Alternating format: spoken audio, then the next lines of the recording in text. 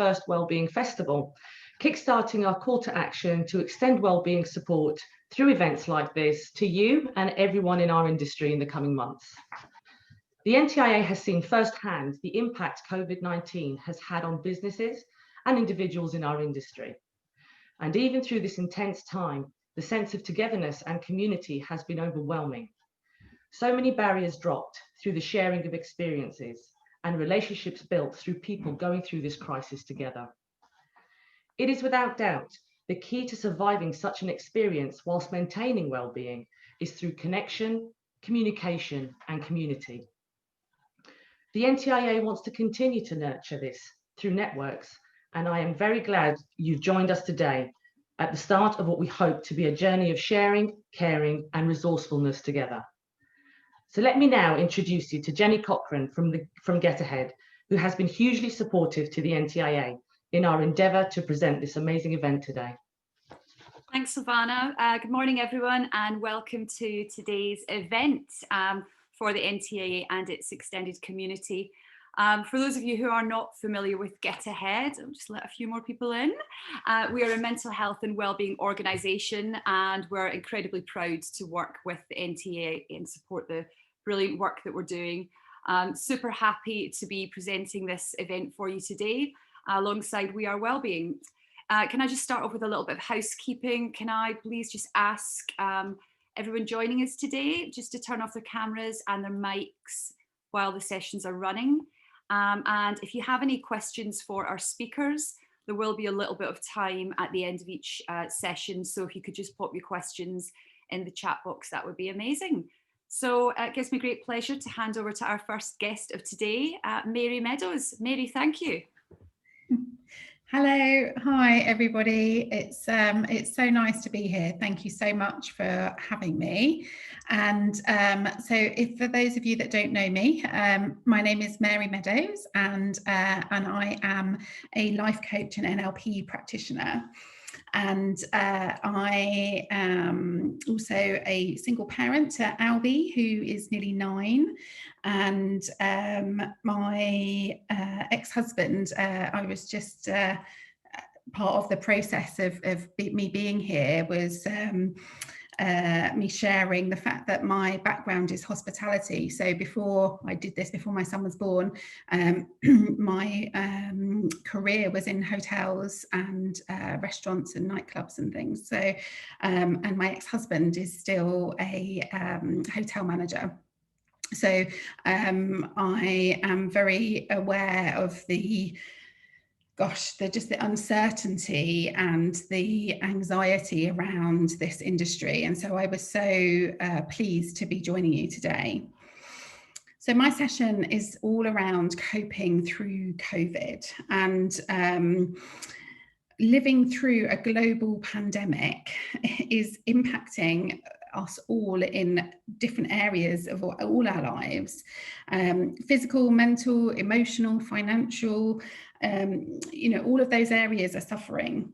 Negative news, multiple lockdowns, these different tiers, restrictions, all of these have an effect on our usual coping strategies and our support mechanisms as well, which is why coming here today is so important. And thank you for, safeguarding this time for you to actually involve yourself in this day is amazing.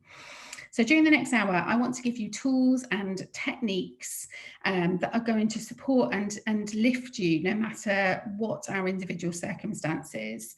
There is so much that is out of our control at the moment, which understandably is leading to that uncertainty. And I want you to focus this next hour on the things that we can control. So firstly, I like to do a little check-in.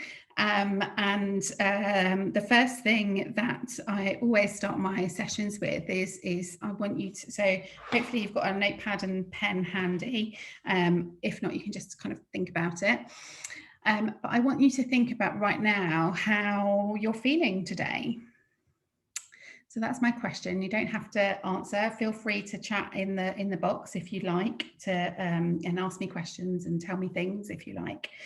So today I feel anxious and nervous, and yeah, I think that's how I'm feeling right now, anxious and nervous that this goes well. So there are signs. So the first thing that I would do when I'm checking in, and this is hard to kind of verbalize how we're feeling at the moment, because it's such a roller coaster of a day, isn't it? So the first thing that I do when I check in is notice what's going on in my body. So, for example, I've got sweaty palms and I'm a bit shaky, okay, which is the first thing. So when we experience any emotion, we have a physiological experience. So something's happening. And that's a way of you being able to check in. And one of the great things about managing our emotions is being able to label them. So labeling our emotions and sitting with them for a bit is a great tool for supporting ourselves. So I like to set alarms sometimes on my phone to kind of regular intervals during the day. Certainly when I first wake up in the morning, it's tempting to grab the phone and see the latest news and Instagram and all the rest of it. but trying to kind of squeeze a check in and just not try to do anything about it. You know, that it's okay that I feel nervous and anxious. I wouldn't be a good speaker if I didn't, because I want this to go well. So these emotions that I'm feeling and are totally okay and totally acceptable. So whatever it is you're feeling, know that it passes. So just while I've been speaking, my hands are a little bit less sweaty, I'm a little bit less shaky. That's because I've recognized it and I've said it out loud. You can say it in your head, it doesn't matter. But know that we don't, there is a peak to our emotions, there is a peak to our feelings, and they do dissipate. We don't always feel anxious, we don't always feel sad, we don't always feel angry. There is a peak to that emotion and then it dissipates. So we can take action, and these small things really matter. And this is how we're going to support ourselves through this. Okay, so let's check in with our values. So something that changes when change happens, whether that's change that we choose or change that is forced upon us. One of the things that happen and can make us feel so unsteady is that our values change. So our values are the things that are important to us. And this is a good place to start because this has been a massive year of change. So I want you to have a little think about what's most important to you at the moment. So our values change from year to year, from month to month, end of relationships, change in circumstances. And I always like to explain values as like a code of conduct. They're like hashtags of our lives, if you like. It goes beyond basic human needs. So what are yours? So note them down. It might just be one or two things that spring to mind. How do you honor those values? So for me, for example, something, a value that's really important to me is supporting my emotional and physical well-being. And when I look around at my desk, I can see the evidence of that. I've poured myself a glass of water, and that's my value playing out in evidence. So how often during the day do we honor these values? What's important to feel fulfilled in your life? Maybe it's creativity, maybe it's a strong sense of physical health, maybe it's financial health. What values are essential right now in your life? And just pick one or two that you want to focus on at the moment. And let's get curious about how these values are impacting our lives. Okay, please do ask me questions, guys, if you have any. I will keep the chat box open. So I'm going to share with you now a great tool that is going to be available to you through on the website, and I think it's going to be emailed out to you as well. And it's a tool that I use with a lot of my one-to-one clients because it gives us a snapshot of where we are today. So it's called the balance wheel, and I'm going to share it with you now. So this is what it looks like. So this is the balance wheel, and it's a great tool because it gives us an opportunity to look at all the different areas of our life. And so I'd like you to, in a notebook, just grab a pen and draw a circle, divide it into those little sections. It's a bit like a Trivial Pursuit cheeses, doesn't it? And we're going to go through this tool and actually do it all together. So the Wheel of Life is a snapshot. It's a great self-awareness and self-reflection tool. It's a visual representation of how our lives are right now. If I'd have asked you to do this yesterday, it would be different, okay? So often we focus on the negative, okay? And that's completely normal. That is part of our human condition, is that we have all these neurons and things that are firing in our brain are looking for negative stuff. And actually over 2/3 of those neurons just look for negative stuff. And that's why a tool like this, when we oversee everything, because lots of the feedback that I get actually after people have done this is actually it's things, there are things that are actually going well for me right now.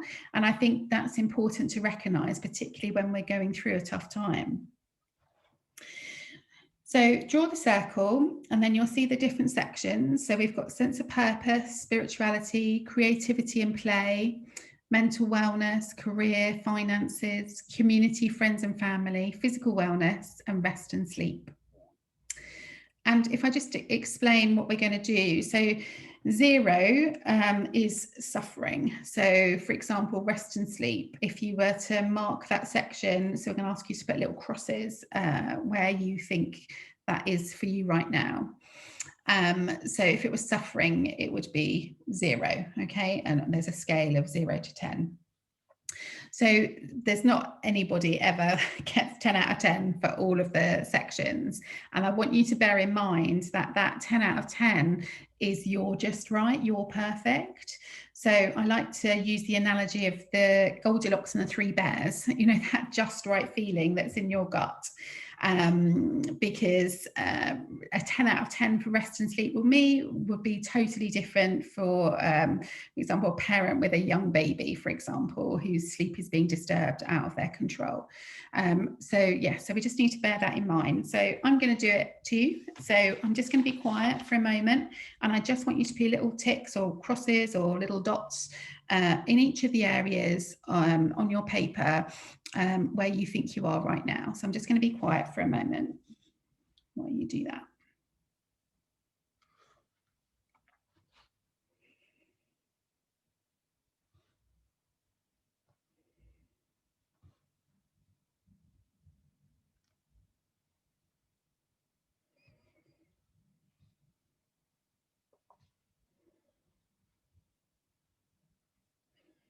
Okay, and then I want you to join the dots. So I'm doing this with you too.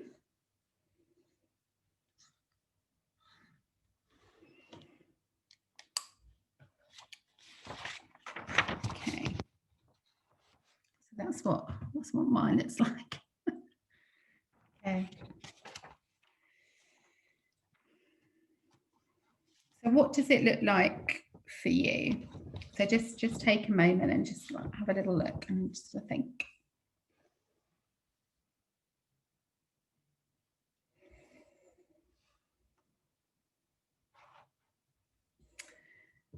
Okay, so now we are going to think about all of those different areas, okay?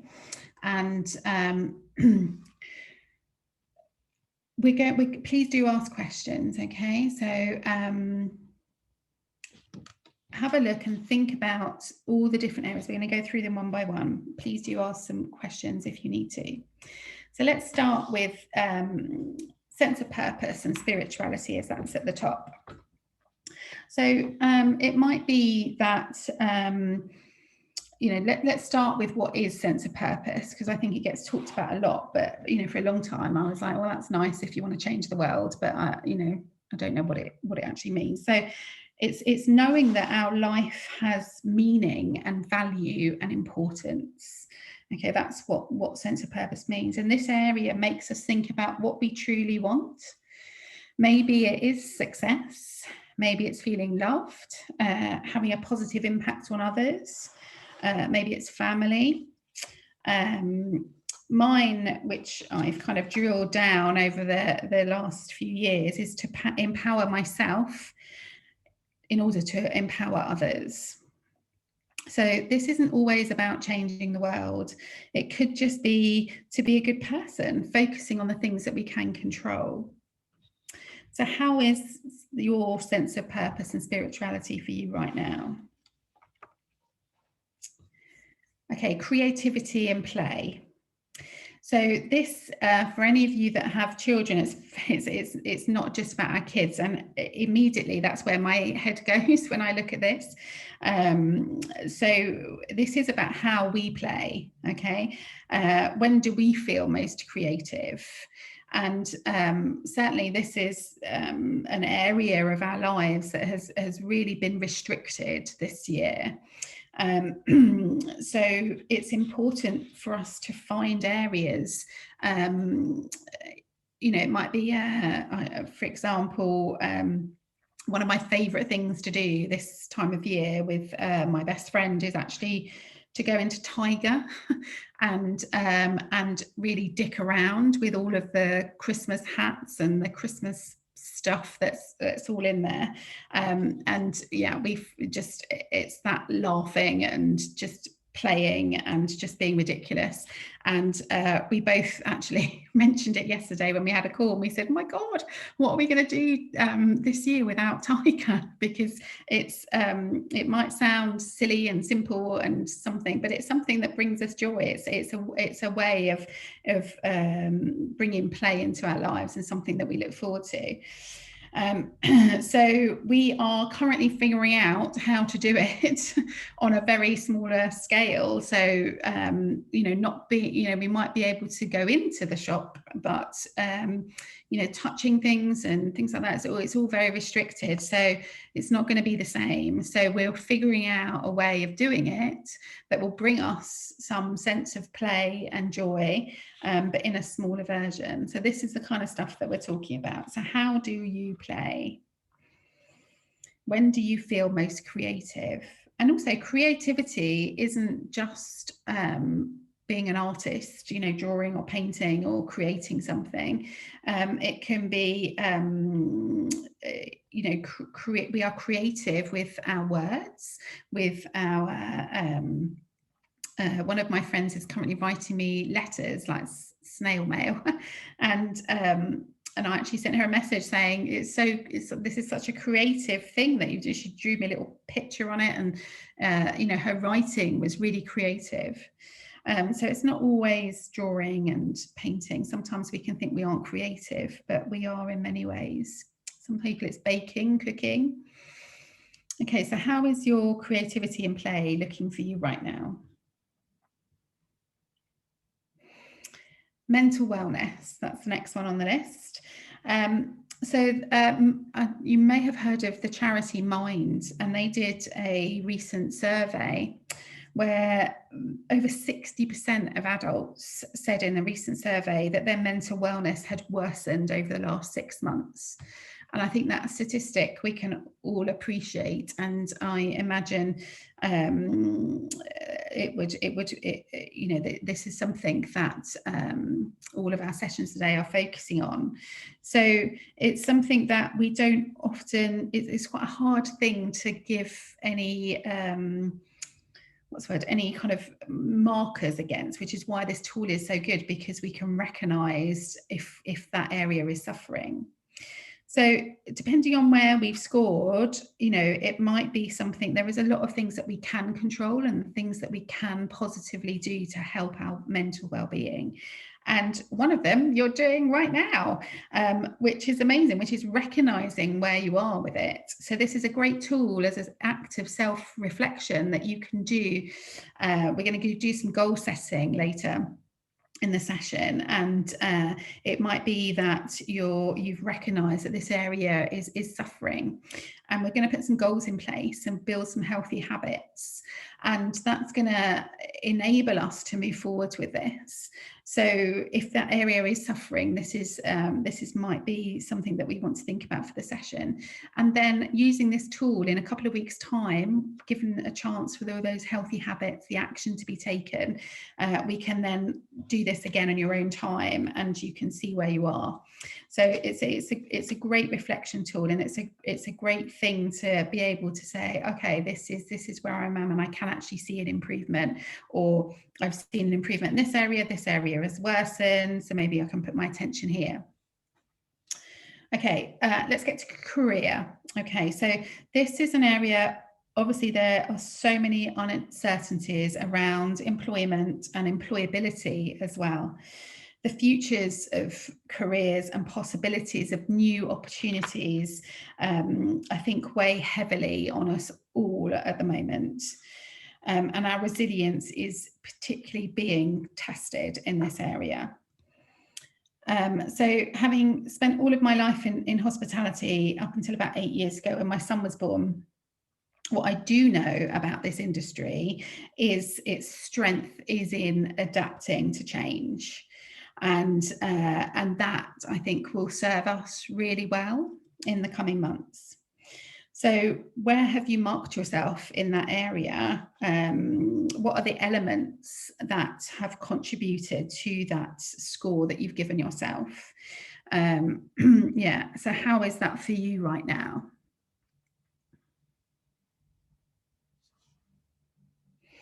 Okay, finances. Again, another area being truly tested, and something that I was keen to share was some kind of top tips, I think, for our finances. And this is where is a possibility of us kind of taking our head out of the sand. Okay, so this is about our own personal finances, and these are the kind of tips that I've kind of pulled together. And I have to tell you, I'm 44, and I'm, you know, this was helpful for me to kind of, when I was preparing for the talk today, I was like, oh, okay, maybe this would be a helpful area for me to focus on as well.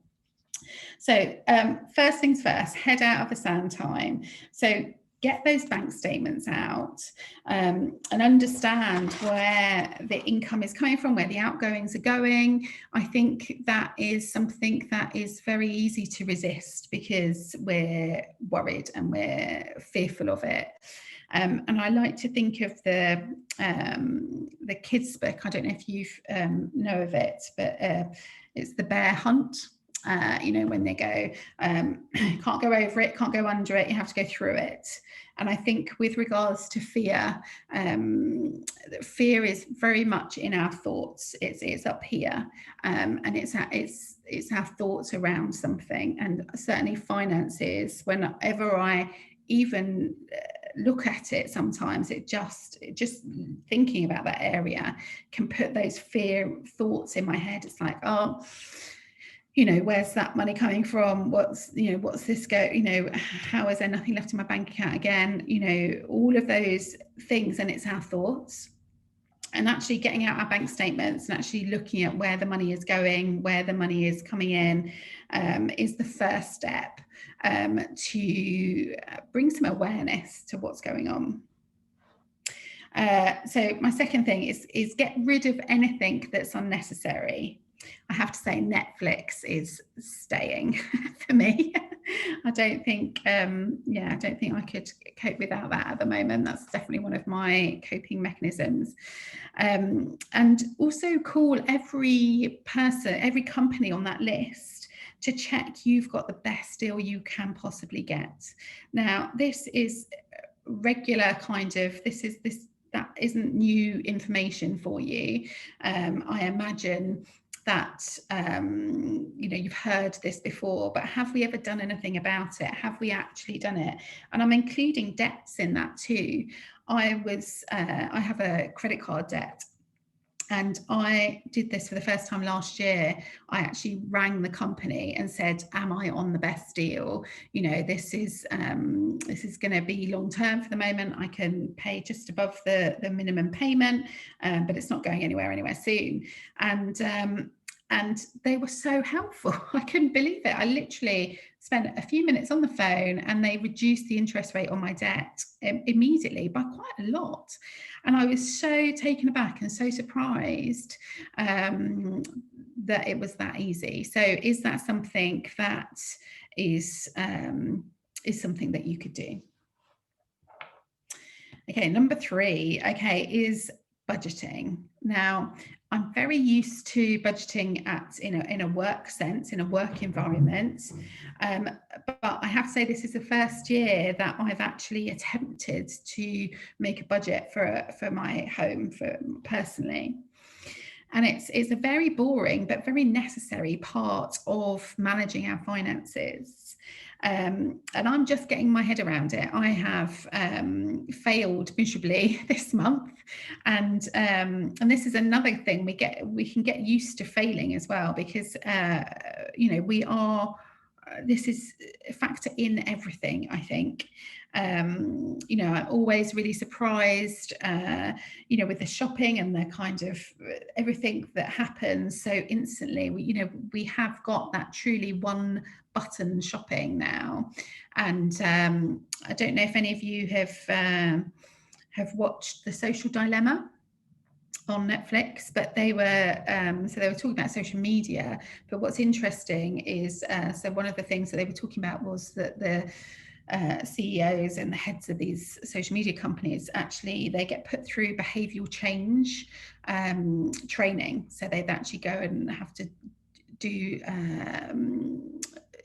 this whole psychology training, and the shopping stuff does too. So Amazon, for example, you know, all of it, you know, it's so easy to swipe and to buy, and it's yeah, so there are behavioral change people behind of those things. So it's about factoring in everything and with our budgets, and also allowing money for things like fun and money for everything, basically. So until I actually sat down and tried to do it, rather than just rely on looking at my bank account and guesstimating and thinking, right, okay, I've got enough for this and I've got enough for that. Actually making that budget gives you that sense of control. And this is what I've been talking about all the way through. Let's focus on the stuff that we can control. Okay, number 4 is savings. Okay, so savings are not just what's left at the end of the month. Think about how much you would like to save each month, and it might be £10, but include that in your budget. There's some great apps that I imagine quite a few of you use, but do you use them to the full ability, like Monzo, Starling? They're actually really good for budgeting too. And there's also something called that I use, recently started using, called Plum, which is a great app. The first month is free, and then I think it's about $2.99 a month. But what it does is it connects all your bank accounts, and there's an ability to kind of siphon off you know, the extra pence, the roundups and things like that into this savings account. It's very easy to use. There's some fun challenges as well. And yes, I can highly recommend that one. So have a little think about savings. It might not be something that's top of your list at the moment, but just getting into habit of doing it on a monthly basis, if it's at £5–10 a month, it is a great habit to get into. So so spending. So I mentioned this during the budget, but keeping a spending diary is super helpful. Also a note on that impulse spending. So the behaviour change experts. So a great tip with regards to spending is I keep a list. I keep a list of the things that I want. So for example, it's not a Father Christmas list, but for example, I really want a printer to print out all of the photos on my phone, for example, yeah, so that's rather than kind of thinking sod it and I'll buy it, I've put it on this list so I can think about it and make a considered decision. So when we're talking about impulses, shopping, any kind of alcohol, cigarettes, all of those things, the kind of fundamental stuff is the same. It's putting a pause in, which is really hard when you have these big companies with behavior change experts looking at trying to remove that pause so you don't even think about it. So actually kind of trying to insert that pause, and by keeping it diary, writing it down, holding it in a basket for 24 hours and thinking about it, having an accountability partner sometimes helps with that too. So I hope that's given you something to think about with finances. So how is that for you right now? Okay, community, friends, family. So how is this for you right now? How could it be better? I think with this area, I think it's about getting really intentional with how we're working it. So again, there's lots of restrictions at the moment, lots of uncertainty about how this is happening and how it's going to work in the future, how we're going to get together with people. And there's definitely a weariness, I think, over the last couple of months that wasn't present maybe at the beginning of this year. There's a weariness with Zoom quizzes and FaceTime stuff. It can be because what we're doing is we're using so much more of our senses with this, and so it can feel exhausting, it can feel too much. So what's okay for you, and are you communicating that with your friends and family? So communication in this area is absolutely key. And something as simple as so a conversation that I started this weekend with my family, and I did it on an individual basis. And I said, what's your ideal Christmas gonna look like? Your Christmas day, or the day that you have off to celebrate Christmas, depending on your work. So and actually what was really present was, it was really simple stuff. It was going out for a walk and it was a roast dinner. And I was like, oh my goodness. Okay. And that was even from my 8-year-old that actually said that. And I was like, wow, okay.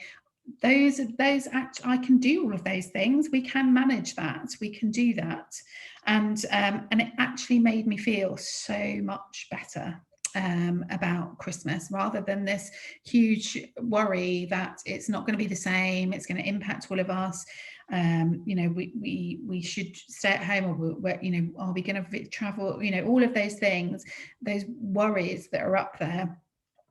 Actually really feels really settled, and the reason why is because of the communication. So it's about communication. How are we communicating, and how are we facilitating those kind of conversations? So I think that's really important, putting some intention around it. So things that we're worried about, voicing them, and actually you'll probably find that people are feeling the same. Okay, so yes, so communication, so community, friends and family. And it's not as simple as going out for a walk, I know, but there needs to be some planning. There needs to be, during your week, how are you doing that? How are you scheduling it in? And a great tip is to actually schedule stuff like that. If you think that area is really important to you, is to schedule that stuff in first before you do all of the work and everything else, and all of our other commitments. So schedule in the stuff that connects you with your friends and family and community first, in whatever voice that is at the moment. Okay, physical wellness. So it's always interesting this time of year, as we near Christmas, there tends to be the attitude of do you know what, fuck it, I'll wait till January. Okay. And we've all been there. We've all had that experience. And one of my friends is a personal trainer, and she says the last kind of couple of weeks, it's the parks and things where she's been training, it's so quiet. And yeah, so it's definitely a noticeable thing that our physical wellness, and actually it's not just exercise, is it? Our physical wellness is everything that we do to nourish our bodies. So it's not just exercise. So how are you nourishing your body right now? What things are you doing to help yourself? So we can change this. We can, you can change it right now. And there's some really simple things that we can do right now to nourish our body. In fact, I'm going to do one now. Have a glass of sip of water. Okay, so how could you support yourself in this area? And also, how do you want to feel about your physical wellness? How would you like to feel about it? Okay. And lastly, but no means least, is our rest and sleep. So again, this is something that, again, we don't often think about. We have all these, I usually have all these grand ideas about my phone not being in my bedroom at night, and it lasts a couple of days, and then that's it. And it kind of sneaks back in. But what is your bedtime routine like? How do you rest? Because resting is not sleep. Resting, how do you rest? It's a really interesting conversation to have as a family, is how do we rest? What are the things that we do that help us rest? And this bit is, and what you'll find within this kind of wheel of balance, is that will affect your mental wellness, it will affect your physical wellness. So things kind of interchange. So how do you rest? Is it are there some things that you could put in place for a bedtime routine that will aid your sleep? Okay, so now we're going to get to the good bit. We're going to get to the kind of setting of the goals. So you've thought about all the different areas of your life. You might have had some surprises there. You might have thought of an area that actually this one will impact the most areas in my life. So actually I'm going to focus on this one. And I want you to give you some top tips really for habit building. Okay, so start small. Okay, so start really small. The smaller, the better. When we try and make changes, we can make them too big, and I promise you the change is never in those big things. It's always in the small stuff. So start as small as you can. Set the intention. So think about it. So when I pour this glass of water, as I'm pouring it, I'm thinking about the fact that, in my head, this is what's going on. Mary, great, this is great. You're honouring your value of health, and this is going to really help you. It's going to help you focus. I'm kind of being my own cheerleader in my head, all from pouring a glass of water.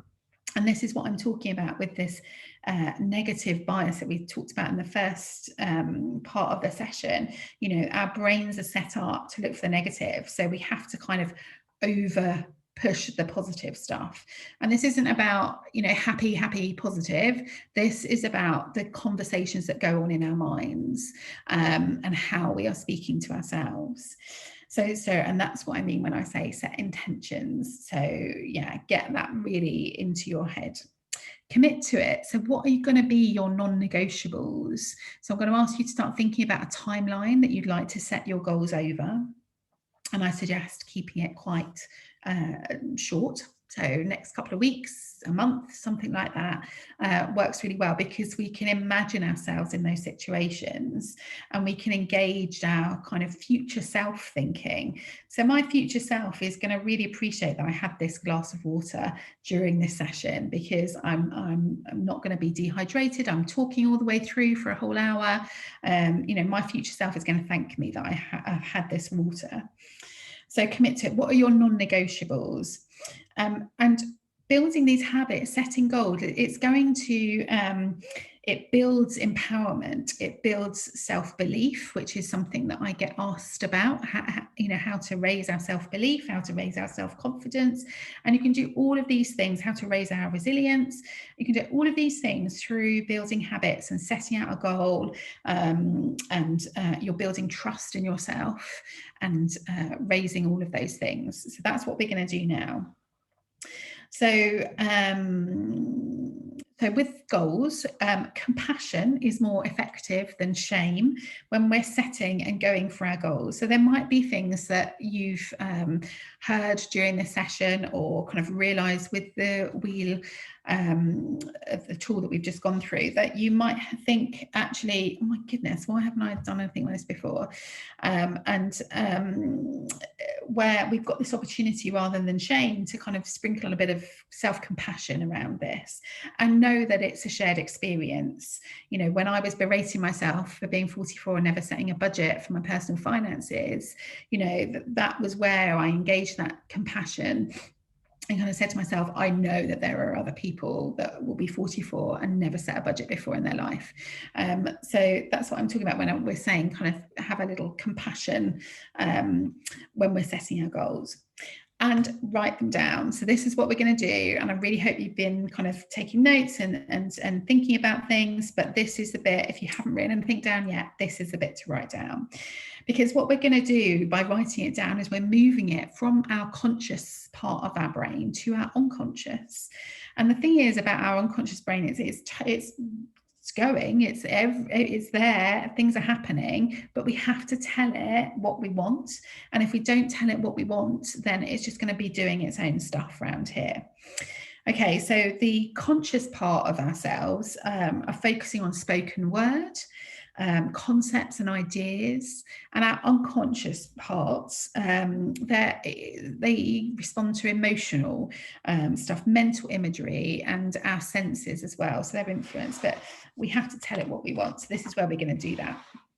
So firstly, let's have a think about what you want. Okay, now this is, so if you've got a timeline in your head, say, let's say 4 weeks, for example, so just before Christmas, you know, how do you want to feel? Keep it really simple. This does not have to be complicated. So how do you want to feel? What do you want?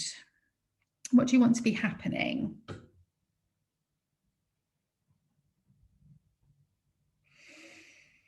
And write it down. So for me, for example, it would be calm and connected. That's how I want to feel. How are we going to get there?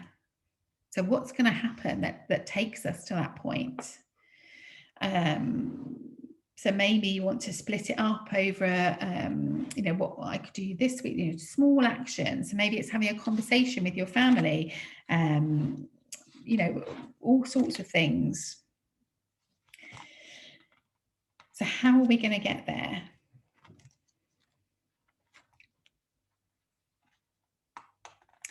And the next one, how will you know success? So this is a really interesting one that we don't often pay attention to, is how are we going to know that we're successful in something? So how am I going to be aware that I feel calm and connected? You know, what things are going to show me. So this is where kind of the wheel of life, maybe that would come in. So in a month's time, you could do that again, and you want to raise your score in this area from 4 out of 10 to 10 out of 10, which you remember is just perfect for you. It's that just right feeling, Goldilocks and the 3 bears. And maybe you want to give, so for example, my calm score right now might be a 4 out of 10, and actually it'd be good to kind of move that, you know, upwards. And so this is something that, you know, give it a measure of some sort.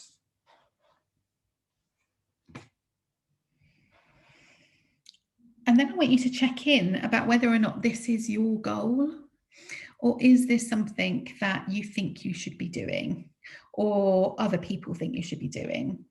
Because quite often when we're thinking about things, so for example, you know, like I said about my phone being out of my bedroom, quite often that's something that I think I should be doing. but actually, is it important to me right now? Do you know what? No, it's not part of the things that I'm working towards. So actually, I take it off my list. It might become important to me in the future, but right now it's not important to me, so it's off my list. And that's what we do sometimes with goals. We just speak them out loud, or we berate ourselves in our heads about saying, oh, I really must do something about that. And then we don't get to this point with actually writing it down, setting ourselves a goal. So is this your goal or someone else's? Or something you think you should be doing? And if it is, go back to the start. Think about how you want to feel. Think about what you want to happen in the next couple of weeks. And then I want you to think about what resources that you need. So what things do you need to support you doing it? So it could be books, it could be the internet, it could be a friend who's really knowledgeable in this area. Okay. Now I want you to think about the things that maybe have prevented you from doing something about it before. And remember to have that kind of sprinkle of compassion around it as well. So think about what's prevented you from doing anything before and how you can stop that happening this time. And this is where people talk to me about self-sabotage, the fact that, you know, we kind of know in our heads this will be a good thing to do, but actually doing it. Okay, so what kind of things? And I want us to think about that, those things that stop us. So for me, it's usually around time. For example, I will tell myself that I don't have the time to do that, so I'm not going to worry about it today. But I forget about the overarching goal of being calm and connected at the end of this month, you know, the end of this year. And actually, by reviewing and reflecting on our goals, which is something I'm going to get you to commit to shortly, is a way of preventing that self-sabotage. Because it'd be very easy to close this notebook after today and not look at it again. It would be very easy to think, oh, this wheel of life, I really enjoyed doing that tool, and actually then just not think about it again. What matters most to me is what happens after these sessions. Okay, so what happens tomorrow or this evening? So I want you to list down 3 small actions. So tiny, tiny, tiny things. 3 small actions that you're going to do towards your goal. They can be things, remember that actions aren't always things that we do. Sometimes it can be a decision that we make or a resolve. So it could be actually today, it's finances that I want to tackle. I'm going to make the resolve to print out my bank statements, actually think about how to make a budget. Okay, so it might be things like that. And then the kind of small action would be printing out last month's bank statements. So making it as small as possible, rather than, so for example, I've had do my tax return on my to-do list for the last 6 months, I think, because I thought I'm definitely going to get it done before the deadline of January. And so I've had it. And of course, do tax return is a massive thing. It's huge. It's far too overwhelming to think about doing my tax return, because there's things like, oh my God, it's maths and I hate maths and finances and stuff. That's that fear. Whereas, and it took me a while to kind of realize, oh yeah, Mary, you're doing that thing. So just because I'm a life coach, I do not have my shit together. I tell you what, no one does. Yes, so it's breaking it down. So actually I said, right, I'm going to print out this year's bank statements. That's what I'm going to do today. That's going to be my small action this week. So yeah, so what 3 small actions? Okay, and then think about, is your goal realistic? Is it going to be something that you can make some inway towards? Is it realistic? And then anything that you can do right now. So maybe there's something that you can actually do right now. Maybe there's a decision that you can make. Maybe there's a resolve that you can make. Maybe when we have a break just after this session, you can go and get yourself a glass of water. What is it? Okay, so timelines, check-ins. I want you to think about when you're going to check in again with yourself. You know, reflection and review are so important, and when we don't do that, then our goals get forgotten, and that is when we forget about the importance of this stuff. So life is noisy. So take some time out each month, each week, however you want to do it, to focus on what's important to you. So what action are you going to take? I want to know. So I'd love to hear any kind of chat or anything about actions that you're going to take in the chat box. And remember, it doesn't have to feel like a to-do list. So make it small and make them positive, and I'd really love to hear any questions that you have for me, kind of opening it up.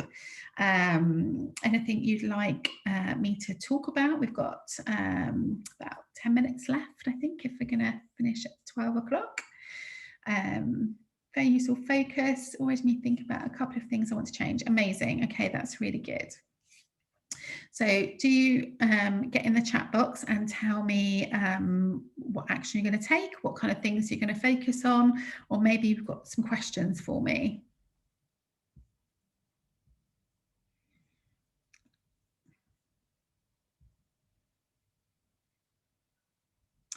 Five new songs a day. That's a really lovely goal to have, 5 new songs a day. So that's one of your small actions towards your goal. So it's really important to think about how we're going to do that. When are we going to do that? So all of those things kind of factor in, you know, whatever it is that we said that we're going to do, how are we going to do it? When are we going to do it? Are you going to use, you know, there's something like our phones, a really useful tool there to kind of set an alarm. I have various different alarms set on my phone. I love them, and I use different ringtones for different things. And so I think, okay, yeah, it's snack time, or it's this is the time that I'm going to do this. So that's a great way of kind of ensuring that those things happen. Okay, anybody else got any questions or anything you'd like to ask me? And it can be about anything. Doesn't have to be about what we've just spoken about. This is your opportunity to ask a life coach anything you like.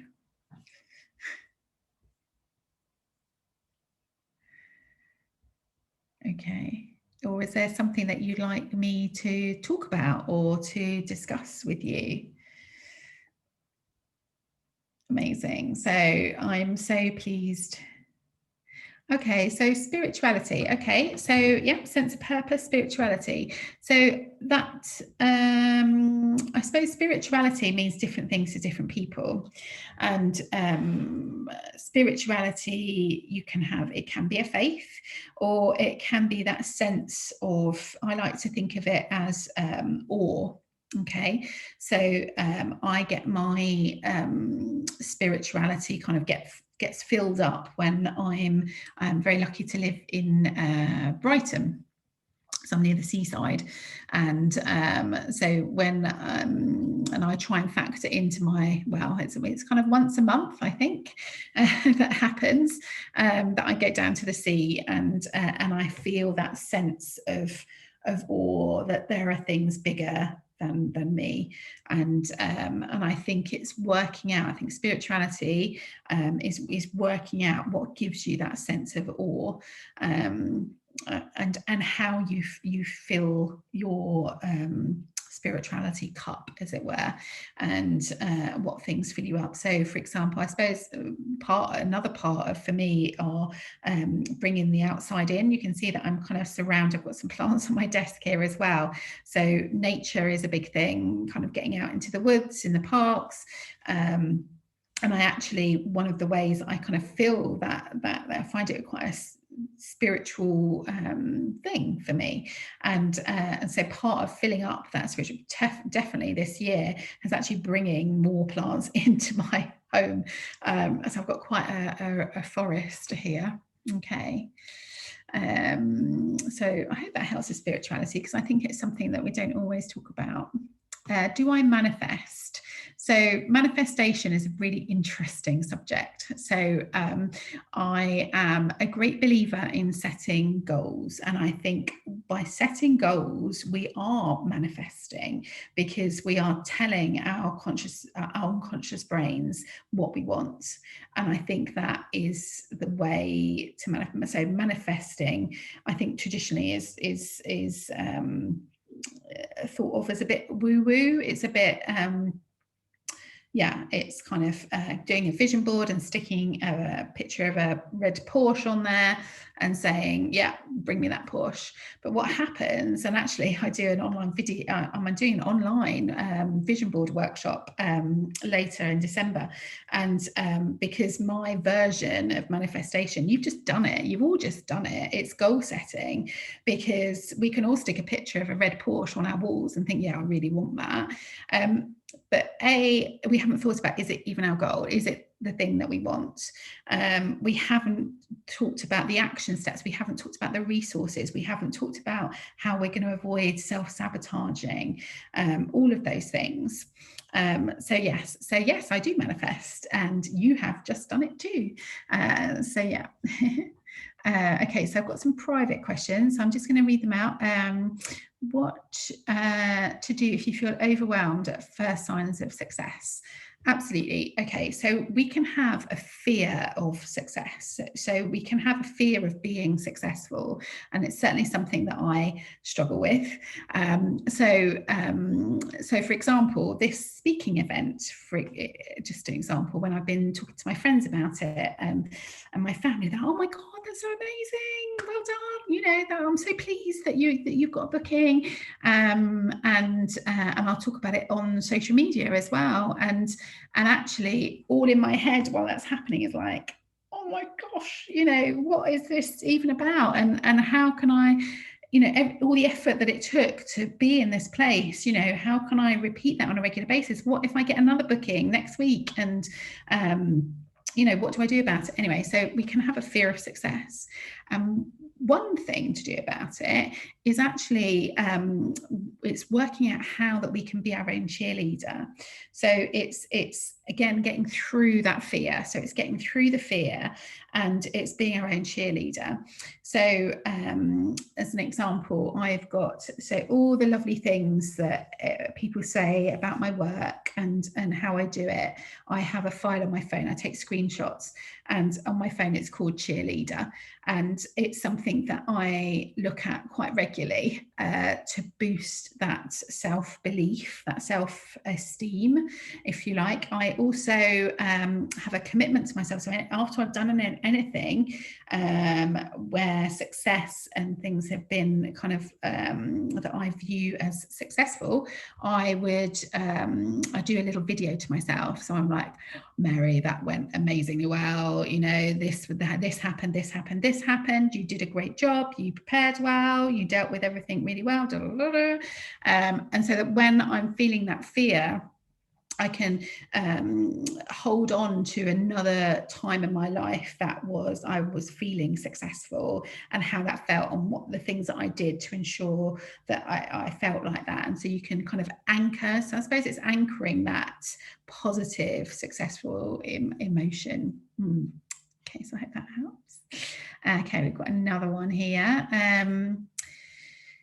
Okay, I tend to find I never have much faith in my abilities, but others do, which I believe is imposter syndrome. Okay, so it's probably linked to what I've just been talked about. So imposter syndrome, everybody has it. Okay, so it's not something that is reserved for a few people. It's something that we, you know, it's a human tendency, okay, to think that we don't deserve to be in the places that we are, and that is different for everybody. So again, cheerleading, so kind of building up that inner cheerleader. So we all have one. It's just that they're usually quite small and quiet because we've been told that talking about the things that we do well, and you know, there's lots of beliefs in there, isn't there? There's lots of beliefs that we should be humble and quiet about our successes and our abilities, actually it's a bit like that. The negative bias comes into it as well, that we need to kind of talk it up, if anything. And yes, so imposter syndrome. So I would say, have a cheerleader file, talk to somebody that you trust, so a friend or family member that you really trust, and say to them, look, this is how I feel. It's massive imposter syndrome, and there's a really good exercise, actually. I don't know whether we've got time for it, but there's what I'll do is I'll put it on a PDF. That'd be helpful around imposter syndrome, because I think probably that there's a couple of private questions here that are all around kind of self-sabotaging success, imposter syndrome. So maybe I'll do a follow-up for you, and I'll give you a good technique that will help you manage it. And it's basically a really simple exercise that you go through. And it's about building that confidence and building your self-esteem, and actually goal setting can actually help raise that self-belief and lessen that self-sabotage. But the way around self-sabotage is through reflection, and it's through reviewing what we're doing. And if we don't do that, we're not going to get anywhere with anything. So reflecting and reviewing is essential. Okay, you're so welcome. Yeah, so what fills your cup? Absolutely. Oh, you're so welcome.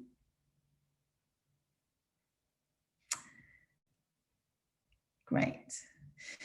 Okay, so I've so enjoyed this session, and thank you all so much for your interaction on the chat. It's really helpful. You're so welcome. Thank you so much, Mary. That was absolutely fantastic. I'm sure you all got loads and loads out of that. So it gives me great pleasure to say thank you, Mary. It's been lovely to have you today, and welcome our next guest, John Salmon, who is going to be taking us through some tips and techniques for men's mental health today. Thanks, John. Thanks, Jenny. And Mary, I just love what you were saying about being your own cheerleader. And yeah, I think we can all probably be better at doing that, and yeah, focusing on some of our achievements. But yeah, wonderful listening to you this morning. And it's great to be here. You know, I think, you know, just wanted to kind of say a big thank you to the NTIA, Get Ahead and We Are Wellbeing for putting on such an important event. So good to be here. You know, obviously I'd love to be in a physical venue. However, I'm grateful that we have the technology today that allows events like this to still go ahead. I'm in London, and while I figure out sharing my screen, it'd be great in the chat if you could just let me know where you are in the world today. And yeah, I'm going to, hopefully I can see we've got Bristol here. Hello, Bristol. It would be great to go to Bristol. Well, I went to the Balloon Festival there, Cambridge. So I'm going to share my screen now. And Huddersfield, right, good. There's people out there. I'm not just on my own. So let's see if this works. So let's share my screen.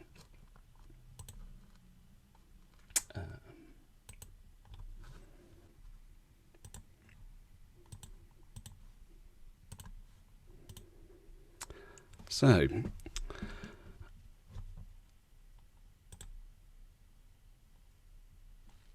hopefully. So, who am I? Who is John Salmon? It's a question I ask myself every day. I'm a normal bloke. I run a company called Byte Entertainment. I put on events, create music videos, build the odd website for amazing charities and organisations as well. And when COVID hit, I was really worried, even before the first lockdown was announced. I was worried about work, getting ill, family getting ill, friends. And do you know what I did? I went to bed. I'll touch on this later, but one of my coping strategies over the years is that when things feel a bit overwhelming, is to listen to your body. Listen, tune in, And sometimes heading back to bed, for me anyway, is one of the safest things that I can do. But hopefully for the next 45 minutes, you can at least try and stay awake while I do my talk. But yeah. And when I do talks on mental health, usually at the end, I'll include some links to where to get help. It's so important that we know how to signpost for friends, families and others. But during this time, this crazy year that we've been all experiencing, that we know where we can get help.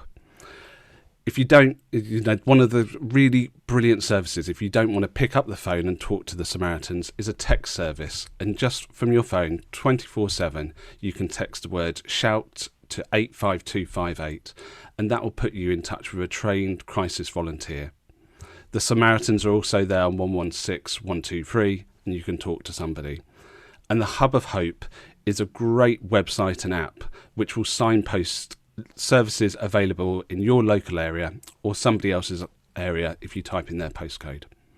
So again, knowing how we can help ourselves and also help others is really, really important.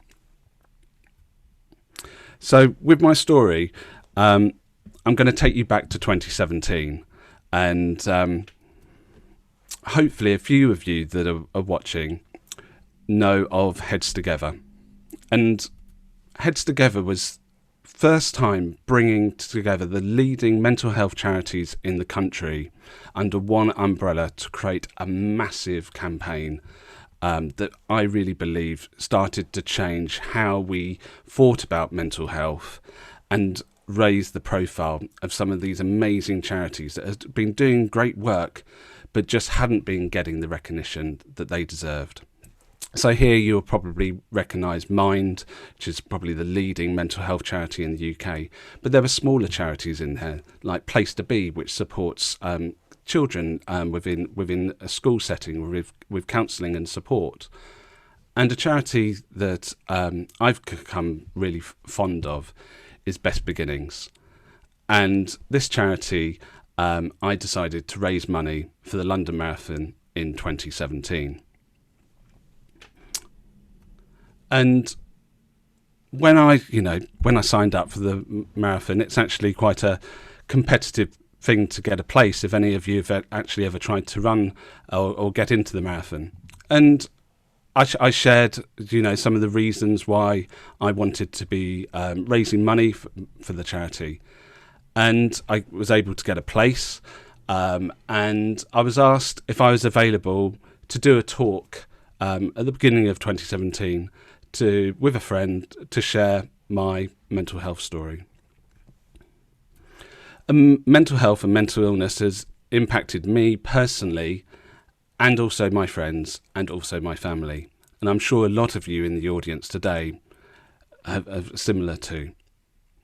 But what was quite, I guess, a really good weight off my shoulders was I'd never actually written down what had happened to me, or how a friend had actually helped me. So it was very cathartic actually doing this. It was I was given quite short notice to write down briefly my story, and I think actually this was about 3 a.m. in the morning that I finished writing this email, sent it off to the charity, and they came back and said that's brilliant, that's great. And for me it was an emotional journey putting those thoughts down. And then 1 week later, this happened. And that's right. The person there you don't recognise is my mate Steve with the beard. When this picture popped up on my social media and on my friends started to comment, obviously quite surprised. They knew I was pretty good at Photoshop, but this was probably stretching it to my capabilities. Why am I the only one wearing a silly headband? And best one for my mum was, well, you could have at least worn a tie. And I'm going to share, hopefully you'll be able to hear this, I'm going to share a short video with you that kind of puts a little bit into context what that day was all about. When I was ill, getting out of bed felt like a marathon. But talking and running has really helped my mental well-being. I just listened, and I remember thinking it's not advice you're after. So we understood it, we looked at it, we processed it a bit, and we did this together. We all have mental health. You don't need any qualifications to help your mate out, simply to listen to what they have to say. At the heart of this campaign is our hope that no one should be afraid to ask for help, and no one should worry about knowing how to help. The truth is, we can all help each other. It's great to have the platform here to thank you for your ongoing friendship and support. So Anytime. Thank you very Always much. Big courage. Yeah.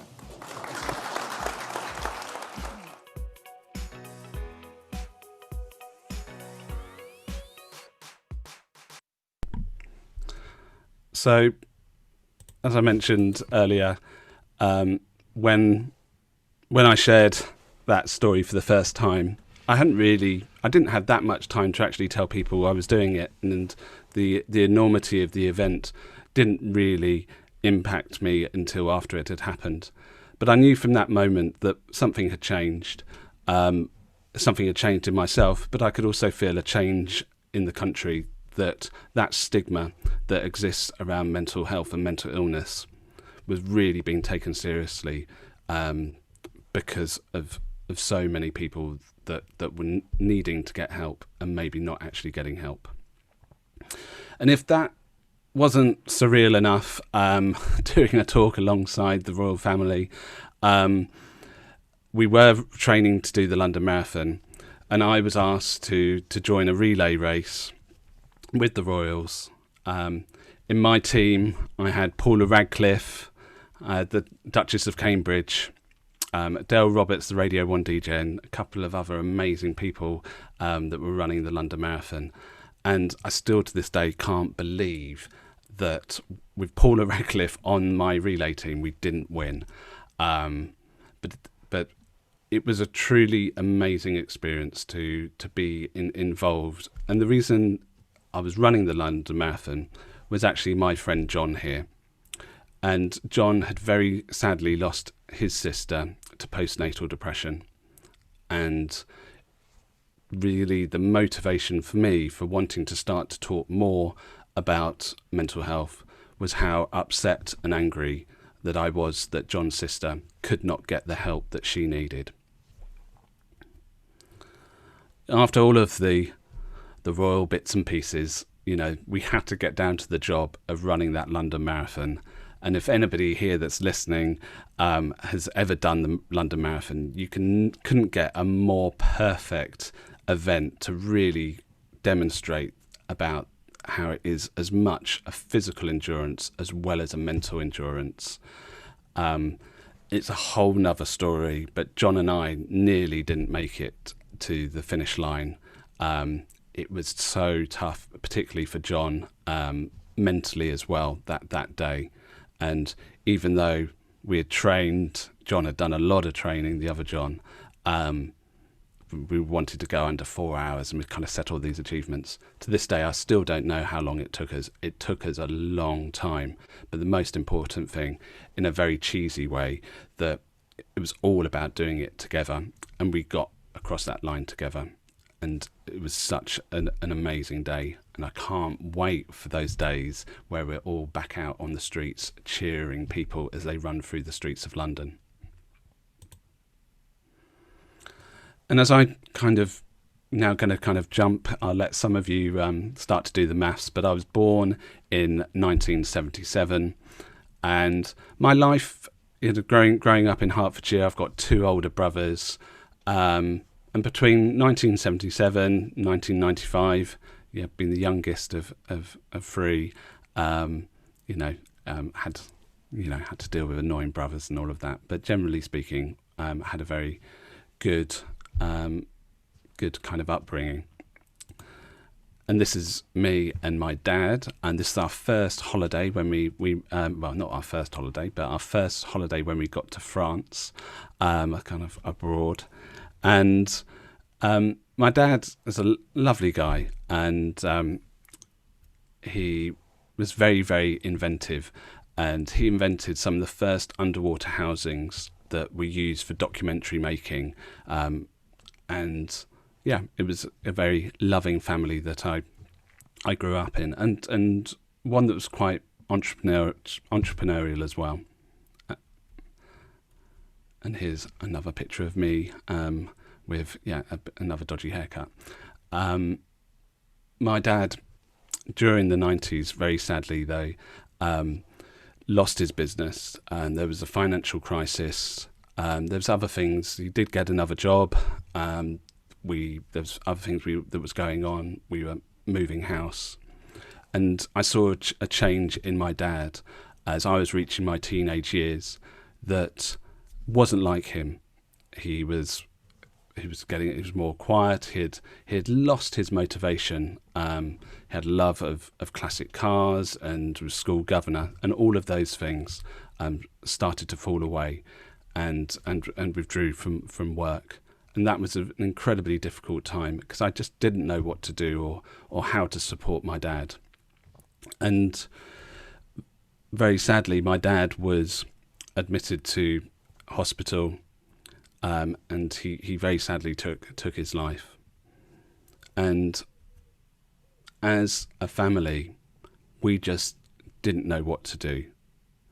As a man, I guess as a young adult, for me, it was all about being strong and being there for, my mum. And so showing emotion was something I definitely didn't do. I didn't really cry. I didn't get any kind of counselling or real kind of support. And I've kind of said before that when my bike was stolen, I've had kind of better support offered to me. And I think that's one of the things that we've really got to keep on working, especially with men, that there shouldn't be any stigma whatsoever when it comes to asking for help. And I guess in that period of my life where it was very crazy and quite unsettling, I got away. I was very lucky to get away to Bournemouth and to go to university. And that separation, for a short term, actually really worked. I was able to make new friends, and really put my focus on something else. And I was able to get my first job at the start of the internet. This is what the internet used to look like in the late 90s. And actually I quite like it. It has a lot less distractions now, only having a few options. And it was exciting working in the internet in those early days. But there was a lot of late nights, and being my first job, I guess I probably took on too much responsibility, and I didn't ask for help when I should have done. And I think probably, working long hours, going out, and not dealing and listening to my body about how I was feeling was starting to take its toll. Not that I realised at the time. And then on the 7th of December 1999, I ended up having, I just got very, very scared. I woke up one morning and I just didn't know what was going on. And when I tried to think of an image that best describes what was going on in my head, this is the one that kind of comes to mind. I remember my girlfriend at the time had already left for work, and I remember looking out of the window and being very nervous and agitated and probably quite paranoid. Luckily, in those days where you could remember phone numbers, I was able to dial my brother's number, and he came to get me. But it wasn't long before I was admitted to hospital and sectioned under the Mental Health Act. I was in hospital for a few weeks. I was able to get out just before Christmas, and in this, probably you can't see it very clearly, but that's kind of doctors writing for you. But they said that I'd had a psychotic episode that was probably brought on by stress. But even while I was in hospital, I was given different medication, but I wasn't really given a lot of opportunity to talk about what had happened. And I went a bit in and out of hospital after Christmas as well. And luckily, very, very luckily, my employer had private medical health insurance. And I was able to get private healthcare. And what that actually gave to me was actually talking therapies predominantly. And for me, cognitive behavioural therapy and talking in groups about what has gone on, and also challenging some of those thoughts that are in my head and trying to work out really what had happened. And it really was talking that made a massive difference to me in my recovery. And I was off work for the best part of a year, but giving myself that time to deal with the things that had happened in my life at a younger age, and also listen to other people and what the challenges they had, gave me a real sense of hope of that I was going to actually get better. And the reason why we're here and why I keep on talking around mental health is that last year over 6,500 people died due to suicide, and it's the biggest killer in men under the age of 45. We all have mental health, just like we have physical health. And if you can take one thing from this talk today, that just like breaking your leg or, cutting your hand, that it's no different to having a mental illness. There shouldn't be a stigma there if you find yourself in having in mental distress. And the stats make it's very common that 1 in 4 of us will suffer from at least one diagnosable mental health problem in any given year. And 10 types of mental ill health can include addiction, panic attacks, bipolar disorder, eating disorder, post-traumatic stress disorder, suicidal feelings, antisocial personality disorder. So a number of different mental ill health that you could experience. And it's all about spotting those signs and symptoms. How is your mood today? Are you feeling anxious? Difficulty sleeping? What about the enjoyment that you're getting? For my dad, that was a big indicator that it started to really withdraw. And especially talking more about suicide now, is I've realised how many people have come up to me and said, I've had suicidal thoughts, and it's more common than you think. And because we just don't talk about suicide, I was scared to mention the word even a few years ago. But actually, by using it and saying that word can actually take some of that power from the word, and that by doing that, we've all got an opportunity where we can hopefully help ourselves or somebody else that is in that suicidal state. And I always say, especially having been there personally myself, that it's a moment in time and you will get through it, and you just need to reach out and you need to talk to somebody if you're finding in that state.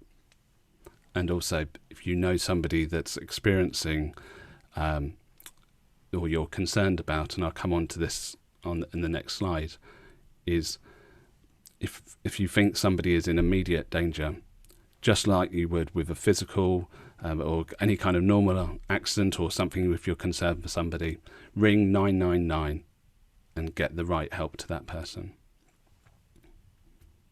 But I really hope that what I can do today with this talk is try to get to a stage where we're listening to our body more. We're more in tune with what's going on with ourselves and with others, where, like me, where I ended up being admitted to hospital, I've now learnt to kind of listen to my body more and be more in tune with how I'm feeling. And there's some things today that you can do, 3 things that can make a real difference. Look after your own mental health. Exercise. You don't have to run the London Marathon. And actually, when it comes to running, people think that I do lots of running. If I'm lucky, I get out once a week on a Sunday and go for a run. Sometimes that run can be incredibly short, and it's out for 10, 20 minutes. Or like last Sunday, I just kept on running. And I found that when I run, all but very slowly, it gives me a space and time to process what I'm thinking, how I'm feeling, and those worries that I have during the day or during the week. Exercise really does do something in my head that allows me to find that clarity. And so don't need to be doing marathons, but just some exercise. And I never want to put on my shorts and trainers to go out for a run, but I never ever regret going out once I get back. And I've learnt to buy myself a coffee each day. Even in lockdown, I've got a really, really great coffee shop 2 minutes walk from the house. And a bit like exercise, I'm not a massive coffee drinker, but that time to buy a coffee for myself and to kind of check in on myself, how am I feeling? Did I sleep well last night? What's on my mind? Actually consciously tuning in and listening to my body, and giving yourself a bit of a treat, I found has really, really helped keep me on top of my mental health, and also spotting those early signs, especially if there's been a number of nights where I haven't been sleeping. Sleep is obviously, for me, is a big indicator when things are not going great. And I guess, I'm probably the last person to be talking about sleep to this audience, where you're all working, or a lot of you have been working, especially during the night time as well. And other people I know working in the nighttime industries, as again, it's incredible what you do, but also the impact that it can have, the change to sleep. And I've said, sleep's becoming quite an important bit here, isn't it? But the world will keep spinning. And when you are feeling stressed or anxious, for me, there's no safer place than just heading to bed, sit there, watch a bit of Netflix, whatever it is. But give some time to yourself, be kind to yourself. And the most important thing, there's no shame whatsoever in asking for help. If you're stressed, worried about something, my friend Steve, who supported me when I didn't know what was going on in the world, he said to me that he didn't have the answers. He didn't know what he should be saying to me. But the fact that I had somebody there that was just willing to listen made a massive difference. And if you are struggling now, if you are able to reach out to somebody to say, actually, I'm not feeling great, that will obviously be a real help to yourself. But the person that's on the receiving end of that message from you, they need to remember that they don't need to have the answers.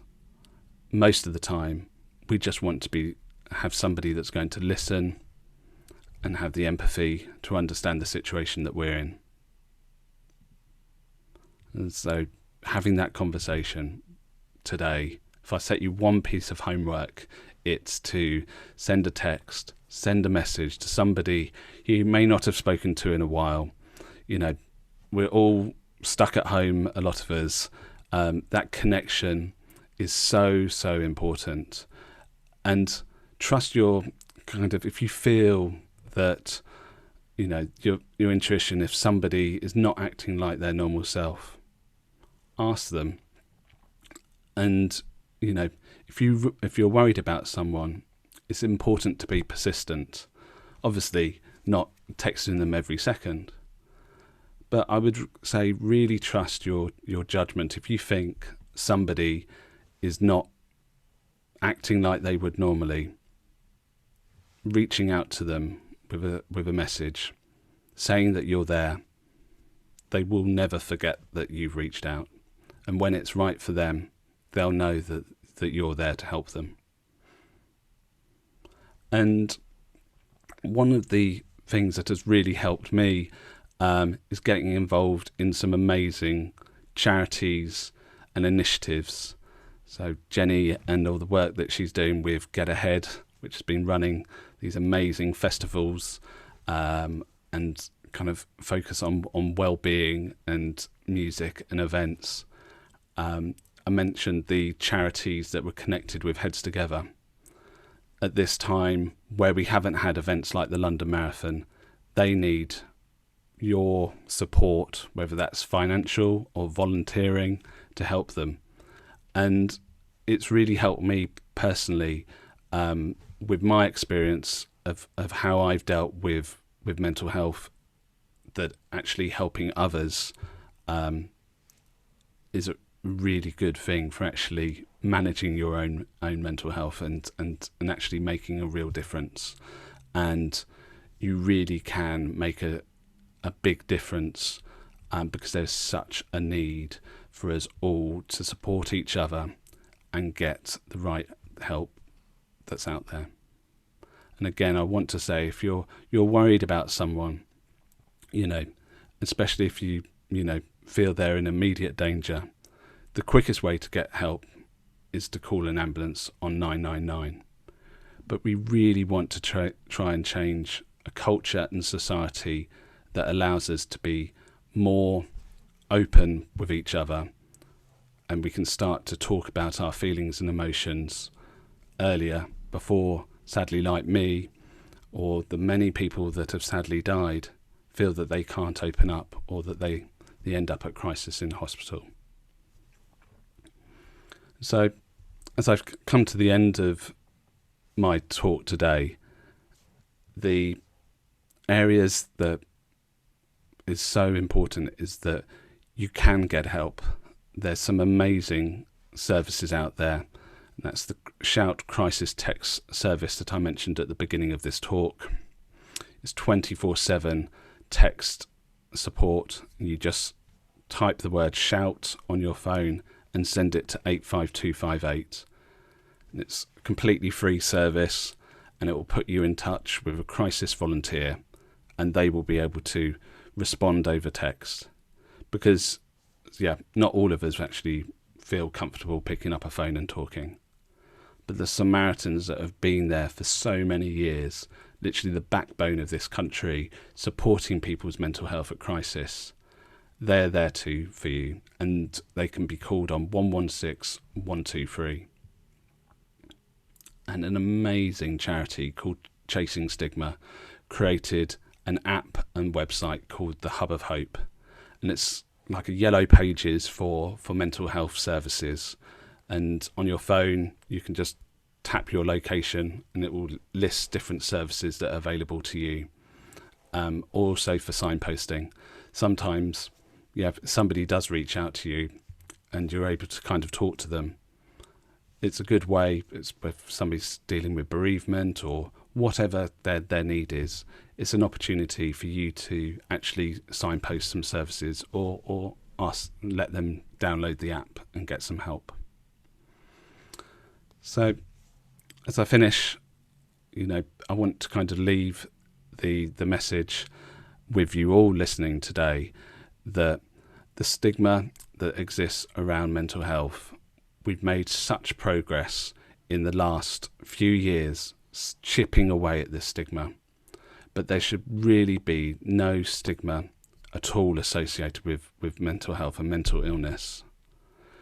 if we can remove that stigma, everyone will be able to get help earlier, and we will be all able to save so many more lives that we're sadly losing to suicide. I thank you very much for listening to my talk today. I'm going to stop sharing my screen in a few seconds, and it'd be great if you have any questions around different charities I'm involved in, I guess kind of sharing my story and how that's been, or anything else. But I will stop sharing now, I think, if it's going to do that for me. And hopefully, give me 1 second. Right. I would love to hear any of your questions that you may have. Thank you, Rebecca. That's very kind of you to say. It's very strange sharing my story from my loft, and yeah, I share that story. I know there's within my life, just like all of our lives, we have highs and lows, don't we? But I think specifically around mental health and men talking about mental health, one of the big things, the first time I shared that story, the first person that came up to me and she said, it's so nice to hear a guy speaking. And that's always stuck with me, the fact that men in particularly, the way, especially the older we are, the harder we find it to talk about our feelings. We've grown up in a society where boys don't cry, man up, is just been part of how we've got on. But I think now it's so important that we change that, and especially, with my young family now and with my kids, I'm trying to create that space where they can be both more open with their feelings. So I'll have just another read here. Yeah, and Louise, yeah, as you say, for men, programmed through society to not talk when they feel vulnerable. It took me 20 years to talk about the loss of my dad and my own mental illness because of that shame and that stigma that attached there. I thought that when I got back into work, even though it was a new company, I just assumed that everybody knew that I'd gone crazy or something and gone into hospital. But I kept it very secret from new work colleagues, new friends, for those 16 years of my career. So when I did come out and talk very publicly and very openly, there was a lot of very surprised people, and it was obviously quite a big thing for me to do, but I felt so angry that once I'd seen the statistics that so many people weren't getting that help, and that was really because people weren't talking and men weren't talking, and without that conversation meant that there wasn't the pressure and the lobbying that could go on with governments to get more funding to support people with their mental health.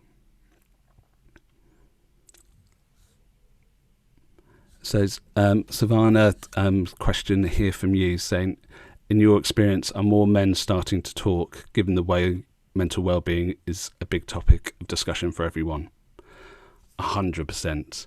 The domino effect of that big Heads Together campaign had before Heads Together, I could probably count 3 or 4 men who talked about mental health, and I held them up in very high regard because I looked at them and I thought I could never talk openly about my mental health. And so people like Stephen Fry, Johnny Benjamin, Professor Green, that was about it.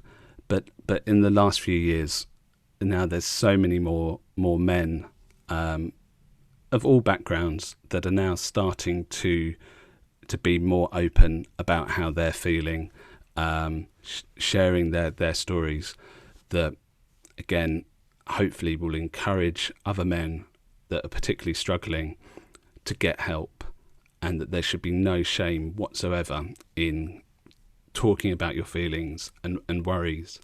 And in doing so, you actually find that men are actually quite, even though they think they're probably pretty rubbish at supporting other men, you know, actually they just need to be able to listen. And all of my male friends have been very, very supportive. And as I said, we don't need to have all the answers. You know, I think just having the support of others can be really, really helpful. So, yeah, to answer your question, these campaigns work, but just like a lot of charities that are struggling with funding, some of the stigma campaigns are also losing their funding. And that is my big concern at the moment, that the funding still needs to be there around stigma-based programs. There's a really great campaign called Time to Change, and I'll share some links in the chat at the end. And they've done some incredible work for the last 15 years around stigma with Mind and Rethink Mental Health. But their funding is actually coming to an end in March of next year. And while there is definitely progress, I still think there's a lot of communities that haven't been reached around mental health. So in different Asian communities, people that I know are starting to do some really great events, but we need the funding there to support them. And James here says, how much worse do you think it would have got if you didn't access to private healthcare, as well as an employer that allowed you enough time to take the time off? So I really think that if my mum hadn't found out that I'd had that private healthcare, and it was found, we didn't realise till quite late on actually. So I was admitted to hospital. I came out just before Christmas, but I did have an attempt on my own life in the new year, and it was only then that we found out that the company I worked for had private medical health insurance, and for me that's what saved my life.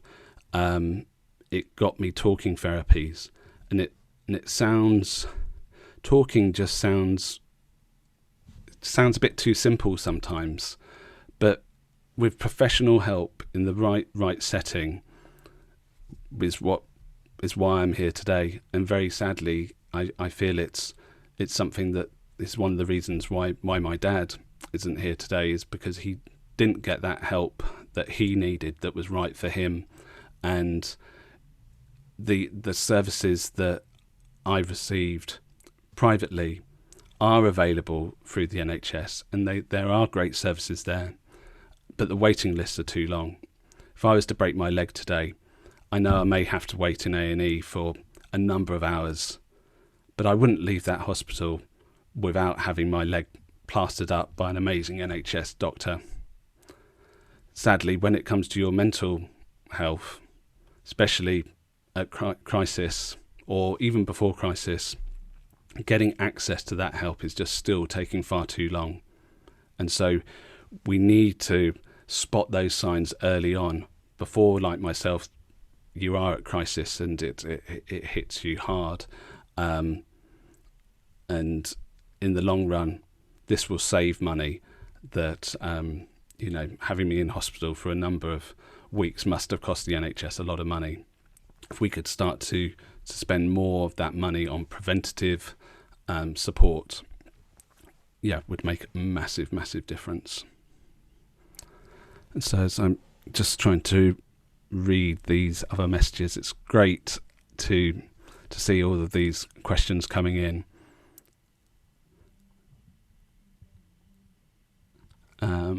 So I'm just kind of scrolling through. So a question here from Jenny. Do you think more needs to be done at school level for younger children, early education, to help from a young age? And it's great question, Jenny.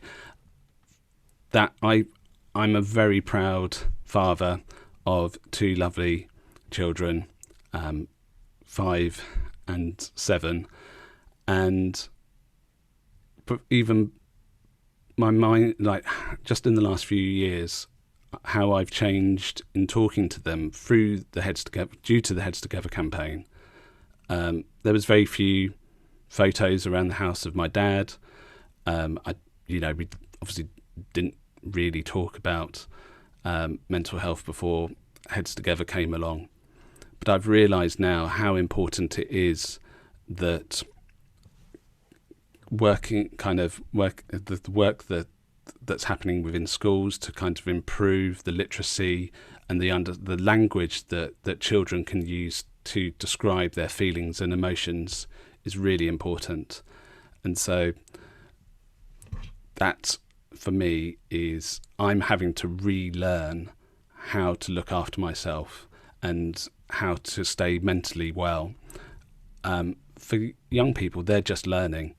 And so it's so important that in schools, teachers are given the funding to get the right training for themselves. It's a stressful job being a teacher. And also they need that training and education to then be able to give the right information to children around mental health. So there's a lot of work that still needs to be done in schools. I'm very lucky with my school that my children go to. One of the charities that was part of Heads Together, Place to Be, provides a counsellor 2 days a week that's in that school. And so the kids in that school know that if there's something that's worrying them, they've got a safe place that they can go and talk to somebody about. And that's sadly at the moment, that's a luxury, and it's actually due to children in need that's help to fund that service that's in that school. But I would love for every school in the country to have Place to Be or a similar type of service that's there for kids, that's just another room that they can go to and talk to a professional if they're worried how they're feeling. And I know now when my kids are younger, they will come to me, hopefully, if they're worried. But when they get older, and I'm not sure how I'm going to deal with those teenage years, I know they probably won't want to come and talk to me, and they will probably want to hide certain things. But if I've been able to distill like at least something in them, that if something's troubling them, that there's always somebody that they can go and talk to. So yeah, it sometimes may feel like a big thing trying to talk to your children around mental health. But one lovely thing that happened, this was before lockdown, this was last year, and I was in the middle of Lidl, and there was a book there with mindfulness for kids, and I bought that and I left that and gave it to my daughter. Didn't make a big deal about it, but a week later she was teaching me breathing exercises, breathing in and breathing down as I was going on my fingers. And so these skills can be given to children at a very young age. And again, if we can just remove that stigma, mental health doesn't need to be the big daunting subject that sometimes it can be when talking to younger people.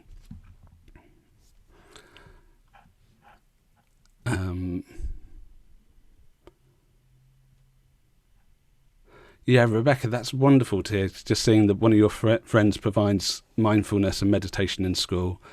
Yeah, need more of that. And yeah, I think so much pressure is put on kids in school, academically, with tests and performance. And yeah, if we can get that balance a bit more to have a bit of time to calm, to kind of tune in yeah, it's great habits to instill from an early age. And Tom, you've asked, how do you manage your mental health now, day to day? Do you still go to therapy? And for me, I've been there has been some ups and downs with my mental health in the last 20 years or so, but nothing to the extremes of when I was very ill. Talking I've got a close group of friends that help me, and we all check in on ourselves regularly. During lockdown, we were meeting up on Zoom on 5 o'clock with a drink and checking in. And for a lot of people, counselling and talking therapies can be that ongoing support. And my wife is a coach, and the work that Mary was also talking about earlier. So we just need to be continually working on ourselves, and it feels like a selfish thing to do, to be looking at how you support yourself.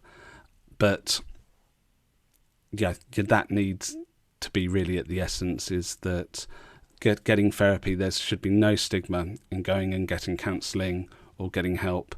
And for some people with their mental illness or mental diagnosis, medication may be for them individually, may be the right thing for them, either for a short period of time or a longer period of time. And just like taking a tablet for a headache, I just don't see why there should be any stigma whatsoever about somebody that's taking medication to make them feel better. So yeah, at the moment, the key things for me has been to continue that talking, and also exercise. Getting out just once a week can make a massive difference for me personally. And even though every time that I go for a run, it's like the first time feels like the first time I've ever put on a pair of trainers. But there's a great initiative that's happening in January, which is called Red January. So I'll put the link into the chat as well. And that's an event where you can sign up and you can raise money for charity, to set yourself the challenge of doing a little bit of exercise every day in the month of January. And I've been doing that for the last few years, and that's quite a good way to kickstart the year with some exercise and a bit of a challenge. So yeah, if anybody's kind of looking for something to do in January, definitely Google Red January. I'm going to just have a look through to see if there's any other questions that I've missed. I will put those links in. Louise here says, in your experience, do you think there is a lack of diversity in mental health practitioners who can deal with different cultures, socio-economic backgrounds? Yeah, personally, my personal opinion is just generally I don't know around the lack of diversity. I do know that there's still a massive shortage of staff and qualified people within the NHS. We've obviously, the NHS has got a number of campaigns going on at the moment around recruitment, and for NHS nurses and mental health nurses, there's still hundreds, if not thousands, of places that need recruiting for. And in the UK, we have some of the best training for mental health nurses, but there's not enough people going into that profession. I was able to make a short film earlier this year with different mental health nurses that are from a diverse range of backgrounds. But we, especially when it comes to men's mental health, we need more men going into the profession to help other people. And so I think we just need more of everybody, really. So if there's any, I'm going to scroll back up through the chat just to see if there's anything else there. I'm going to put in some links for you all. Hopefully this will work. So yeah, check out the Hub of Hope. It was set up by a guy called Jake. He did it from his bedroom. It's now gone on to be the biggest resource in the UK for mental health services. Give us a shout. The tech service. Samaritans actually released today a really useful, I'm not sure if it was released today, but I saw it being promoted today, how that you can help someone if you're worried about supporting them if they're feeling suicidal. So that link there has got some really straightforward tips. And then a campaign that the NHS have been running around Every Mind Matters, and there's some tips there for how to kind of manage your mental health as well. So again, thank you just for all the messages in the chat. That's very nice of you to say, James. Yeah, thank you for your kind words there. And again, we've got to get that parity between physical health and mental health when it comes to getting help. And the waiting lists are just truly shocking that it's just taking so long for people to get the help that they need. So I think I'm going to ask Jenny if she's happy to come off mute. And again, just it's been an absolute pleasure to be part of this event. And I think everybody, it is such a tough time at the moment, especially if you're not working. My work's been all over the place this year and a lot of my identity I attach to my work, so I kind of feel that when I'm not working, I'm somehow failing. But want you to all know, everybody that's listening, that this crap time that's going on, it will pass. We will be in venues very soon, dancing away and having fun times. And just like those periods of really low periods in my life, they do pass. And, you know, you can get through this. And that's my hope, that anybody's listening to this today that is finding themselves in a tough spot, just be kind to yourself. Don't put your pressure on it. The world's a complete mess at the moment. So it's quite normal that we all are feeling very unsettled, and be kind to yourself. And as I say, that little bit of homework, if you can text somebody or give them a call, somebody that you haven't seen in a while, and just check how they're doing. That could make literally the world a difference. John, thank you so much. That was absolutely incredible. I could listen to your story 100 times a day. Thank you for your honesty. Thank you for your transparency and everything you've been through. And thank you for all the great signposting and content that you've shared with us for people to take away with them today. It's been such a pleasure as always. Enjoy the rest of your day. Thank you so much. I hope you're able to check out some of the other sessions. Oh yeah, I'm definitely, I can relax now. Thanks, John. You're a star. Okay. Thank you. Brilliant. Have a great day. Thanks, guys. Which gives me great pleasure and excitement to introduce our next speaker, who I'm very, very much looking forward to.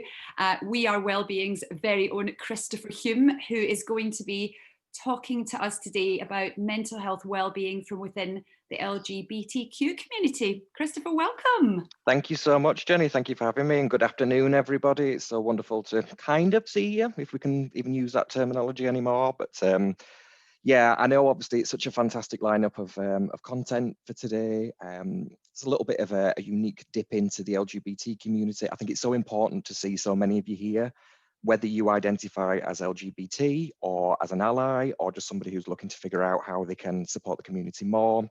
There's going to be something that is available for you here today. So I'm just going to share my screen now, if you bear with me. Okay, I'm hoping you can all see that. Please tell me if not. Fab. So couple of the things that we're going to be looking at just as a bit of an introduction. We'll have a look at some of the specific impacts of COVID-19 on the LGBT community. We'll look at some systemic inequalities and how the impact of lockdown is affecting people differently in terms of the intersectionality that falls within the LGBT community. We'll look at some of the broader concerns on an international basis, knowing that so many workers within nighttime industries are from international backgrounds. We'll have a look at the media narrative and how that is actively manipulating the conversation around trans rights specifically, but the wider LGBT community. But specifically, we will also have sort of tips and takeaways of what you can do as an ally, what you can do if you are somebody who identifies as LGBT, and where we go from there, essentially. So I always like to include this slide just as a bit of a background, basically, because I know for so many people, we're coming at this from very sort of varying levels of understanding, and that's absolutely fine. I just want to reassure nobody sort of is born with all of this information. I've been working kind of researching in these fields and delivering topics and guest lectures for years, but I am still on a path of learning. It's a learning curve for everybody, so don't feel like we're trying to catch you out, or I'm not doing a test at the end of this or anything like that. But feel free if you want to screenshot this slide. It's quite useful just for a lot of people. When you run through that, the acronym, what does it stand for? What do these different letters mean? And I think that's an important question as well that so many people have asked me over the years. How do you remember? How can you keep up with all of the different names? And there's often a kind of an element of comedy to that. But at the same point, my response is usually along the lines of, when you understand and start to respect the vast majority of individuals that fall behind each of these acronyms, you feel the weight of every life behind it. It's a lot easier to give people the respect that they're owed in using the correct terminology. So I'm just going to highlight a couple of bits in this area. The LGBT, T is for transgender, a person whose gender identity differs from their sex assigned at birth. The antonym to that, the opposite to transgender, would be cisgender. So if, as somebody watching today, you identify as the same gender that you were given at birth, then you are somebody who is cisgender, the opposite to trans. Transsexual is an outdated term. Now, we have to be mindful that some people within the trans community are happy to still use that term, but as a wider instruction, it's probably not the right term to use because it has kind of links with more of a medical transition, which is not necessarily the case for everybody else, and it's just considered outdated at this point. Queer, though some people may feel, and kind of historically, it's been used as a pejorative term, we are in a space now where the LGBT community are kind of working to reclaim that term, and it is used as an umbrella term more than anything, kind of across the board, across the rainbow. Intersex individuals, there is a lot more conversation happening at the moment, thankfully, in terms of how we can support intersex individuals and the kind of processes that are currently in place that are putting them at marginal risk throughout life. Ally is included in this graphic, which it's important, and I want everybody to know that I would consider you part of the community if you actively put the sort of needs and requirements of the LGBT colleagues around you as a priority. But just to be mindful as well that not everybody within the LGBT community would be satisfied with ally being part of. If you don't identify as one of the other terms, then it's hard to kind of fit within. But that's not my personal belief. And as far as I'm concerned, everybody on here is welcome to consider themselves part of the LGBT plus community, whether or not you identify kind of on that spectrum or as an ally. So we'll move on. As Dr. Adam Jowett, who's a colleague of mine, has noted, it's important to remember that LGBT plus people are a heterogeneous group, which means they're kind of made up of all different groups with varying levels of vulnerability and resources. But nevertheless, LGBT members of the LGBT community are at higher risk of experiencing common mental health problems, more so than the general population. And I think recently it's quite important to know that this has actually been stated as kind of empirical fact. The Equal Rights Coalition, the ERC, has recently published a policy paper, some of you may be familiar with it, and it details the impact of COVID-19. And the call out was for governments to limit the repercussions of the pandemic, specifically within the LGBT community. And I'm just going to read a very brief bit because I think it's quite significant.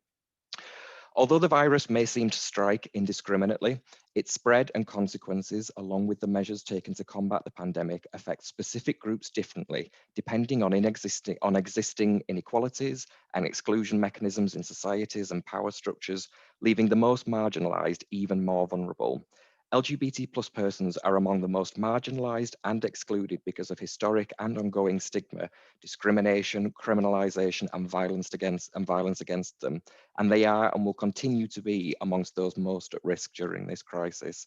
That's something just to bear in mind. And obviously I'm aware that we're all coming from very different career backgrounds that fall within the nighttime industry.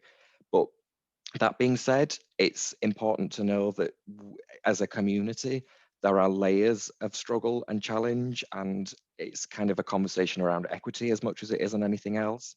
But I appreciate in the midst of a social lockdown and a viral pandemic, you can almost be forgiven for wanting to shift your focus onto the physicalities of sort of protecting yourself and your colleagues and employees. When it feels like face masks and hand sanitizer are literally the only thing between you and oblivion, I can understand that need to focus on the physicalities, but it's also pushing people to the absolute limits of what they're capable of coping with. And it invariably has an impact on our mental state of mind and how we feel about ourselves and the world. So when we look specifically at the LGBT community, some of the kind of key areas that we need to look, I'm going to list some of them basically because I think it's really important that we're aware sort of breakdowns of what this is. And we have to be mindful of the varied experiences, as I've said earlier, within the LGBT continuum, but we still know that some segments of the LGBT community may be particularly vulnerable to social isolation, as it's noted by Klinenberg. And this can manifest itself in a variety of really difficult and harmful ways. So think about individuals potentially within your sort of industry or in your colleagues or employees within your business, individuals who may have in previous episodes of their life coped with substance abuse issues or are still coping with substance abuse issues and dependencies. They can be triggered in a lot of different ways at the moment during lockdown. I think it's a conversation that we kind of have across the board, whether LGBTQ or otherwise, that we are all using crutches at certain points that we shouldn't be using narcotics to numb experiences. And I think being mindful of individuals that are already coping with that substance abuse struggle, if as part of the LGBT community, there is often a dependence on these kind of factors, and being mindful of it is important. Black LGBT individuals and those that fall within a minority ethnic group who are, I'm going to be completely honest with you, they are already at risk of erasure within the LGBT community and discrimination, but they can be further isolated and cut off from key services and contacts at the moment. Younger LGBT folks, let's pay a thought to them at the moment. They may not be out and living in unsupportive domestic environments. They're essentially trapped in place for the time being, and that can feel like a tunnel that's never really going to end after a point. And when we think about lockdown for LGBT individuals in unsupportive domestic settings, it's important to be aware of the statistics when we have this conversation. The LGBT anti-violence charity Gallup is continuing to operate its national LGBT plus domestic abuse helpline. They found that 11% of LGBT people face domestic abuse from a partner, and that then rises further to 19% for trans and non-binary folks. Something to keep in mind there. Additionally, those who identify as LGBT and have disabilities or a pre-existing chronic illness or an invisible illness, they can all feel especially removed from the conversation at the moment. Think more if disabilities are present in the form of a visual or a speech impairment, that these are additional levels of anxiety over communicating with others, especially in hot moments, in crisis, in an emergency environment. And also, obviously, when we talk about the LGBT community, the trans community are at a much elevated risk in terms of suffering the challenges and the setbacks of lockdown and the sort of the social issues that come along with the pandemic. Anyone who is in the midst of a gender transition treatment at the moment, be that hormonal or gender affirmed medical intervention in terms of surgical procedures, they can now be facing extended delays for elective procedures with no way of knowing currently when they're going to be rescheduled, when they could be perhaps back speaking with their doctors again. And that is hellish for a lot of people. And I really want you to kind of factor that in, that for somebody who is trans to have likely had to wait years, knowing that the current wait to see from referral to actually seeing a medical practitioner is anywhere between, I think it's about 3 and 4 years. You've had to wait all that time to start your transition. You finally started, you know, you're on the hormone treatment, and you've hopefully got some kind of a date for a surgical procedure if that's how your transition works for you. To be told, actually, sorry, it's non-emergency, and we don't know. Sorry, you're just going to have to hold tight and, you know, figure it out yourself in the meantime. That is going to have a massive impact on an individual's mental health, and it's something that we all need to be mindful of as we think about how we can further support the LGBT community. But we also need to think kind of in a more broader respect, I think, in looking at the initial systemic inequalities within the LGBT community. We know LGBT folks are specifically more likely to have been on uneven ground prior to this period due to the socio-cultural and political and economic structures. And so you think if your disposable income was already kind of on it was a struggle to maintain that kind of that income prior to a lockdown, imagine how that's going to impact you at this point. And I'm sure many of you on the call will kind of have that understanding, knowing that there is so much relief work and contracts and freelance. It is a really terrifying point for a lot of people, but more so figure if you were already on a really unstable socio and economic background beforehand. There are other factors as well. The potential to have decreased relationships or contact with family members, that can be really problematic at the moment if that wasn't really in place beforehand. How can you try and maneuver through this with a decrease in that kind of community engagement? Also neighbours, there's potentially a concern around whether or not neighbours are going to be prejudiced or, you know, behave in discriminatory manners depending on which areas and how safe you feel in your environment. There's also the sheer fact, let's be honest, that we are fewer in number in terms of the general British population, and that can then be reflected in terms of the media representation. We will kind of talk a little bit more about media representation because it's such a crucial factor at play at the moment, but whether or not the focus is on you, that erasure can be a real problem if you don't see yourself represented, essentially, in, you know, the kind of the news stories of the people. It can feel like you're shouting into the void, very much isolated, and nobody's helping right now. And that is a really, really difficult spot to be in. There's also the intersectionality of our community, as I've noted before, the impact on the trans and non-binary community in terms of their access to medication. But think of mature LGBT folks as well. We know statistically that mature LGBT individuals are less likely to have children that would form part of a support network for individuals. And so if you are still working and finding yourself incredibly isolated without that familial setting, that can be really difficult for a lot of people. And as I've said, obviously the Black minority ethnic community are already potentially at risk of erasure and detachment from the community. And that is only really going to be compounded further as we move forward. So as I mentioned, it's always really important to have a look at media representation and especially the media narrative that's kind of going around at the moment. If, like me, you are on social media quite a lot, you will most likely have been aware of some of the key issues that are being circulated at the moment, some of the focuses within the gender critical community. But the background to this whole conversation is that, as I've noted in kind of previous conversations, the LGBT community is potentially isolated and can find themselves detached from communities.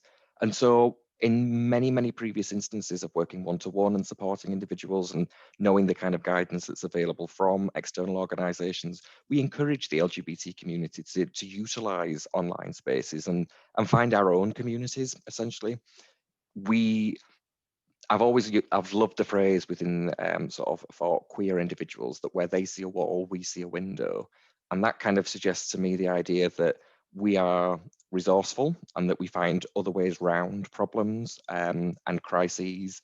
And one of the key factors, one of the key successes was in creating online communities with other individuals who identify the same as you, or if not the exact same, we kind of have a blend across the community. And that inter-community engagement is incredibly important. It's a creation of a safe space online, which has undoubtedly had a hugely positive impact on the mental health and well-being of so many LGBT individuals and others as well.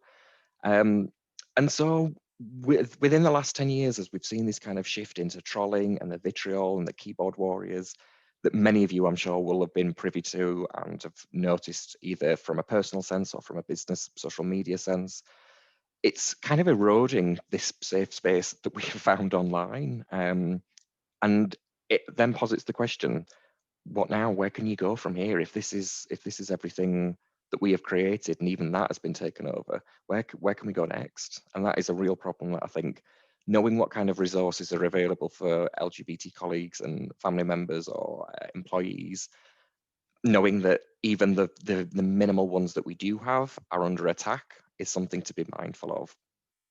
So you'll see the image on the top left of the screen. Feminism is intersectional, no TERFs, no swerves. TERFs is referring to trans exclusionary radical feminists, and swerves refers to sex worker exclusionary radical feminists. TERFs are often referred to also as gender critical activists, and I personally take issue with that term because I don't think there's anything activist about it. I think it's essentially it's homogenizing an entire community of individuals and assuming that there is some kind of ongoing attack on women's safe spaces, when we know through statistics, through research, and through ongoing decades-long research that the issues that are being purported as a real concern around trans individuals having more access to healthcare and rights and public spaces is that somehow women's spaces are being eroded. And this conversation is a really significant one, and it's one that I always try and sort of loop into any conversation I'm having as part of a presentation. If your concern is that a trans person is going to erase or present some kind of threat to a woman's space, you've kind of misunderstood the whole point, essentially, because a trans woman is a woman, and that's not up for discussion. That's not up for debate. A trans man is a man, and that's not up for discussion, and that's not up for debate. And it's one of the key factors when we talk about media representation that for so many years now, major broadsheet organizations and kind of national newspapers and online providers have positioned the conversation around trans accessibilities and equal rights as a debate, as in, what do you think about this? Well, I disagree. And that is hugely problematic to essentially be debating the very existence of, you know, a community. And that's where it becomes a real difficulty, because obviously I am always very much encouraging of people to express their views and to try and kind of find middle ground. But at the same point, I will not, or I will no longer debate with an individual who point blank refuses to accept that a trans person is who they say they are. That's what kind of is at stake here. And that's what so many of these conversations tend to fall back on. And that's hugely problematic. You'll see the individual below as well that has had a huge contribution to this conversation and this online narrative, J.K. Rowling, as one internationally renowned author, billionaire, creator of what I personally always found to be a really wonderful magical world. I can't tell you how disappointing and frustrating it is to see her consistently double down on her attacks on the trans community, one of the communities that we know is the most marginalized. With all her wealth and her influence and her potential, I just can't understand it.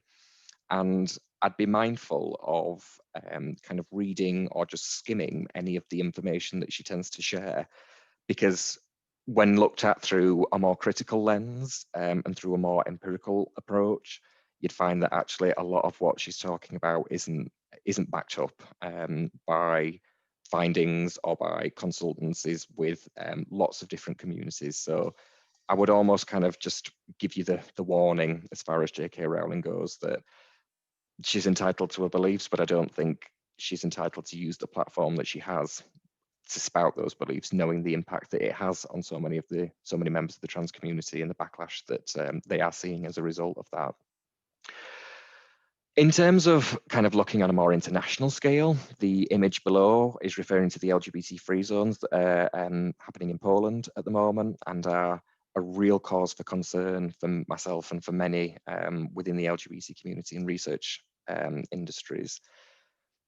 Ben Hunt recently, the BBC's first ever LGBT plus correspondent, he conducted an expose in Poland. He actually went there and he saw the kind of protests that were happening and the kind of vocabulary that was being used to describe LGBT individuals over there. It's the traditional negative slandering of referring to paedophilia and sex abuse and all of the old stopgaps basically that have been used for decades without any kind of bearing in reality.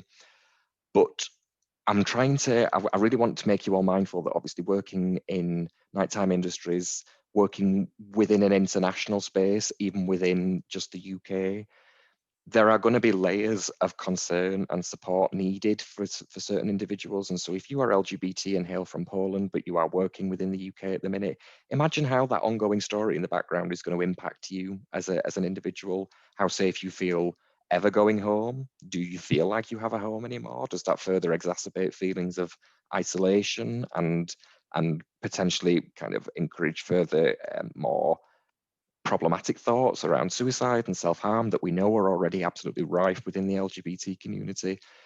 Think about things on an international level, and that it's not necessarily just how legislation works within the UK.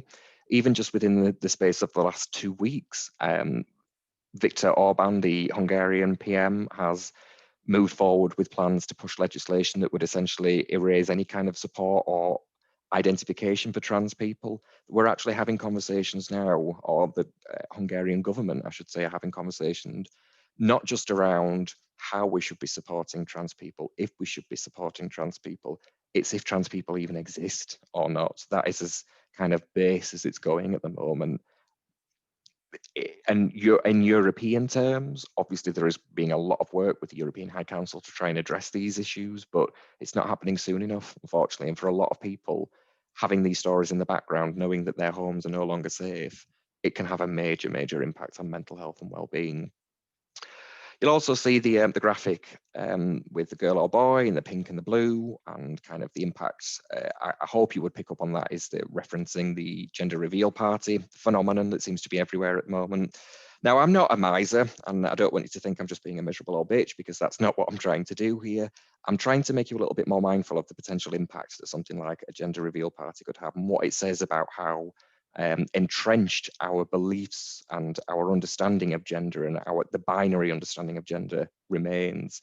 And when I say binary, I'm referring to that male or female, one or the other, and never the twain shall meet, as you know, is usually the case, as we've heard for so many years. But we understand that's not the case now. Sexuality and gender are both on a spectrum. And the assumption that when a child is has yet to be born, and that we know exactly what their gender is going to be, and that how they are going to identify as they move forward through life, it's kind of it's a reductive approach. And I think it's not just me that's saying this. There are a lot of wider issues with gender reveal parties. You may have seen recently, actually, even in America, one of, I think, as far as I'm aware, historically the most damaging wildfires was caused by a misfire from a cannon from a gender reveal party. People basically celebrating in unsafe ways and with unregulated equipment and that sort of thing.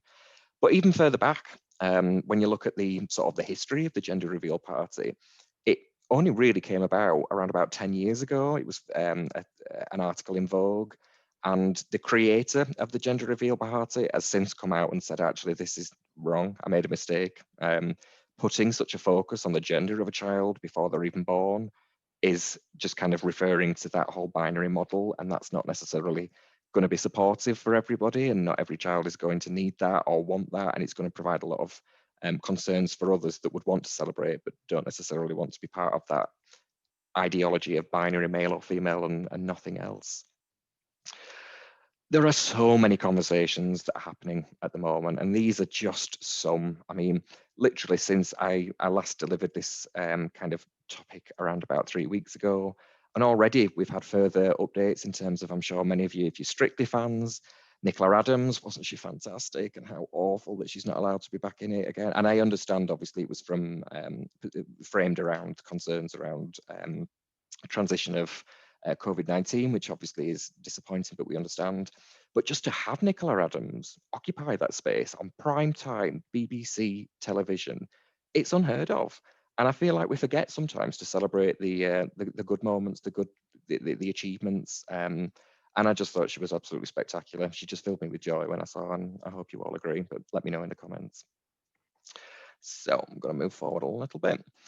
What can we do as someone who identifies as LGBT? And there are a couple of different points here. There are many, many more. And obviously, I'd encourage you all, if you want to have further conversations, or if you want to get in touch with me directly, I'm at Hume7 on Twitter. That's HULME7, silent L.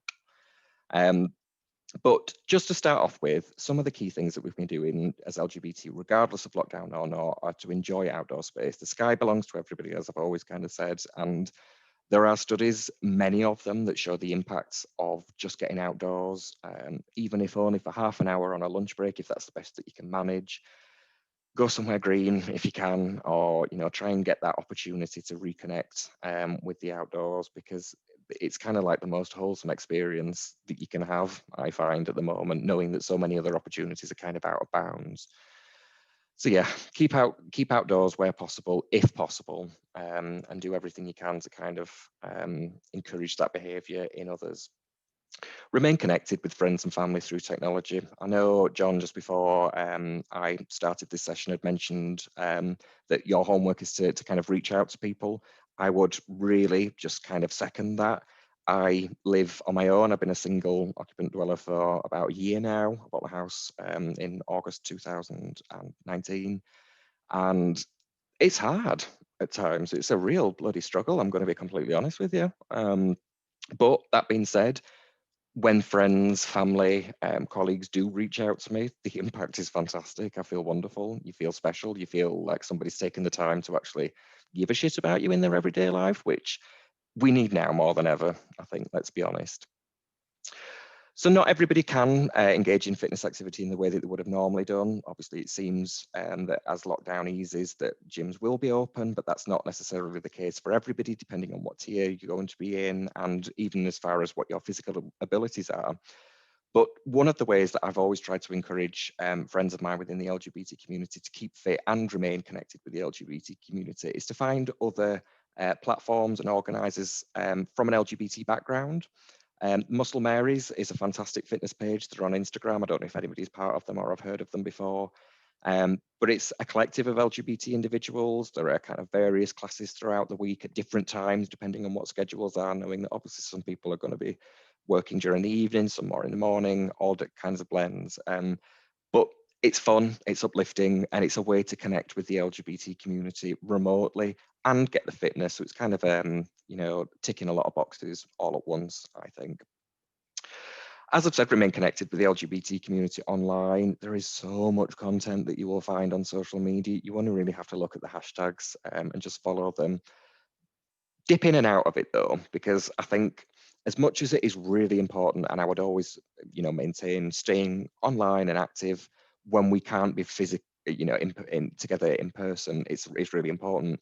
Maintain that balance still, and I'm hoping a lot of others will kind of echo what I'm saying here, in that being online is great, you're connected, but then it can also have a bit of a warping effect on your mind, I find, that just to take a break away from the screens, you've not got that screen glare continuously, kind of stretching, and everything I'm saying here, basically all of these bullet points need to be done in tandem and at various different points depending on what your needs are. One of the biggies, and I know I am just as much at risk of it still now, as probably likely many of you in the audience. Watch your stimulants, whether it be caffeine or alcohol or nicotine, or not that I'm endorsing it, but narcotics. If that's your bag, just be so careful, because it is so easy to slip at the minute and to find yourself into a little bit more of a space where you think, I'll treat myself, it's been a really rough day.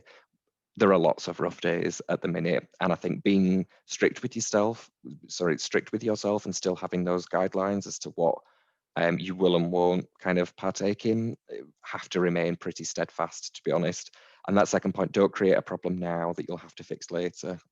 It may seem like you're addressing the issues by having a bottle and a half of wine instead of the bottle, or whatever it works out to you. Essentially, I'm not going to put units on it because everybody's different and has different physicalities, but be mindful is what I would say above and beyond all. Be careful of what it is that you're ingesting and why you're ingesting it. Think, is there a deeper reason? Am I trying to avoid something here? Am I trying to push something down, or whatever it happens to be? But as well, and especially important for those within the LGBT community, acknowledge your privilege. If in the previous slides, I'd gone through and listed off all of the different individuals that are at risk and have seen some real challenges at the moment because of COVID-19. If you're finding that actually, I don't know, I don't feel like I don't fit in with any of those groups. I'm LGBT, but I'm keeping working. I've got close family and friends. I've got good contacts. I've got a roof over my head and opportunities. That's fantastic, and I think we should celebrate that 100%, because for so many years, the conversation around LGBT experiences has been focused pretty much exclusively on coming out stories, suicides and self-harm, and the general kind of issues around well-being and stigma and discrimination that are associated with the LGBT community. So if you find yourself in a position of relative success, that's fantastic. And I am so, so proud and glad and happy to hear that. It's a sign that society is, if albeit slowly, moving forward. But if you find yourself to be in a position of privilege in that sense, I would really encourage you to see what you can do to support those who perhaps are. If you're not a service user of any charities, or if you don't need food banks, or if you're not isolated as a more mature member of the LGBT community, fantastic. But get in contact with those that are. Not just for your own well-being. I would really encourage you to do it from a wholesome perspective of when you're giving back, it really does have that impact of making you realize that the more you do it, the better you feel, but also knowing that actually it is having an impact, and amongst those that are in absolute dire need at the moment and really are requiring that kind of support and background help. But then as an ally, I'm conscious many of the people on this call will not identify as LGBT specifically, and you will want to know what can be done. Reaching out, as John had mentioned, but specifically to LGBT friends and family, knowing that struggle is relative and often private. It's going to be really difficult, I imagine, for many of you in different industries of thinking, how can I kind of take this content and put it into practice in terms of supporting colleagues of mine who identify as LGBT? And the problem there is that we don't know often if people are identifying as LGBT. Not everybody is open to coming out, and that's fine. We should never be forcing people to come out, because essentially it's a personal choice and a personal journey. But if we don't know, how can we help people? And I think one of the ways is just to reach out regardless, and acknowledge that, as I say, struggle is relative. So an individual may look like they're going, everything's going absolutely hunky-dory, things are just kind of running along smoothly, but they might be fighting a major battle inside if they're coming to grips or coming to terms with the idea that they may be trans, or they're having to deal with masses of internet trolls because of their online personas. Even as far as safety goes, that if as an LGBT staff member, you have a colleague who's walking home on an evening, the levels of concern around their own personal physical well-being may potentially be elevated to an area that you may not have been conscious of beforehand. So remain open, I would say, at that point, encouraging to all employees, acknowledge in the widest sense, kind of across the board, that you are somebody who wants to support the LGBT community, and you can do that in lots of different ways. But know that, as I say, that it's often a private scenario, and just sometimes allowing people the opportunity to talk and share with you may potentially be of real benefit. Continue to pay attention to pronouns and language use online. Now, when I say pronouns, some of you may be familiar with it through social media and kind of just in general from email communications. We're talking about adding your own pronouns to general comms. So personally, my name is Christopher and I use he, him pronouns. Other pronouns are she, her, they, them. And there are also a variety of more kind of diverse pronouns that some people use, such as je and z. But essentially, what I'm trying to say here is to be guided by others in terms of what their pronouns are and use them. Misgendering somebody or failing to pay attention to their pronouns can be one of the most damaging things that you can do to somebody who identifies as LGBT, because essentially you're just erasing their existence right there and then in front of them. And it happens more often than you'd realize, to be honest. For me, growing up, I was quite androgynous as a teen, and though I identified as he, him, there were on many occasions people that would ask me questions about, are you a boy or a girl? And it was so humiliating at the point because I didn't have the vocabulary to clap back and say it's none of your goddamn business, essentially, but which is what I would say now. But not everybody does have that kind of capacity. Though we're seeing it more and more in media at the moment. The new Vice President-elect of the US, Kamala Harris, she has her pronouns, she, her, in her Twitter bio, which is just unbelievable that somebody in such a position of authority could take the time to do something like that. It's impressive, and I'm incredibly glad to see it, because this is how things tend to work. It trickles down, that we see people of influence and power adopting these new attitudes and ideas, and it comes to the rest of us at that point. Likewise, with paying attention to language online, there is so much that goes around where people just do not take the time to think, would I say this to this person if we were face to face? Or is it because I'm behind a keyboard that I feel a little bit more like I can?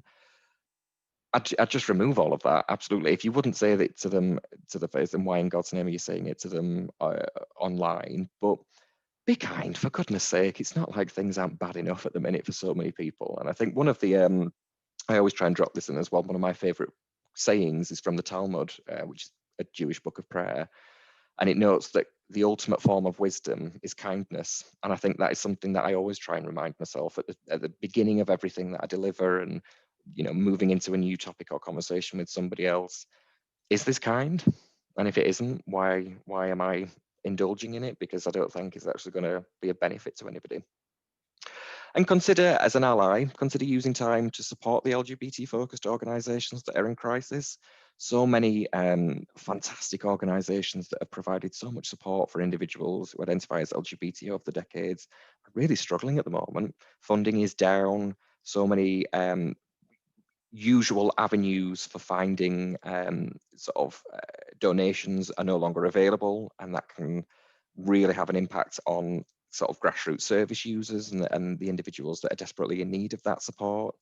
Engage with the LGBT online content. If you see something around, recently it was Trans Day of Remembrance, you know, the Pride Month, whatever it happens to be, LGBT History Month in February, there's lots going on, and there's lots of ways that you can get involved. And it's, for me, I think there are lots of things that we can be doing. I appreciate, and I want to kind of make it known to you all, I am under no illusion that you all have a lot of stresses and pressures on you at the moment across the board, be it family, professional, health-wise, romantically. We're all trying to keep so many plates spinning at the moment. And I'm asking a lot here in certain senses, you could argue. But in other senses, I'd remind you, is it really a lot just to exhibit kindness on a daily basis and to acknowledge that there are different identities that perhaps don't align with your own, but that doesn't matter. One of the key things as well that I would just give as a little takeaway tip for anybody is, if you find yourself in a position where you are making the effort and you've made an attempt to kind of use the correct pronouns for an individual, but then you slip up, that's okay. As I said earlier on, nobody starts off with all of the information. It's a learning curve for me as much as it is for anybody else. But if you make that mistake, acknowledge it, apologize, and then move on. It's as simple as that. What we're trying to avoid is instances where, if an individual makes a mistake in referring to somebody else and accidentally misgenders them, it can almost be drawn out into a really long conversation where the individual who was misgendered ends up being almost forced into granting their forgiveness, which is not what we're looking to do here. It's not, you don't need to keep apologizing, I'm so sorry, because it's almost trying to exact that, can you let me off the hook now, please? But the work is for you to do at that point.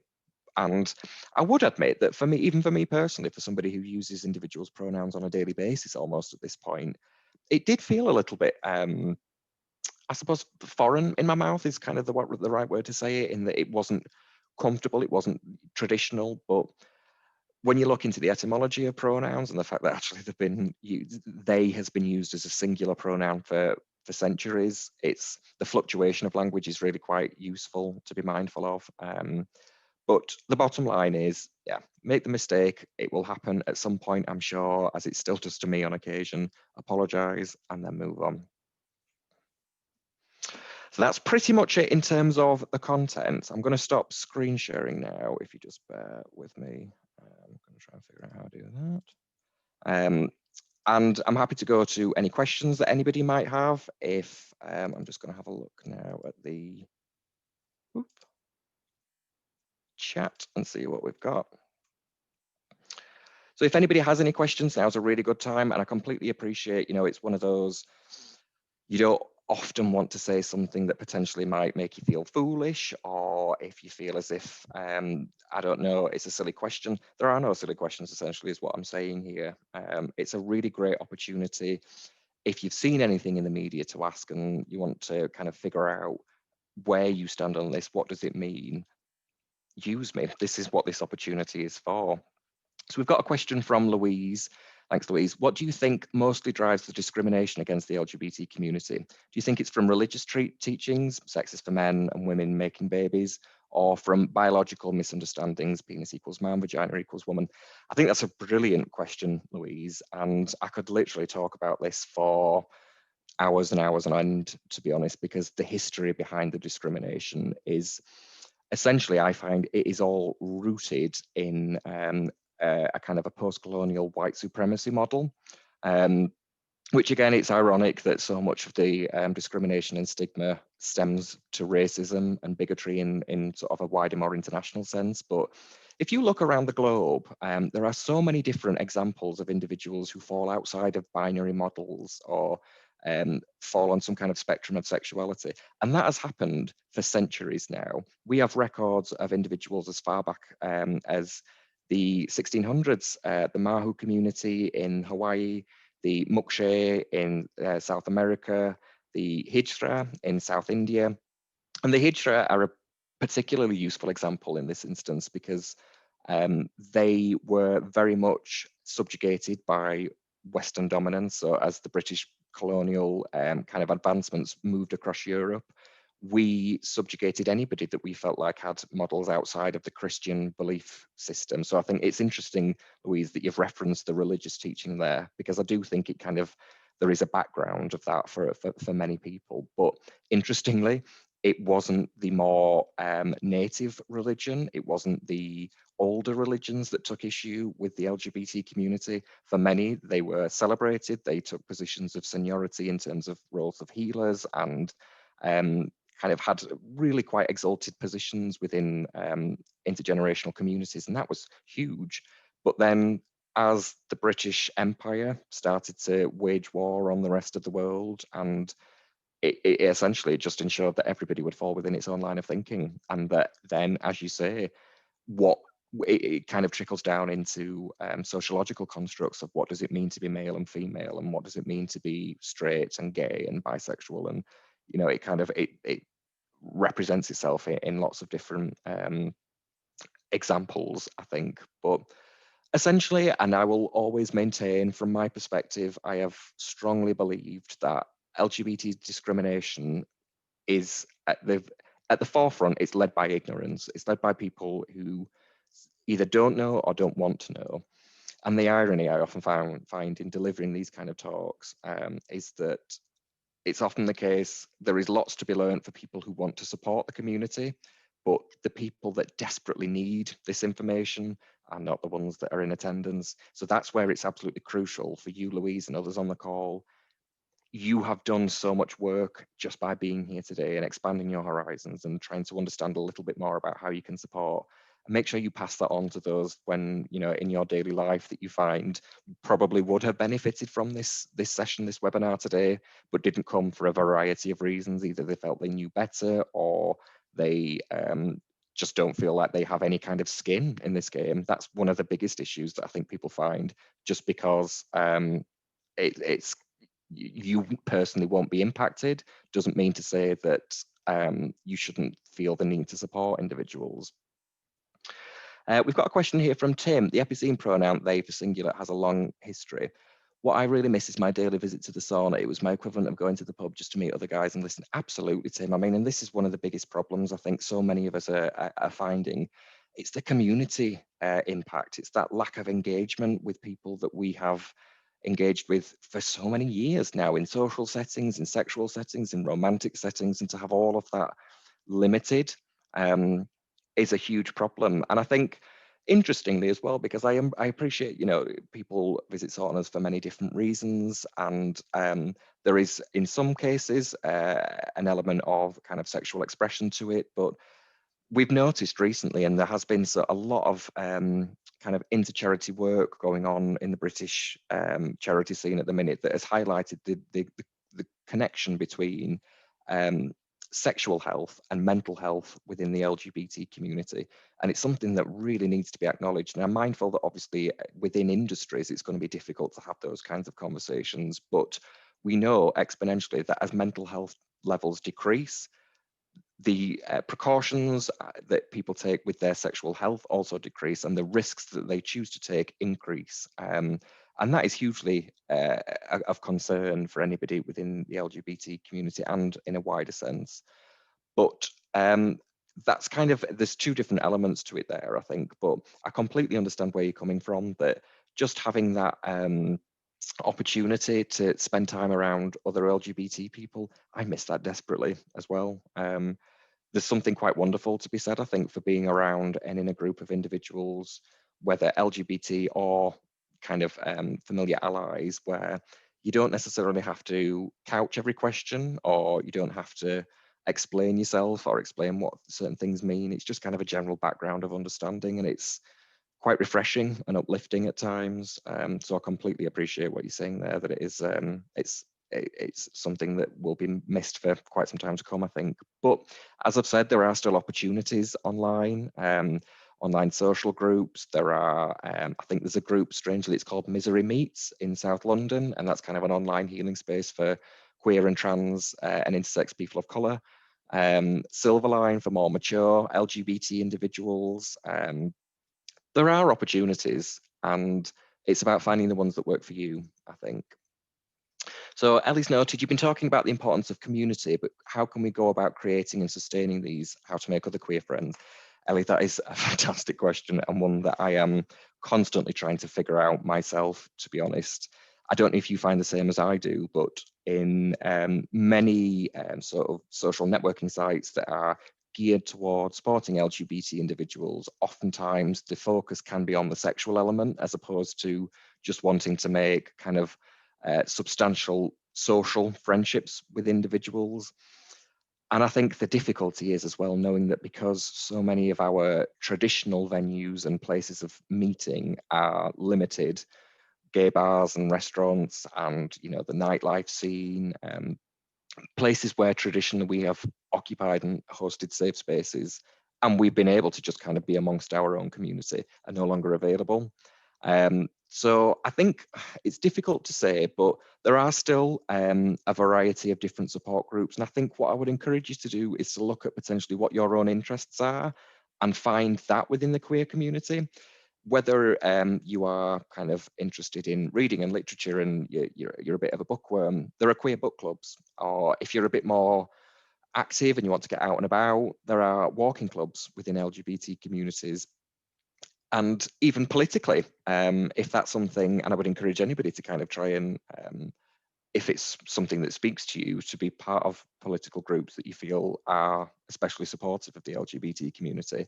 There are LGBT groups within those political movements also, and that's a great way to find people where you've got common ground already in terms of your political outlook, but knowing that the kind of background is that you are all, though inherently different and coming from different individual backgrounds, much of the lived experience will probably be shared. And I think that's a really great way to kind of focus on well-being, is to think of sharing in that sense, and sharing experiences and listening to other people's stories of how they've coped during lockdown, difficult as they may be at times if people have gone through some real struggles. And I'll be on, you know, I'm under no illusion. Part of my role is to deliver talks around LGBT experiences and mental health and well-being. I don't always get it right. There are points when I just do not want to get out of bloody bed because I think I can't deal with this today. And that's all right too, to be honest. I think finding that balance between being social and being mindful on your own is important. Finding that balance between being active and kind of getting the exercise that you need, but also having those rest moments is really important. Even as far as nutrition, I think, yeah, of course, we all should be really conscious of what we're eating on a daily basis and how much we're drinking, but find the balance and know that on certain days, if all you want to do is make beans on toast and go to bed, that's absolutely fine. And as far as I'm concerned anyway, beans are pretty good because of the protein, but that's a conversation for another day. But essentially, yeah, I think it's difficult at times for us all, but there are still opportunities and still opportunities to reach out to like-minded individuals. And I'd encourage you to get stuck into that. Louise has just mentioned, one thing I've noticed is that many people feel a little afraid or nervous to discuss the issue of the LGBT community. I think this comes from not quite knowing what is the right thing to say or ask. I'm not sure if that's because there's not enough narrative around this community in daily life or because it's such a sensitive issue for many. What do you think it might be? I think you're right. There are elements to the fact that it's the common discourse isn't necessarily around telling you how to engage with the LGBT community. But I think the sort of building blocks for this conversation are to position yourself in a space of asking questions if it's appropriate at that time. There is nothing wrong, and if anything, it's quite flattering on occasion for somebody to ask about who you are and to want to get it right. But I think it's careful in terms of delivery of that. How do we approach it? Is the individual that you're wanting to get to know more about or to have this conversation with in a public space at the moment, in that they might not necessarily feel comfortable disclosing with everybody? Is that person perhaps, are you going to them from a more tokenistic sense that you just want to check something? And is that perhaps the best way? It's a balancing act, and I completely appreciate it. I think this is perhaps where some of that reticence to reach out comes from, that there is always a line and a balance between asking questions, but not necessarily expecting LGBT people to do all the work for you. In this context, it's absolutely fine. And I think it's important. And as I say, I encourage you to ask questions. That's what I am here for. But in everyday life, I think perhaps more just finding out who an individual is in terms of their sociability and what do they like doing. Do the questions around the LGBT experience will kind of come out organically, I find, when you get to know somebody on a more significant level. And that's when it becomes less about tokenism and appropriation and more about genuinely wanting to have a rich and fulfilling conversation with somebody else. But I appreciate it's a difficult one, and there's no kind of hard and fast answer to this. It's very subjective, essentially. And as I say, I appreciate it will be a sensitive issue for many people. But if you feel that that reservation is because you feel that you will use the terminology incorrectly, or that you will, I don't know, perhaps come into contact with terms that you've never heard of before, that's kind of your work at that point to read up and to engage with the resources that are there if you look for them. It might not be in plain sight, I'll be honest. You will have to do the work to find them. And I would say Stonewall, Gendered Intelligence, Mermaids, Arcus, these are all some, just like us, all some fantastic charitable organisations that are absolutely bursting at the seams with resources, free resources for people to use. Because at the end of the day, it's not a money-making scheme for many of these charities. It's literally about impacting the lives of LGBT individuals. But engage with those resources, and perhaps I think then you might find more of a level of confidence in being part of this discourse. And the more heterosexual cisgendered people who are part of the discourse, the more it becomes mainstream. And so people realise that actually there's less of a concern that I should have here. Ellie's asked, when dealing with medical professionals, is there any advice on how to communicate and avoid discrimination in the health services? Again, a fantastic one. As I noted, anybody who's going through gender transition, gender affirmative medical intervention at the moment, or is a service user for medical services elsewhere, it can be incredibly difficult to the point that you can essentially be refused service. If you are non-binary, there is no protection, unfortunately, in the Equality Act. There is no acknowledgement of non-binary identities. So unfortunately, that still means healthcare professionals and others in similar industries can discriminate. So being mindful of it is useful. I would recommend anybody who has concerns around that get in touch with local providers. So within Yorkshire, in my kind of district, I would suggest MESMAC. They are one of the oldest support services in this region, and they have lots of access and can signpost toward GPs and healthcare practitioners that we know are supportive of LGBT communities and that wouldn't put anybody at risk or out anybody or anything like that. And I think in terms of actually communicating, I think being upfront is important. For so many people, perhaps if you are undergoing gender affirmative medical intervention and you haven't had the speed at which you would normally have liked to proceed in terms of starting on hormones, if you've decided to go private or off market or off brand, I'm not necessarily endorsing that, but I am saying that I think it's incredibly important to be open and honest with GPs about what kind of treatments you have been on, whether prescription or otherwise, because that can have a huge impact on the experiences and the side effects of hormone treatment. And so essentially, if you find a GP that is happy and wants to support you during this medical transition process, be honest with them, because holding things back or feeling nervous around disclosing certain pieces of information won't help. Doctors need to know as much as they can to support, especially going through what can be such a psychological transition as well as a physical and medical one. Tim's noted, I quite enjoyed, or maybe not the exact word, the Radio 4 series, A Big Disease with a Little Name, about our own pandemic in the context of a universal one. I think I've gone a bit gooey too, doing things like watching Crowley clips from Verbatina Liber, for example, and lots of other sweet shorts on YouTube. Absolutely, like whatever you find that kind of ticks the box. I personally am a little bit more inclined to listen to Lil Kim's Hardcore album and go on my e-cig because that kind of chills me out. But you know, whatever works for you, I think, and indulging in certain conversations. I haven't actually seen the Radio 4 series that you've referenced, but I'll have a look at that afterwards. But I think engaging with anything that kind of references the LGBT community is going to be of interest at the moment, and throwing a bit of mindfulness out. I think making sure your colleagues know that you're there to support them, and employees know that you are there. But as so many of my colleagues prior to this point, and I'm sure afterward will say, it's like the whole adage of putting on your oxygen mask first before you can help anybody else. That is absolutely the case. I would completely reinforce that. But just be mindful, within the LGBT community, there may be individuals undergoing layers of challenge and stress and trauma that you may not necessarily be yourself. And I hope you know that if you have any questions in future, or if you're concerned about something, come and talk to me, just ask. I'm happy to do it. That's what we're here for. We're all wanting to just try and affect positive change and make the lives of trans and LGBT individuals better.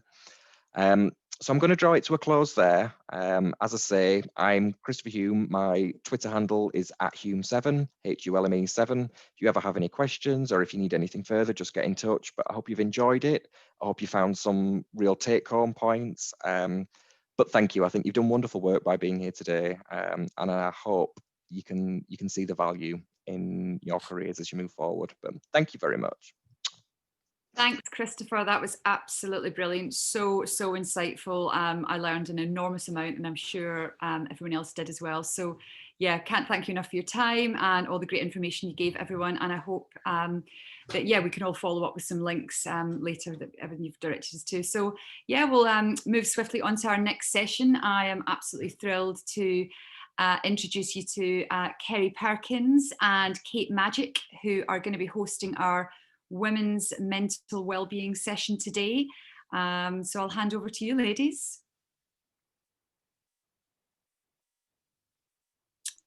If they are here and ready.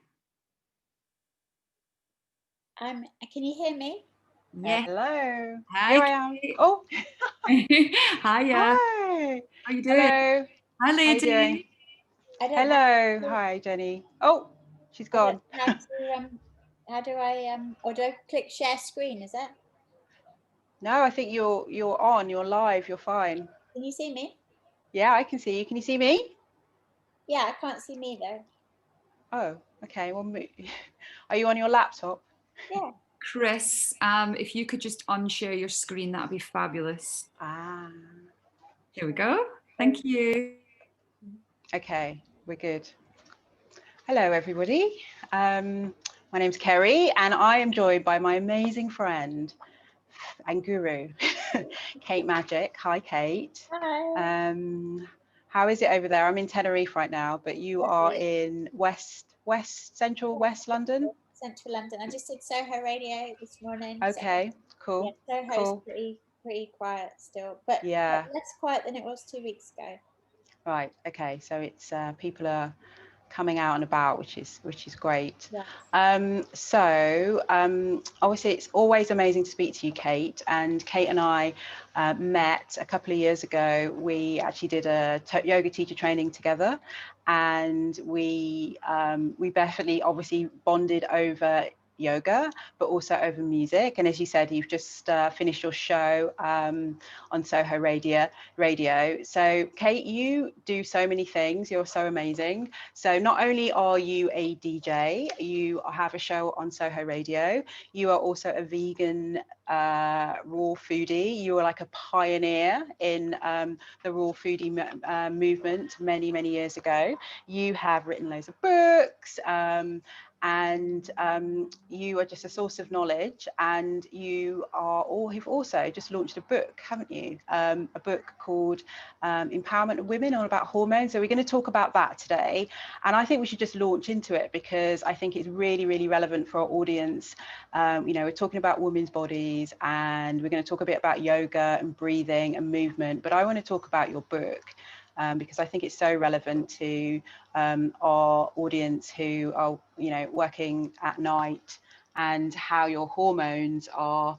Well, just tell us, what do you know? What's the book about? Yeah, I mean, when you asked me to do this, my first thought was just kind of overwhelmed because it's such a vast subject, and a subject that really occupies a lot of my thinking time, and I know it does yours as well. Is like, how do we all be healthy, but primarily being women, and being women, who live similar lifestyles. Is like, you're an entrepreneur, you're working for yourself, you're trying to offer something to the world, you're trying to be of service, you're trying to give your gifts, and all the kind of, all the different pressures that we have, that we're under, is something that I think about all the time, both on a personal level, how do I stay sane, and also on a collective level, is like, like you say, being inspired by the women around me, and also learning from women when we stumble, when we're not getting it,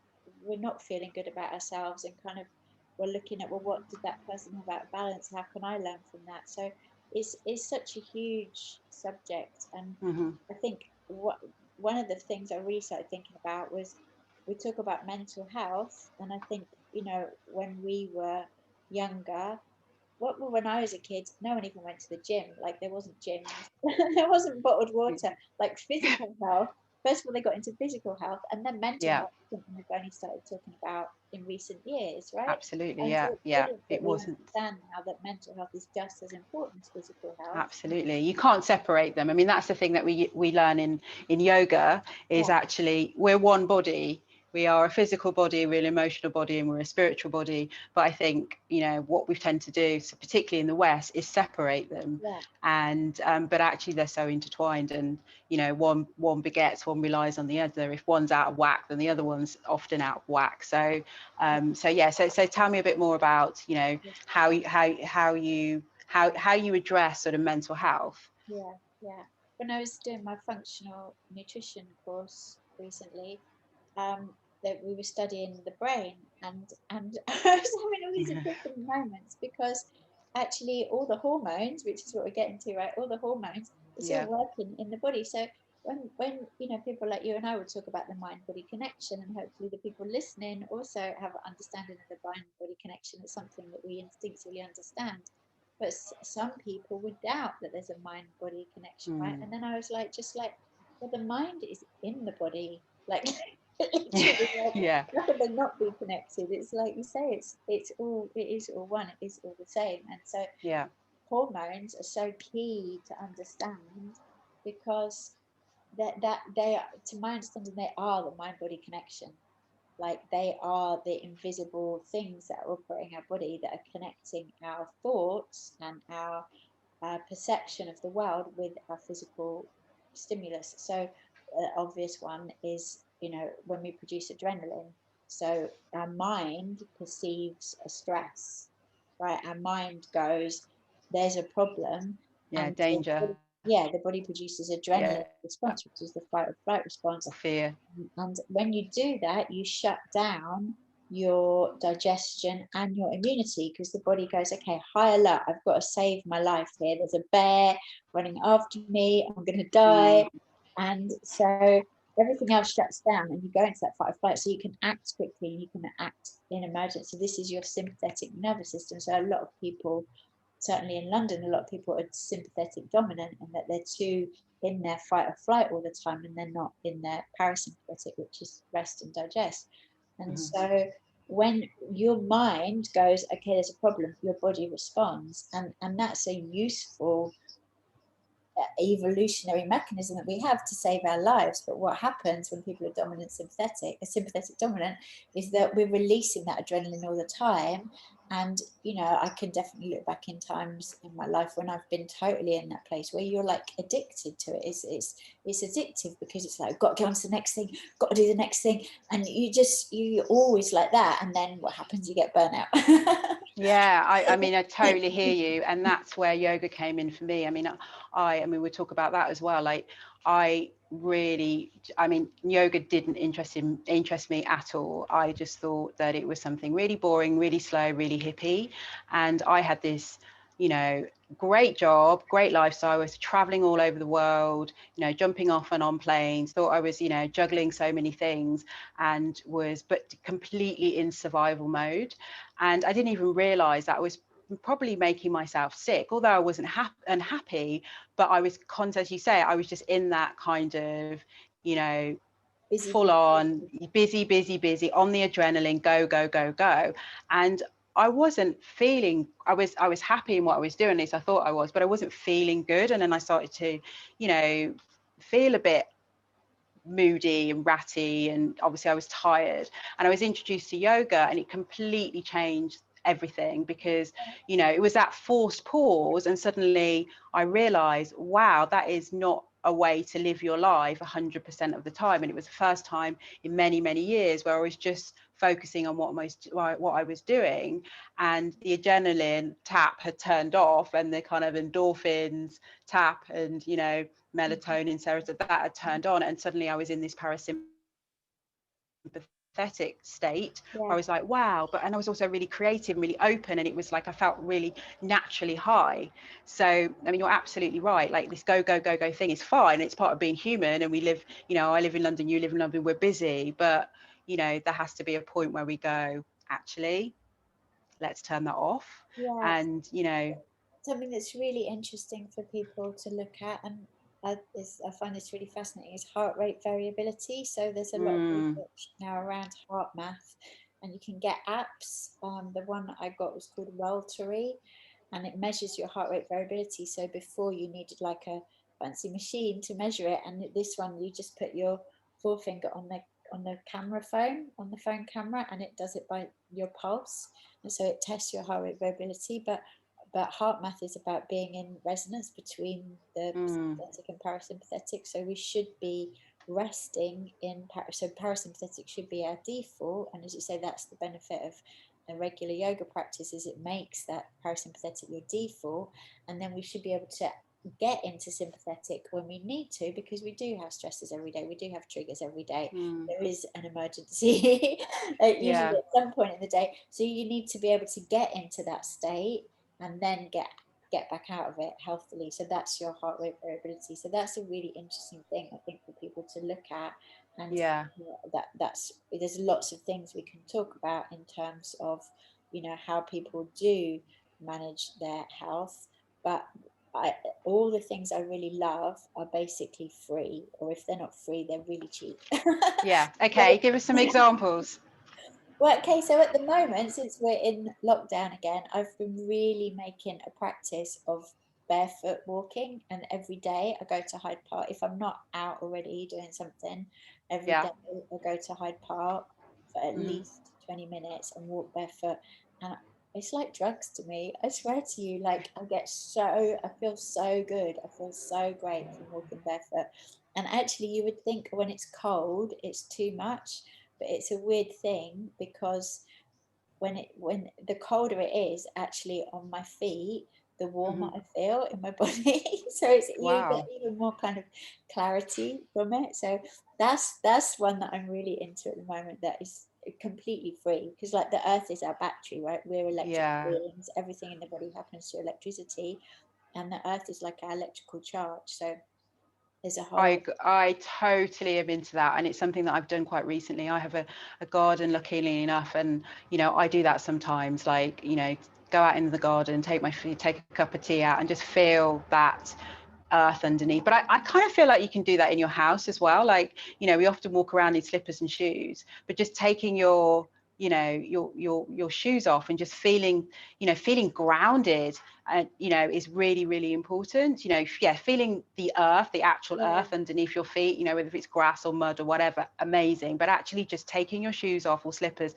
and really just kind of like closing your eyes, standing nice. We're standing in Tadasana, mountain pose.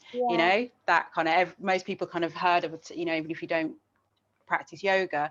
Tadasana is mountain pose, just sitting squarely on your feet, really balanced, and just feeling that ground underneath you kind of holding you up is it does a lot for me as well. So I'd agree with that. Get the electrical charge you do is better to be on earth, but it does work on concrete.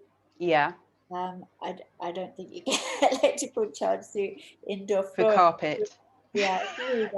It does do something differently, because that's the thing as well, is that when we're doing yoga, it's all about calming the mind, right? It's about ceasing the fluctuations of the mind and coming into the body. So I think all the things that I love is all about creating that physical awareness of ourselves in our body, and that's really the key thing about mental health, ironically, is it's about stopping being in your mind, because we're in our minds too much in the West, and especially at the moment where there's all this information and there's all this contradiction and there's all this division. Do this, don't do this, do that, don't do that, wear a mask, don't wear a mask, get a vaccine, don't get a vaccine, vote for Biden, vote for Trump. It's all like so conflicting everywhere that it's just a nightmare. If you actually tried to work out,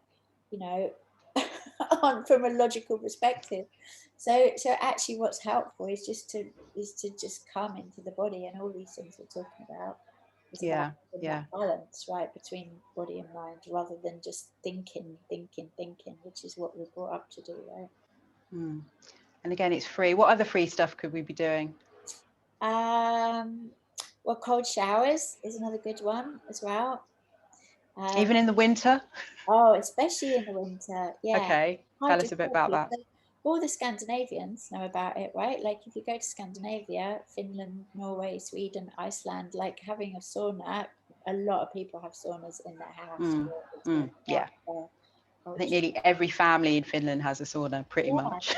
Because when it's cold, it's so good. So for that hot cold thing, so having a hot shower and then just running a cold shower at the end, that's really good for your nervous system. And if you can get to a sauna, especially infrared saunas as well, that's really good. Massage is like amazing. And I was talking to him the other day, and he was a massage therapist. He was saying, like, when he started, there was this whole idea of massage being just like, I don't know, sad. I was like, I don't really understand that. It's like, you can think I'm sad, but I'm going to get the massages. But people really understand now. It's like a health thing, right? The benefit of having that, it's literally relaxing everything in your body in the same way yoga does. So having that, taken that time for yourself, a lot of it is just prioritizing self-care, isn't it? It's how do you take that time for yourself, and how do you build that self into your day?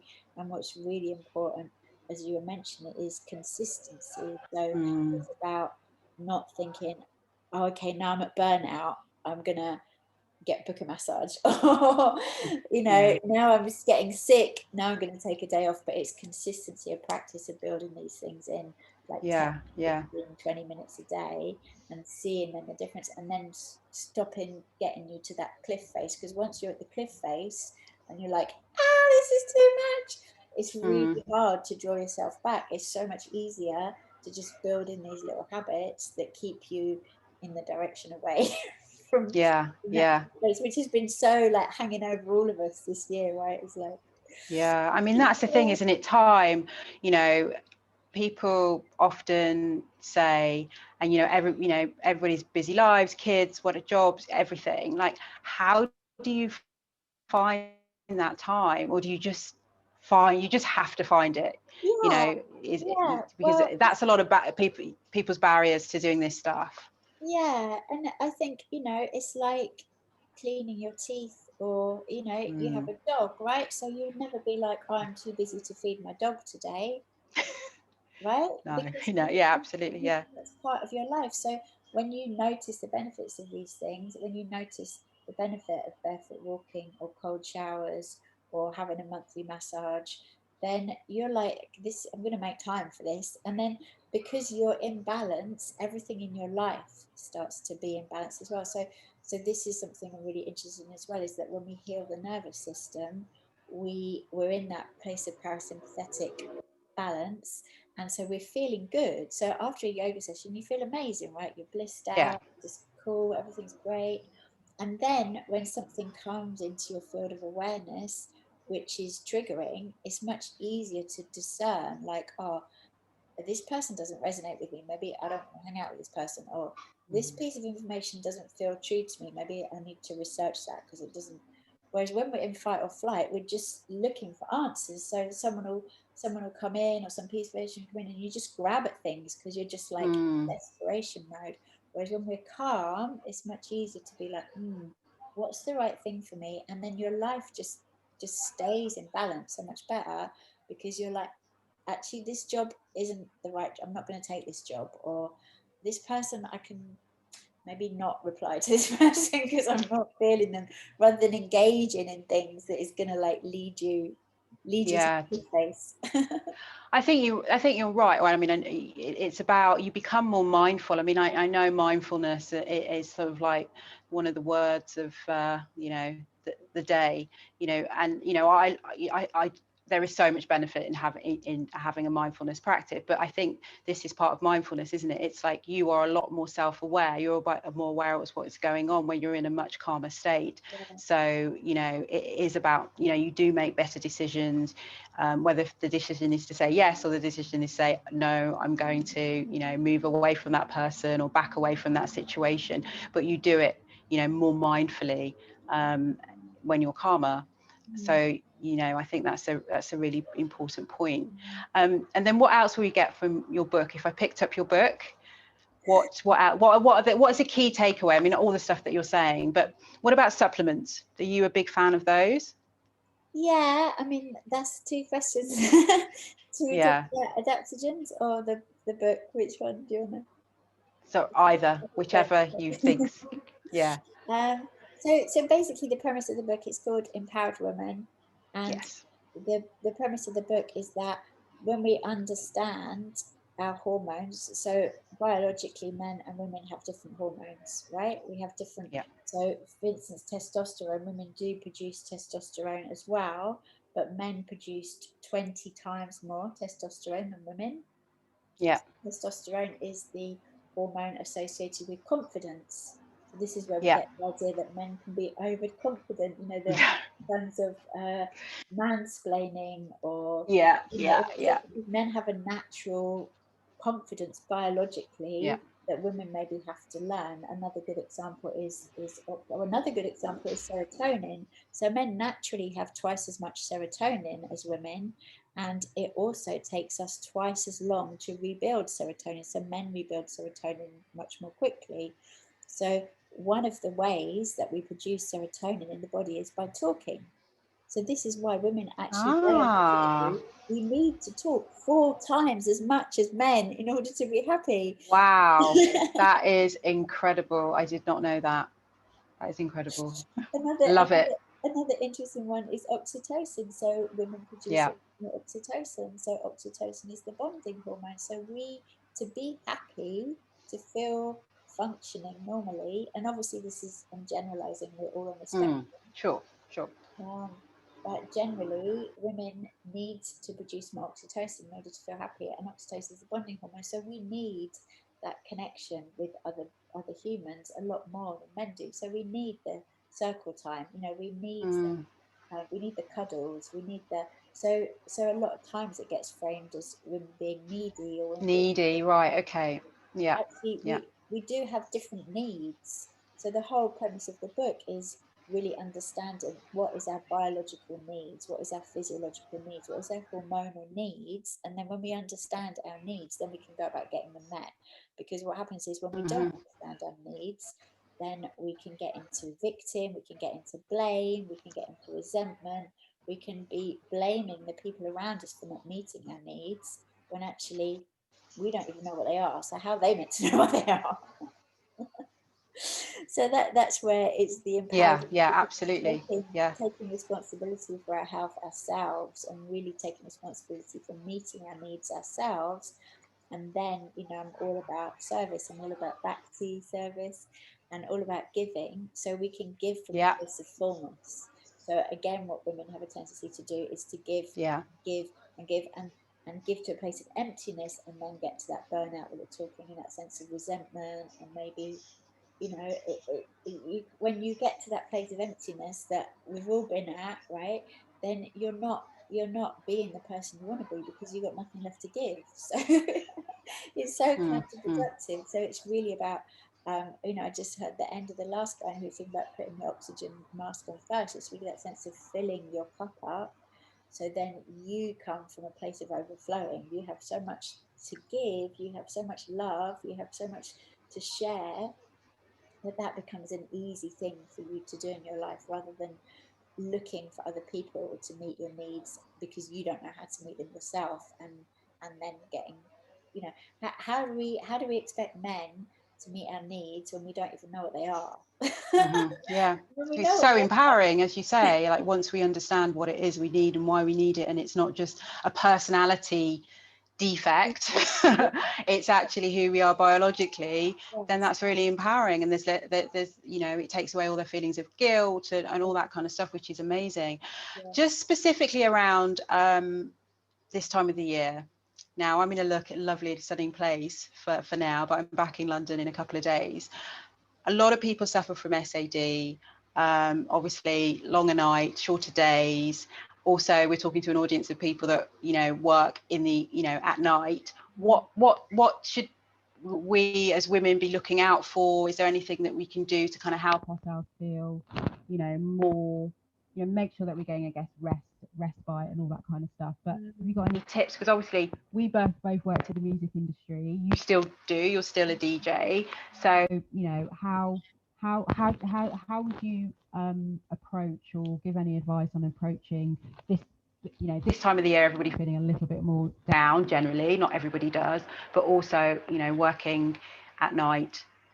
Yeah, well, it's vitamin D basically. I mean, vitamin D, you probably know, is a hormone. It's kind of misnamed as a vitamin because it's a hormone, and it's a hormone that we produce when we're in contact with sunlight. So we really need sunlight. So taking a trip to Tenerife this time of year is like a great choice. It's a great lifestyle choice. It's really about topping up that vitamin D as much as we can. Yeah. You know, because it's stored in the body. So doing it through the summer. And even I work outside, so I have a standing desk, so I don't sit down. Try not to sit down all day. And I work outside. I work in my garden, and I'm barefoot on the earth. I'm standing up. And this time of year, it gets a bit cold to be barefoot, so I just do it for maybe a couple of hours in the morning. But just I try and be outside as much as I possibly can.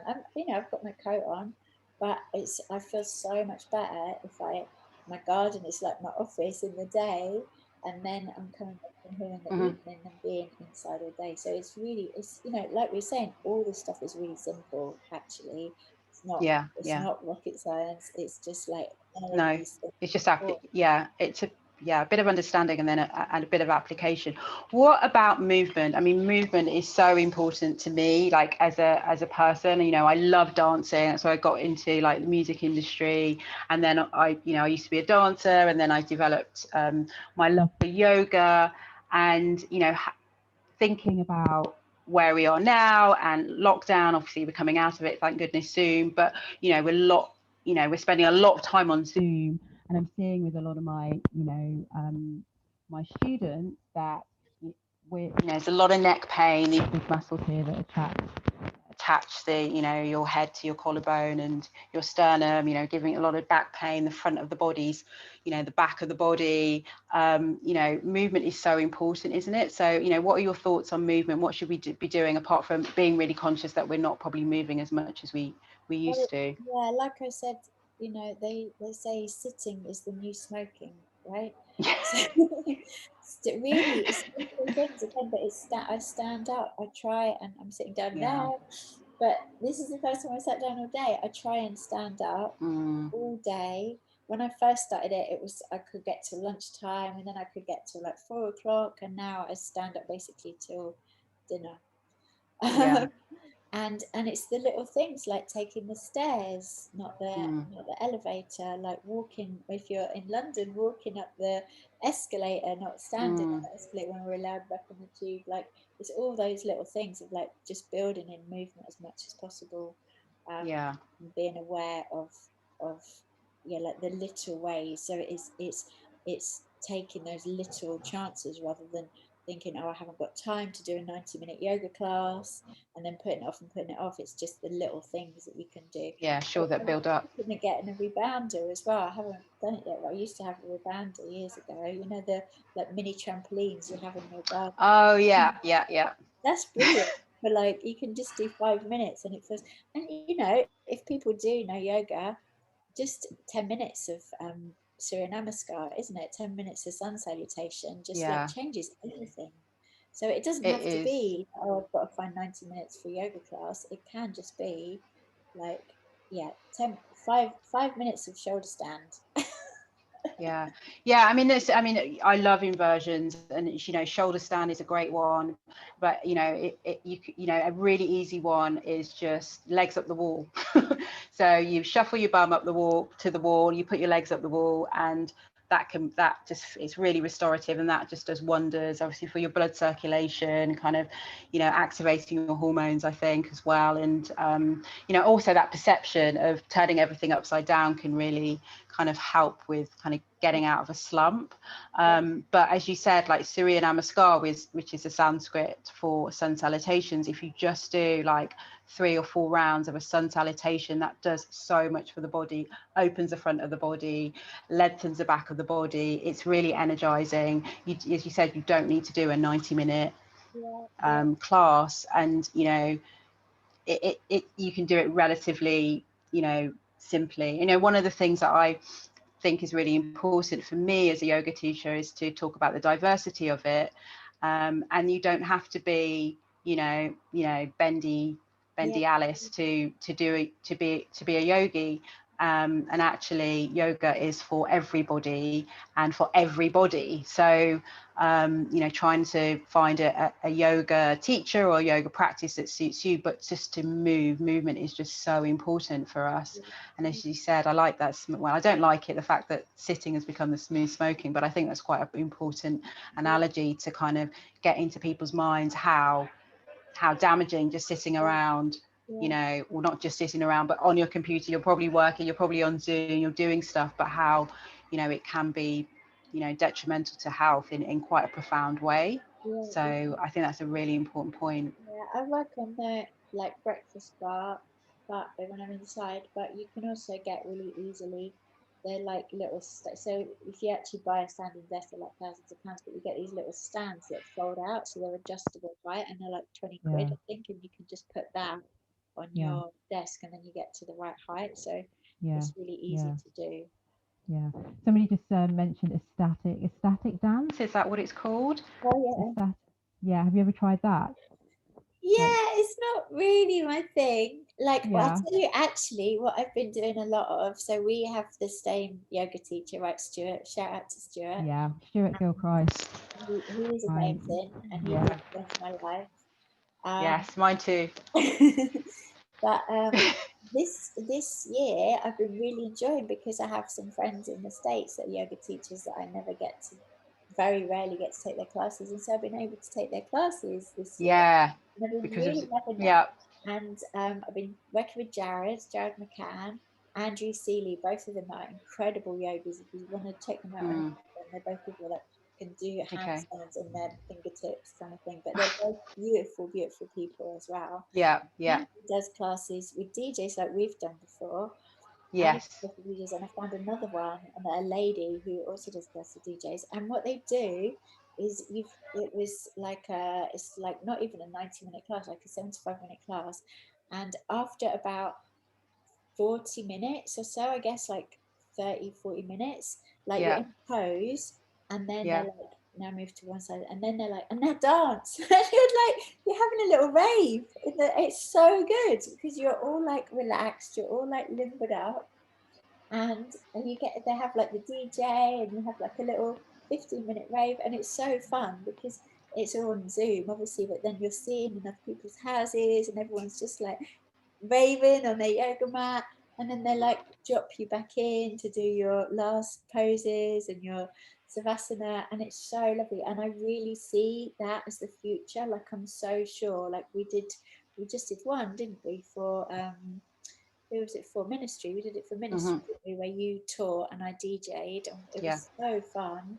But I really see that as the future, as you were talking at the beginning about our shared interests, and really, I've been into this stuff for decades, and people always saw it as different, right? There was my health food world and my nightlife world, and they didn't really connect. well, Because they the couldn't people in see my the health food world connection. didn't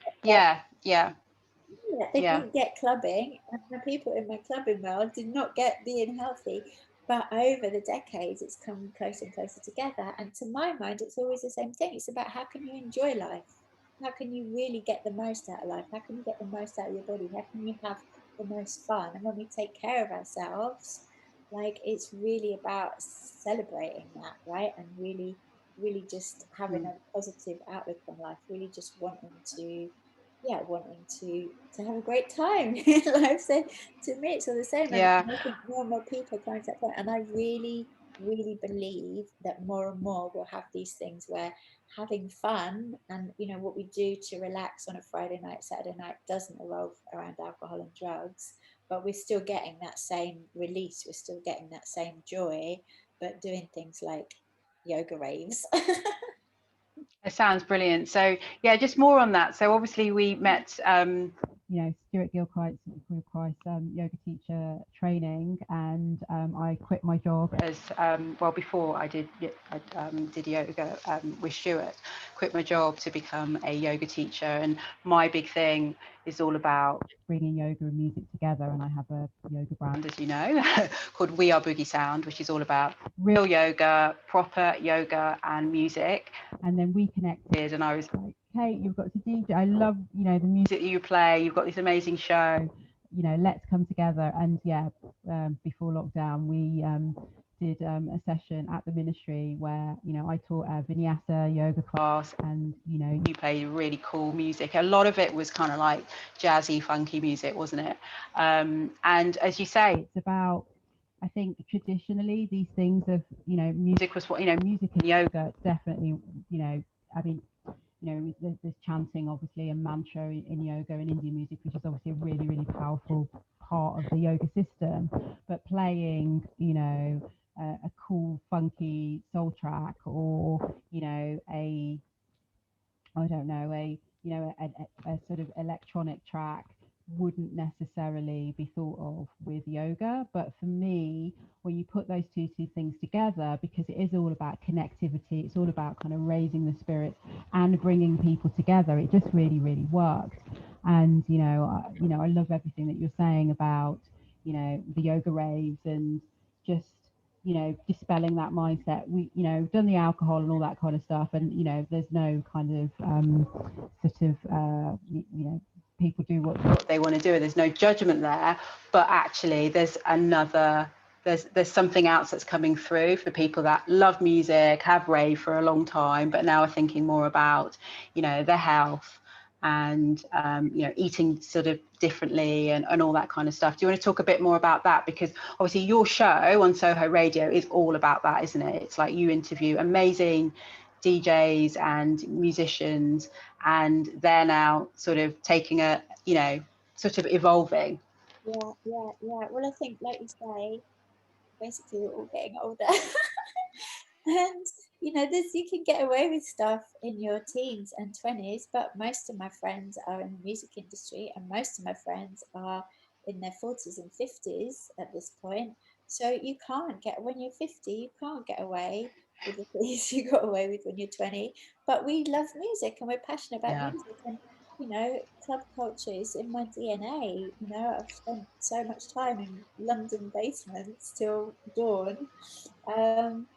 It's, you know, it's literally in my DNA at this point. So you know, how do we do that sustainably? And you know, the question we asked earlier about, you know, getting enough sleep and how do you get to see daylight, that's a really crucial part of it. Is, you know, if you're a working DJ or, you know, working bar staff or anything like that, and you're up till dawn every night, but in, how do you, especially this time of year, how do you manage to see the daylight? It's, you know, it's all these things. It's like, so on the radio show, I have like, I've been doing it for 3 years, so I've done about 60 interviews, I think, at this point, and mostly musicians and DJs, some yoga teachers.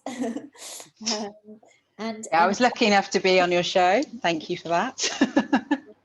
And Stuart, I did one with Stuart as well. Yeah, you did. It was good, very good. But yeah, asking the same questions is like, how do you make sure you get enough sleep, and you know, how do you make sure you get time in nature, and you know, how do you eat when you're on the road, and just really just being more aware and, like you said, mindful of how difficult it is, really. And I think one of the biggest things I've learned from doing the radio show is, you know, I mean, I knew it was difficult, but really have an awareness of how much, you know, when you're, if you're the headline DJ on a Friday night, people coming out to you, you've got to be the highlight of their week, right? They've like been looking forward to it all week. This is their blowout at the end of the week, and you might have had no sleep. You've just got off a plane. You don't know where you are. You don't know what time zone you're in. You've had shitty airplane food, and you've got to be like the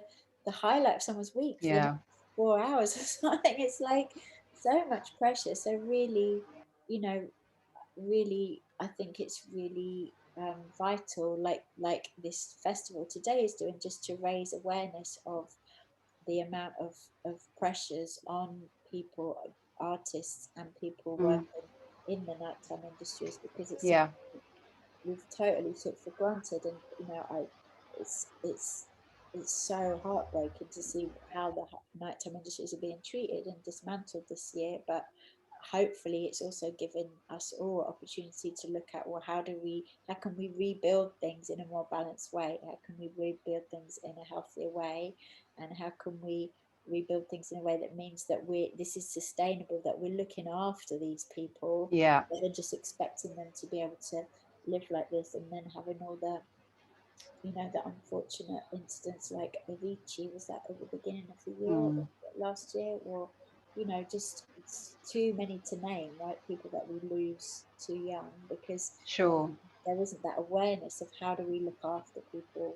So it's really putting, and you know, I guess it ties in with the empowered women stuff, because it's a more feminine value, right? Of like, how do we support each other? How do we look after each other? How do we nurture each other? And really putting that at the heart of everything, rather than just like, you know, it being about the endless like chase after success. Is like, well, how do we create that in a more sustainable way, you know?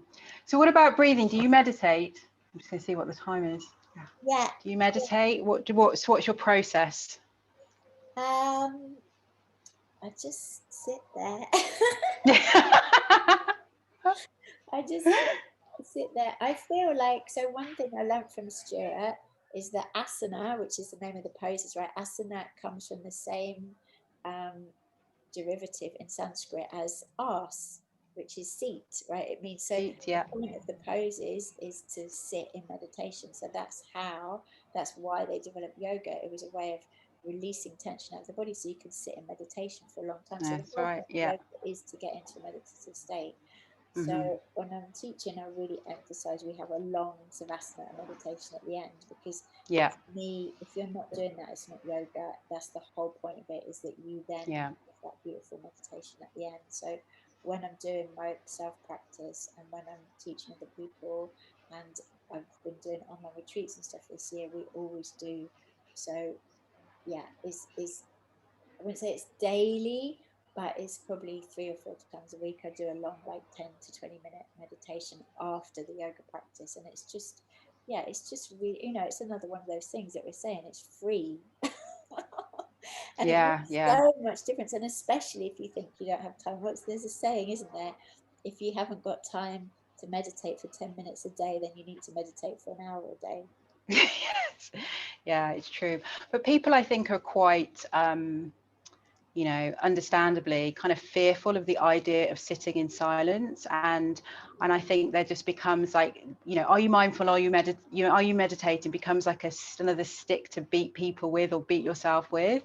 And one of my sort of focuses with me becoming a yoga teacher is that everybody can meditate. There's not sort of this secret kind of squirrel thing that you need to learn or you need to go to India. It's actually everybody's universal right, and everybody knows how to meditate. And Stuart always says, like, no one can teach you how to meditate, and if someone says they can teach you how to meditate, they're a charlatan, because you already know how to meditate.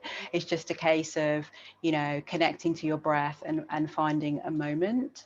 And I also think as well that people, because we're always so busy and we're always in our heads, it can be quite stressful sometimes, just the thought of sitting in silence. Have you ever found that? Yeah, but also music helps as well. So just, Yeah. there's so much lovely music that I use. Or just going onto YouTube and finding some of that, Yeah. that calming music that can really help with, just because everything's frequency, right? So it's creating those frequencies in your brain that you want to get back into those nice alpha brain waves instead of the stressy brain waves. So if people feel scared of sitting in silence, that's definitely what I would say is. Yeah. Actually, I'm really excited because I think I probably told you already, but I've bought this thing. It's coming from California. They're shipping them out next month. But it's this little thing, and it's called Plant Wave. Yes, I've done some classes with Plant Wave. Yeah, I love it. But tell everybody what Plant Wave is.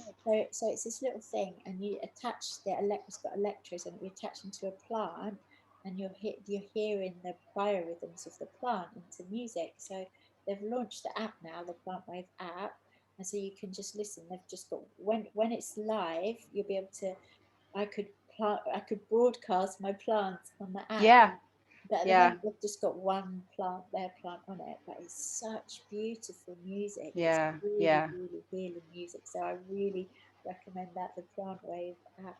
But yeah, all that kind of stuff. If people feel like it's too hard for them to just stop with their brains, then all that kind of music really, really helps. I tell you else, what I think as well is cleaning. Ah, okay.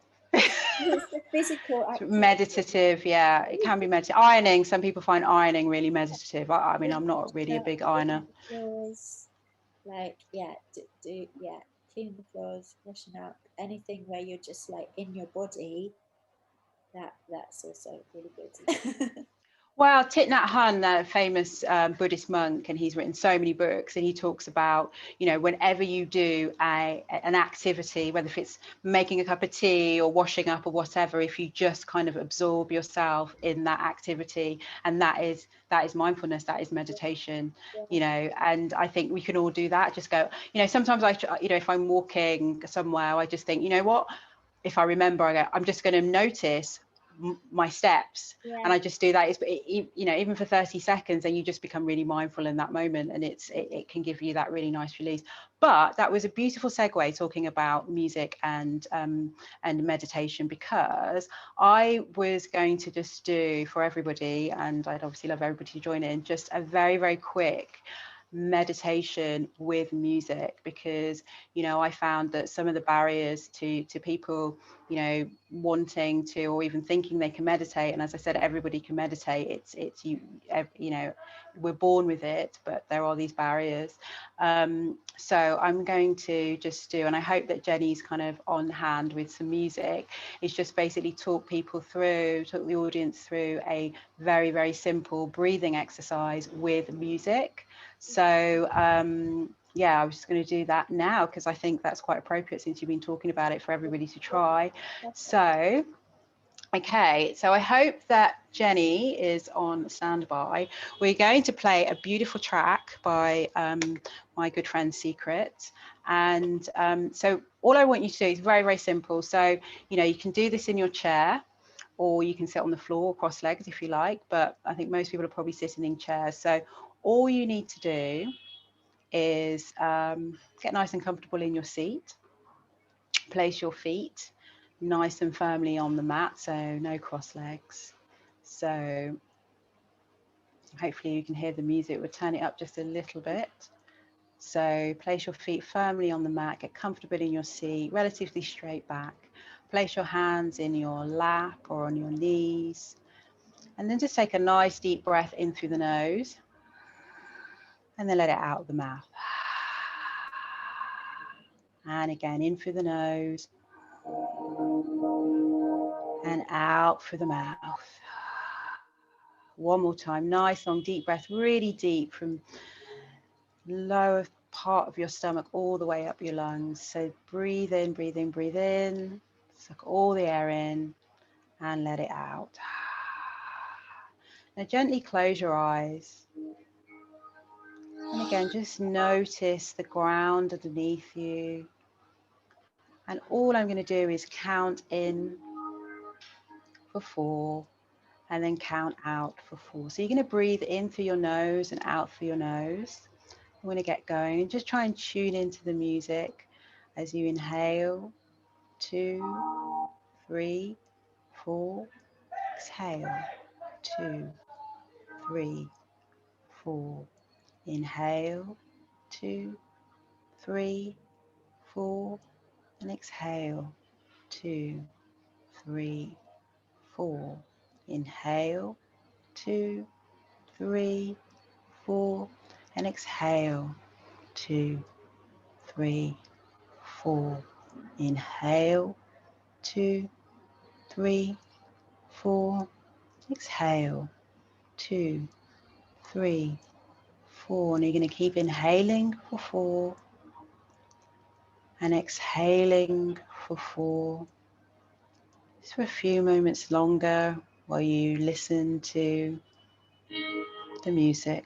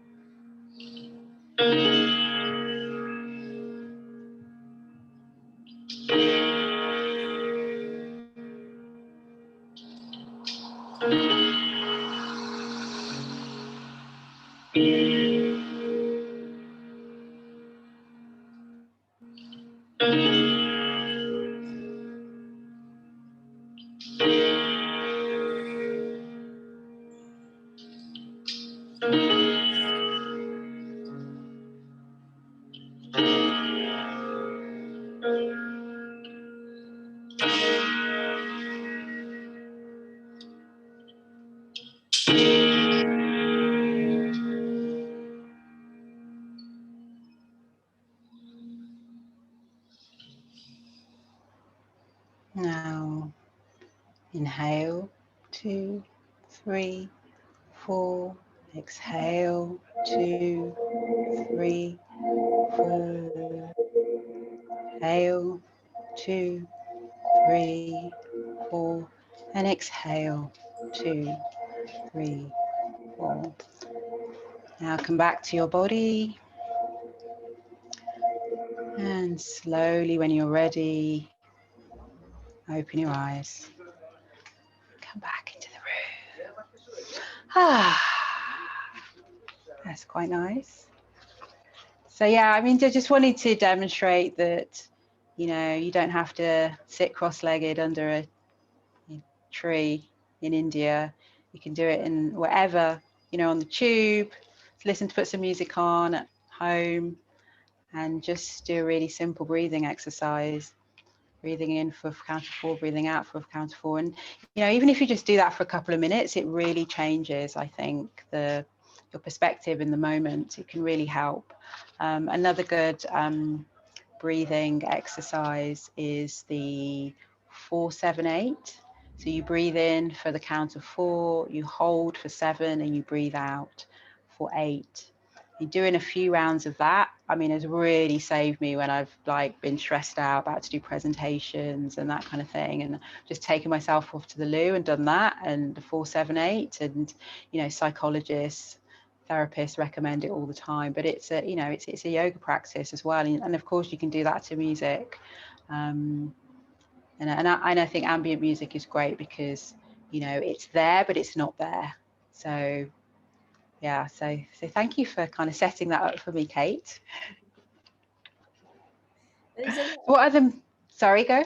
There's a lot of electronic musicians now, isn't there, that have come in the club scene that have just started developing that kind of music. So to our kind of ears, it sounds really beautiful because they're incorporating the elements that we love from electronic music, but also creating really soothing, calming. Yeah, exactly.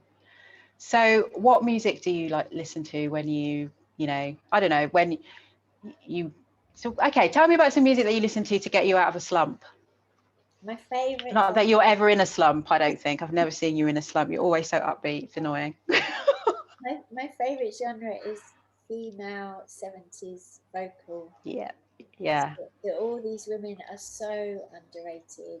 They're so undervalued. It's like, you know, like Minnie Riperton, Denise Williams, like everyone knows Minnie Riperton, everyone knows Denise Williams. But how many Minnie Riperton songs can you name? You can probably name like 2 or 3 songs. And she made albums and albums and albums, and they're all stunningly beautiful. Same with Denise. Everyone knows Free. And Denise made so many albums, and she's got such a beautiful voice, and there's so many gorgeous tracks. So yeah, that's my favorite to like really get me in that female empowerment space. Like Shaka Khan, Alicia Myers I've been listening to a lot. There's so many, Patrice Rushen, there's so many. Betty Davis, I love Betty Davis. I think you've frozen, Kerry. I don't know if you can still hear us. So yeah, that's my favorite genre to listen to that really uplifts me.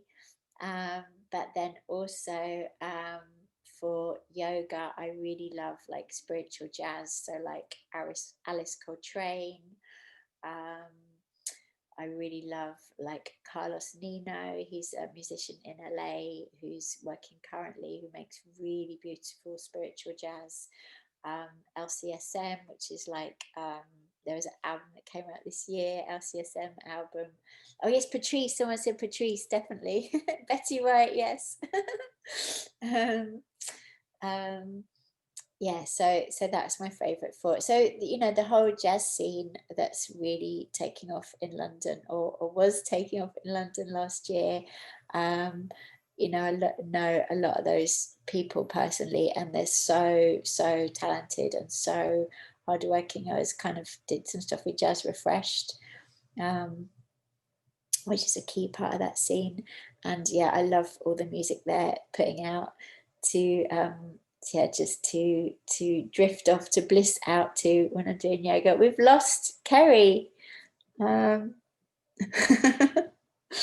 So I guess maybe until she comes back, I should just talk about food for a little bit, because she's asked me a couple of times, but we haven't quite made it onto that. So my main thing is I have a business which is rawliving.eu. It's an online shop for raw foods and superfoods. And I think food is so my two biggest passions are food and music, and then also yoga and dance. But I think food and music are the two simplest ways to shift our frequency. And Kerry was saying about how I'm such an upbeat person, and I think I really have learned over the years of how to utilize both food and music to always keep my energy up and always keep me feeling positive.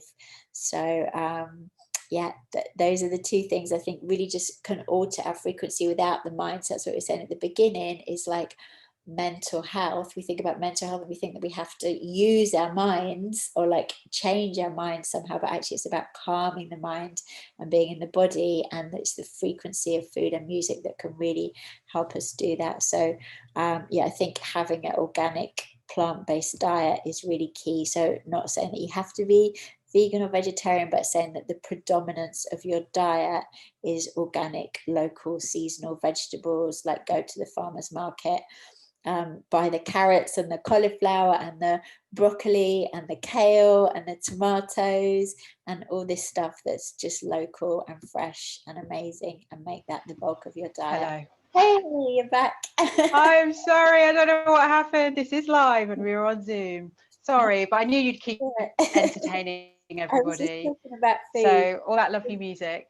I was just talking about food. Okay, great. I was just talking about organic plant-based, and then also, so when we talk about healing the nervous system, the adaptogens are really key. So adaptogenic plants are plants that don't have a specific effect in the body, that have an individualized effect. So in Western medicine, we used to say, this for PMS, I'll take this for migraine, I'll take this for eczema, I'll take this for Alzheimer's. And when we talk about adaptogens, it's working on looking at the body as a whole, and how do we rebalance the body whole. Yeah, you're not looking at the symptoms, you're looking at actually healing the root situation in the body. So the main adaptogens people might be familiar with is maca, ginseng, reishi, ashwagandha. Taking a daily shisandra, I really love. So taking a daily adaptogenic herb is also one of the really, really brilliant ways. Aloe vera is adaptogen as well. Really, really beautiful way to keep you in balance. I would say if you've never done adaptogens, maca is the best one for women. Definitely all women should be on maca, and reishi is probably the king of adaptogenic herbs. So it's a medicinal. Is that a mushroom? Yeah. So reishi is pretty life-changing in itself. So. Yeah. Okay, I love maca. And I mean, there's so much aloe vera around here, obviously being in Tenerife, but like massive plant. I did have an aloe plant at home, but it didn't last too long. But it was beautiful. And I love aloe. So would you have it in a drink, or is it in a tablet, or how would you take aloe? You can buy it in cartons, but if you can get the fresh leaves, you just cut the leaf in half. You scoop out the gel, because there's a substance in the rind which is a natural laxative. So unless you want it for that purpose, you want to not take the rind. So you just want to scoop out the gel. It's really, really healing. So I just put it in a drink, just blend it up into a drink, or you can make a dessert, just blend it up with yogurt or avocado or something, make a little dessert with it as well, because it's jelly, so it makes a good kind of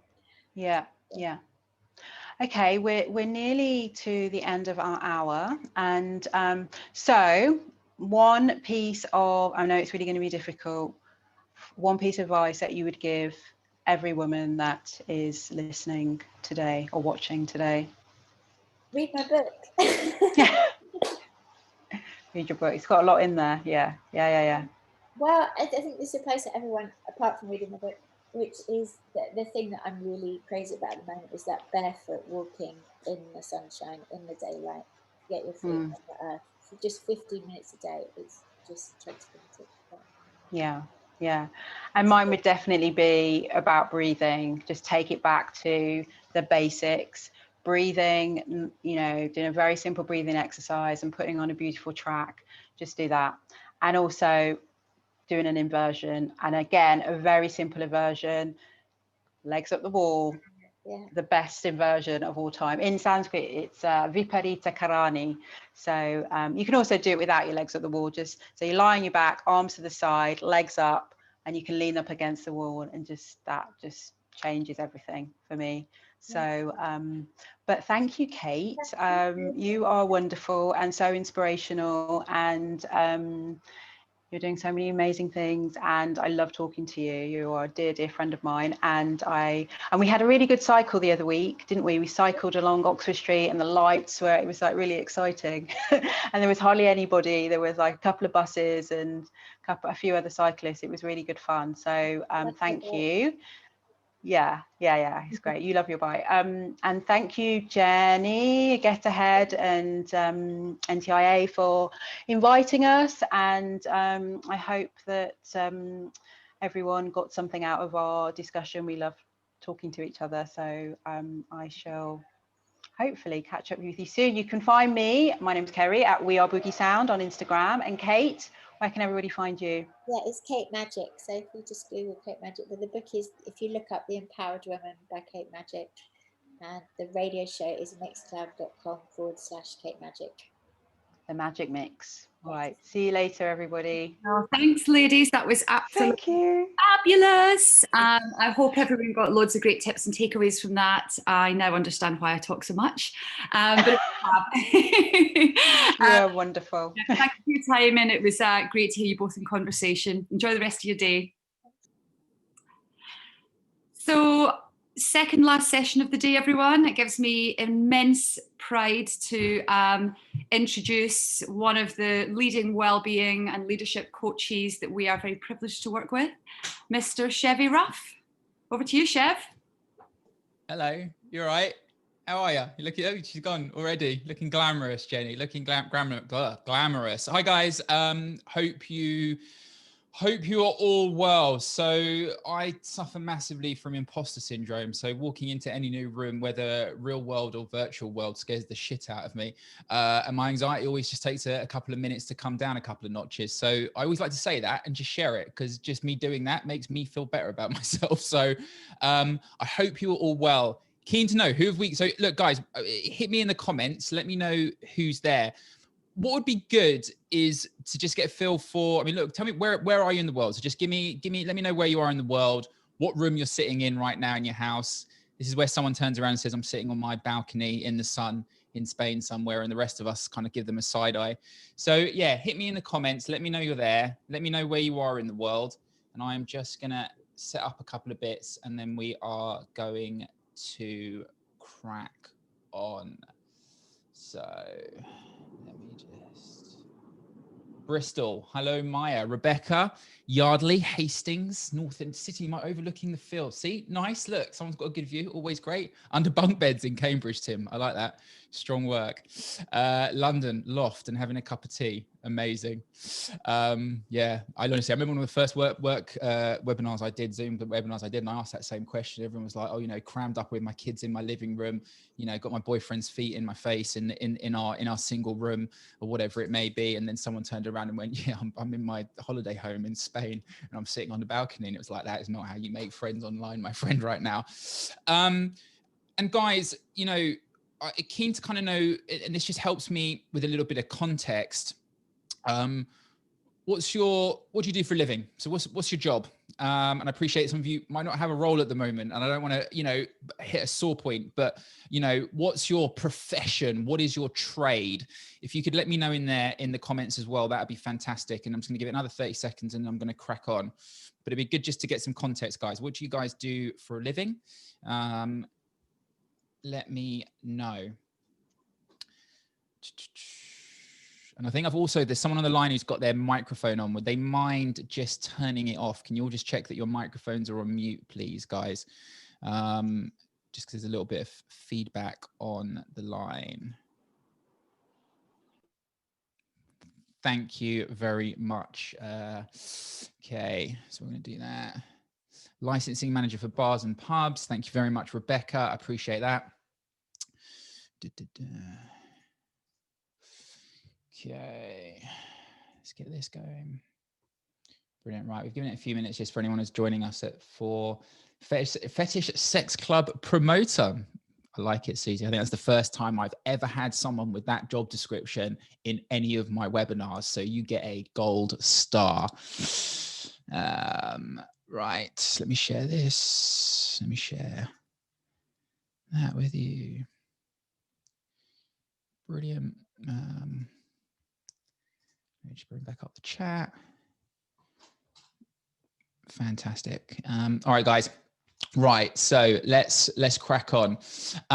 So really privileged to be here today, guys. Let me know if you can see that slide that I've just shared with you. Hit me up with a thumbs up or just hit me with a Y, just so I know that you can see that screen and you can see my deck that is in front of you. Thank you very much, Susie. Much appreciated.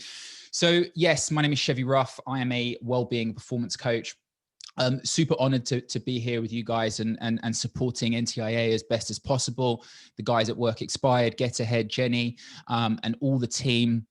I genuinely mean this from the bottom of my heart. I love working with humans, any humans from any walks of life.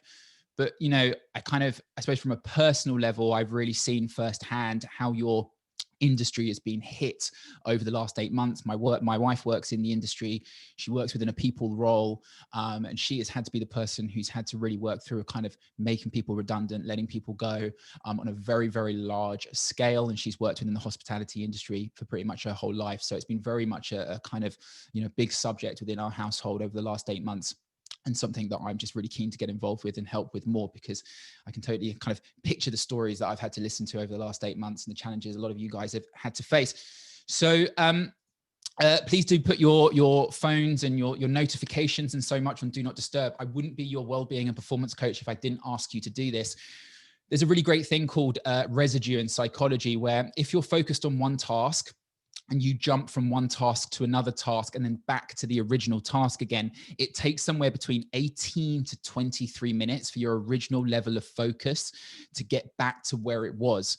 So can you imagine the amount of times that you're jumping tasks within a day? And this is one of the big challenges we have when really trying to improve our focus in the world. So this is time for you. You know, if you can put your notifications on Do Not Disturb, then I kind of ask that you do so. Totally understand if you've got friends, family around, or you've got to keep your eye on the phone for important reasons. But if you can't, put your life on Do Not Disturb. Sorry, I just had a chocolate bar before I came on. I'm not the nutrition guy, by the way. Right, so yeah, please ask questions as we go, or sit back and relax. Like, please. Look, I don't enjoy doing these webinars as much as I enjoy doing face-to-face. That's where I kind of got my bread and butter, doing public talks, doing workshops face-to-face. I'm sure like you guys, you know, you love getting in front of people. I mean, you understand that. So, you know, this really plays to my level of anxiety, not being able to see people and read the room. So, you know, if you can ask questions as you go, it really just helps me know that you're there and that I'm kind of hitting the mark a little bit, and I can kind of get a bit of a conversation going as opposed to just listening to my own voice. But at the same time, if you don't want to, absolutely no problem at all. So we're here today to look at building resilience, guys. That is the subject matter that we're going to look at. But this is the sentence that I want to kind of sell to you, for lack of a better phrase. Like, this is the one thing that I really would love you guys to walk away with, kind of one point to take home, because you're getting flooded with a load of information today. There's a lot of different workshops. My job is to make well-being simple, easy, and enjoyable. So this is the statement I'm going to come back to at the end, and this is the one that I hopefully can get you guys thinking about moving forward. Before helping anyone else, you have to put on your own oxygen.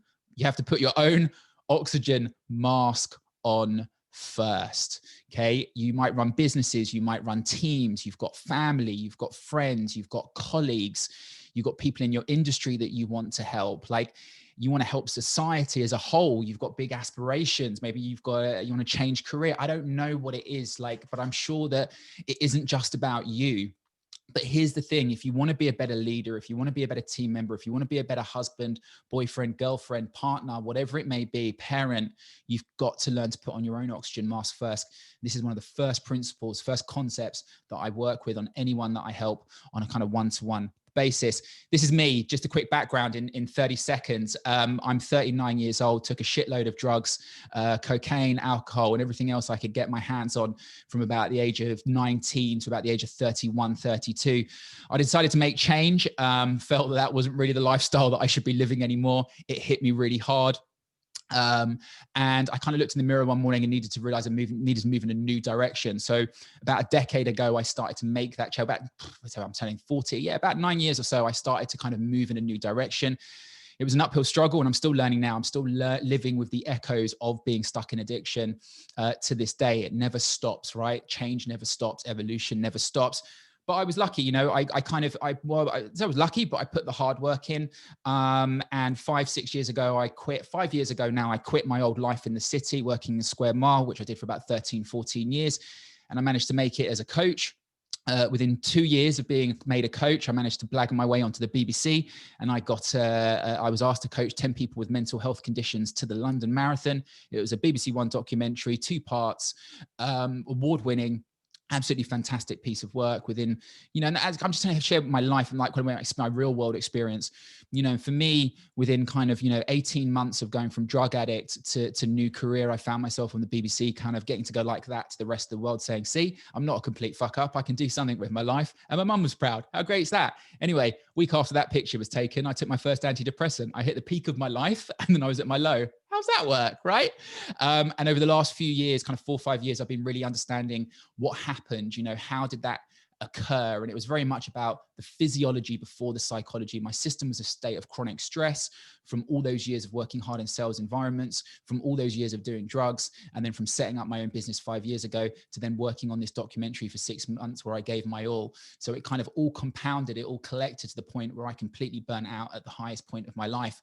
And so now I managed to pull myself out of it. And like I said, I now focus on making well-being simple, easy, and enjoyable for people. I used to lucky enough to travel the world doing it, working with various organizations, consulting to various organizations. Now I do it from the joys of this room, which is great, but hopefully that's going to change next year and I can get back out there in front of you wonderful human beings where I really enjoy myself. So this is what I do in a snapshot. People under pressure often lack the energy, time, and consistency to build healthy and productive habits. My solutions help people master their well-being and get lasting results by implementing tools and strategies around busy days, which quickly unlocks a simpler, easier, and more enjoyable life. I like to think my solutions are solutions that can fit into anyone's day, no matter how busy or however low energy they are. That's me. Right. Hit me in the comments. Why is resilience important, guys? And thank you very much, Laura, and so forth for commenting. Tim, I got them through a little bit later, running a recording and broadcast studio for London classical musicians, artistic director and creative producer. Thank you very much, Laura. Guys, hit me in the comments. Why is resilience important, right? We're here to build resilience, but why is that resilience important? What comes to you when I ask you that question? Hit me in the comments and let me know. And I'm just going to catch up with myself, make sure I'm on the right screen. So why is resilience important? What's coming to mind when I ask that question? Anything popping into your head, guys? So while you're typing away, I'm going to answer that question potentially for you. So for me, if I'm looking at why resilience is important, I kind of came up with sorry guys, I keep kind of messing up my Zoom. Right. I keep looking at these kind of statements, right? You're exhausted. Or we'll kind of look at where people are at the moment, right? Like, why do we need resilience? Like, how are people feeling at the moment? And specifically, individuals like yourselves, guys, who are in the industry that you're in and the challenges that you're facing, you're exhausted and don't know if you've got the strength to keep going, right? You need the resilience to keep going. You need the strength to keep going. You're stressed about finances in the future. You feel like you're buckling under pressure and letting everyone down. You don't even know how to get out of bed today, let alone navigate your life and career. Your own well-being is deteriorating and it's confusing knowing where to even start when it comes to taking care of you. So, for me, and Laura, what did you put? Got to roll with the punches and the world is chaotic. So absolutely right. Like, why do we need resilience? Well, we need resilience to deal with whatever is laying ahead of us. And I suppose this is point number 1 for me, guys, which is, forgive me. There we go. So this is point number 1. And I really want to kind of drill home that it's just like reimagining the road ahead, right? And it's a scary road ahead. And it's important that when building resilience, that you kind of try and reimagine what lays ahead of you. So imagine for 1 minute, there's a door in front of you, right? We're going to go through an imagination exercise. That's the thing I'm looking for. So imagine for 1 minute, there is a door in front of you. On the side you currently stand is the safety of the life you know and are living right now. Unlocking your true potential means you are going to have to step through that door. But as you crack open the door, the room is dark and scary. You feel unknown problems, unexplored emotions, and self-doubt trying to push their way out and comes towards you. And it's often at this moment, many of us will slam the door shut. And here's the thing, if you want to be resilient, if you want to unlock your potential, you are going to have to step into that room and move outside your comfort zone. And it's not even about unlocking your potential, guys. It's having to just deal with whatever it is laying ahead in 2021. You've got no choice but to enter into the unknown. You've got no choice but to enter into that dark room in front of you. And it's in that room, it's whatever's in that dark room, whatever is outside your comfort zone, that is where your true growth occurs. Because it's only when we step from the known, this side of the door, into the unknown, that true growth occurs. The way to developing resilience, the way to getting stronger is through the unknown, is through stepping into that dark room. And this is kind of where I want to say tip number 1 comes into play, guys, because this is where balance comes into play. Now, I don't necessarily like that word because I don't think balance is possible, right? There is no such thing as 50-50. And this is why I try and get you to reimagine the road ahead in this way. Jumping feet first into a dark and scary room is not going to work. It's too stressful, right? So you guys are going to have to work hard potentially at rebuilding the businesses that you've got at the moment, trying to pull yourself out of potentially financial challenges and issues, trying to have to pull team members along with you.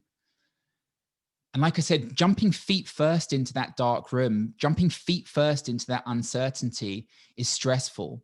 And the door can suddenly slam shut behind you, where suddenly you find yourself frantically searching for the light switch, only to be exhausted by doing so and quickly burning out. Think about this before, guys. When historically have you worked on projects where you've jumped feet first without maintaining any kind of balance in your life to ensure you can navigate that dark room? The key goal to staying resilient is to place 1 foot on either side of the door. 1 foot should be grounded in what you know, what you are confident about, your areas of expertise, the people, habits, and routines you can count on, and the other in the unknown, where things are murky, unseen, and uncreated. Keeping that foot grounded is the oxygen mask. Keeping that foot grounded is the oxygen that comes out of that gas mask. That oxygen mask that we need to put on.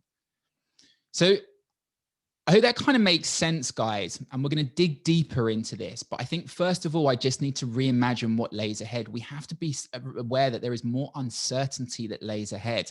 And the best way that we can be resilient throughout that is to keep ourselves grounded in the things that we know, to keep ourselves grounded in the lifestyle choices that count. So can you give me some example of ways that you keep yourself grounded through uncertainty? What are the lifestyle choices that you make that help you deal with the uncertainty of the unknown of what lays ahead? How historically have you kept yourself grounded, guys? How historically have you dealt with stressful situations? What are the small things that you do in the day? Hit me up in the comments. I'm going to grab a sip of water before we quickly move on to the next segment. Yoga and breathing. Nick, appreciate that. Thank you very much. Keep to a routine, Silvana. Absolutely. Keeping to a routine. Yoga and breathing. Anyone else? What else do you do to keep yourself grounded, or what has worked for you historically to keep yourself grounded when dealing with uncertainty? So let me just. So I'm going to kind of move on from there, guys. And what I want to do is kind of dig deeper, because I think it's really easy to say, look after yourself, keep yourself grounded, make some good lifestyle choices, right? Well, actually, when I'm really stressed and there's a lot of shit going on, you know, that doesn't feel so easy to do. Otherwise, I would do it. So what I want to try and give you guys is a little bit more awareness on how to do it and what's going on underneath the hood. Just a private message which someone said to me, sobriety. And then I've had a straight message after that. Obviously, Jenny, limit alcohol consumption and get loads of sleep. Absolutely right, guys. Basic foundational things that you can do to help yourself. Breathing, Louise, got me through suddenly losing my mum while 8.5 months pregnant. Breath is the #1 tool that we can do to help manage our emotional and physical state. You're going to understand that in a lot more detail by the end of this session. I'm going to help you truly understand why taking a breath or going for a walk or not having as much alcohol truly helps you and what's going on with your physiology. Okay, so silly question. Maybe it's a silly question, but remember, my job is to make these things simple, guys, right? What happens to you when you start looking after yourself? Like, it might be a really obvious question. When you start looking after yourself, what happens? Hit me in the comments and let me know. You feel better. That's all we want to do, right? We want to feel better. Whenever we look after ourselves, we just want to feel better. Self-respect. Simon, amen, my friend. Amen. I hear that. Louise, you become healthier. Jenny, you become more productive at work. Absolutely, right? So nicer to my husband and daughter. I love that. True, right? Cool. So we become healthier. We're more productive, more focused at work. We have more self-respect for ourselves. We're more positive. So essentially, we kind of start demonstrating the behaviors, the emotions, the thoughts, the feelings that we need to kind of ultimately enjoy life, right? Crack on with life. So again, we're going to take this a layer deeper, guys, and I'm going to help you understand exactly what's going on underneath your hood to help you understand why you need to keep doubling down on keeping one foot grounded while you move forward through this uncertainty moving forward. To do this, we're going to have to look at the brain on stress. I didn't just make up this deck an hour ago. I do that all the time. I'm like, I need to simplify it. I'm just going to take a load of stuff out. So I'm like, what's on the next slide? Brain on stress. Yeah, that works. Right. So the brain on stress. We're going to look at the brain on stress. And I'm going to have to give you a bit of a science lesson. I'm not the science guy, right? Like really, really important. But I really just want to say, give you an awareness and understand what's going on under the hood, right? So we're going to look under the hood and we're going to understand what happens to your mind and body when you make the right lifestyle choices. The lifestyle choices that you already know work for you. You've already demonstrated you know what you need to do to feel better. You're just not doing it enough, right? And definitely when life gets stressful, the first things that we let go of are the things that we should be doing to look after ourselves. We give up our time and energy to other people, to problems, to loved ones, to friends, to work, whatever it may be, right? And we give up the things that we know we should be doing, we should be doubling down on to look after ourselves. It's the first thing to be sacrificed. So, guys, right. We're going to talk about your brain and we're going to talk about your brain on stress. And I'm going to use my arm here as a bit of a prop, as it were. If my forearm represents the spinal column, the palm of my hand represents the brain stem, aka the lizard brain. The lizard the lizard controls vital functions such as breathing, swallowing, digestion, eye movement, and heartbeat. The lizard is in charge of our core survival instincts and reflexes such as fight, flight, or freeze, rest, heal, and digestion. This is really important. These are unconscious operating systems designed to keep you alive and safe, right? Think about crossing the road. Suddenly a car's coming, you jump back again. That's the lizard brain. It's just constantly looking at your environment. It's constantly negotiating with it. It's constantly trying to keep you safe.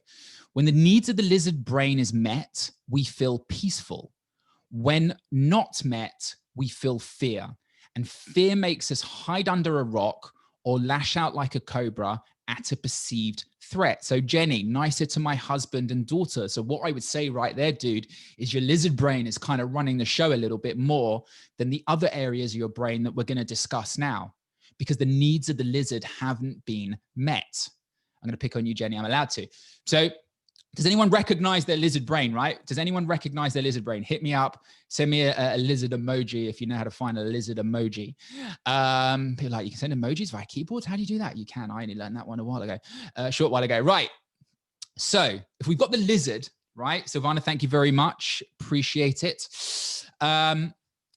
Next up, we're going to look at the mouse. Okay. The mouse is our limbic system, and this is represented by my thumb.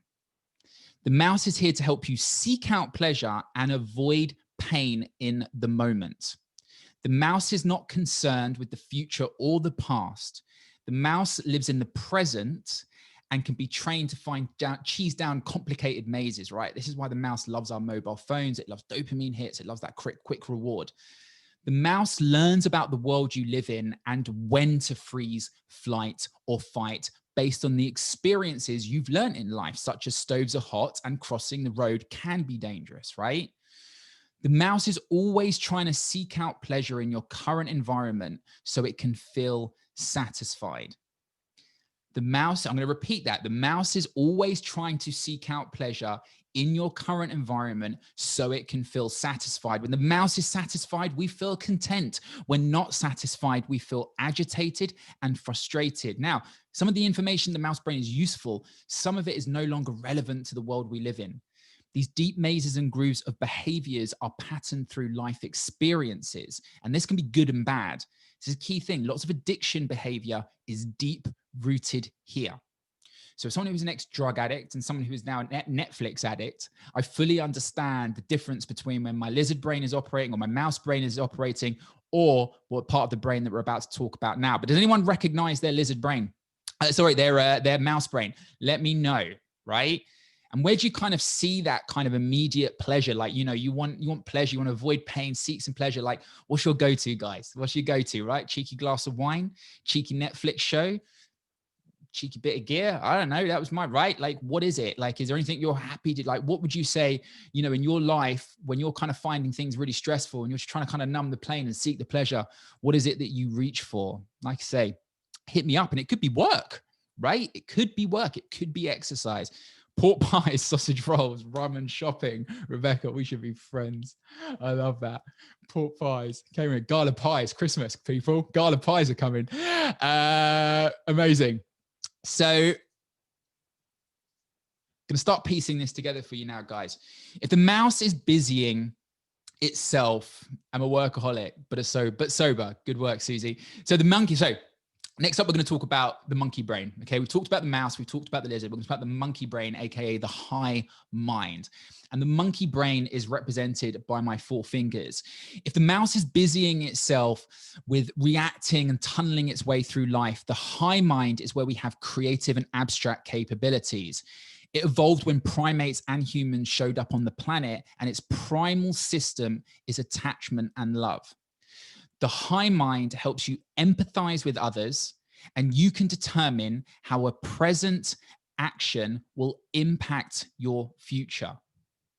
Your ego lives here, and your ability to rationalize situations lives here in the high mind, in the monkey mind. Now, this is really important, guys. When do we think that we may need to rationalize a situation? When may we need to be more rational with life?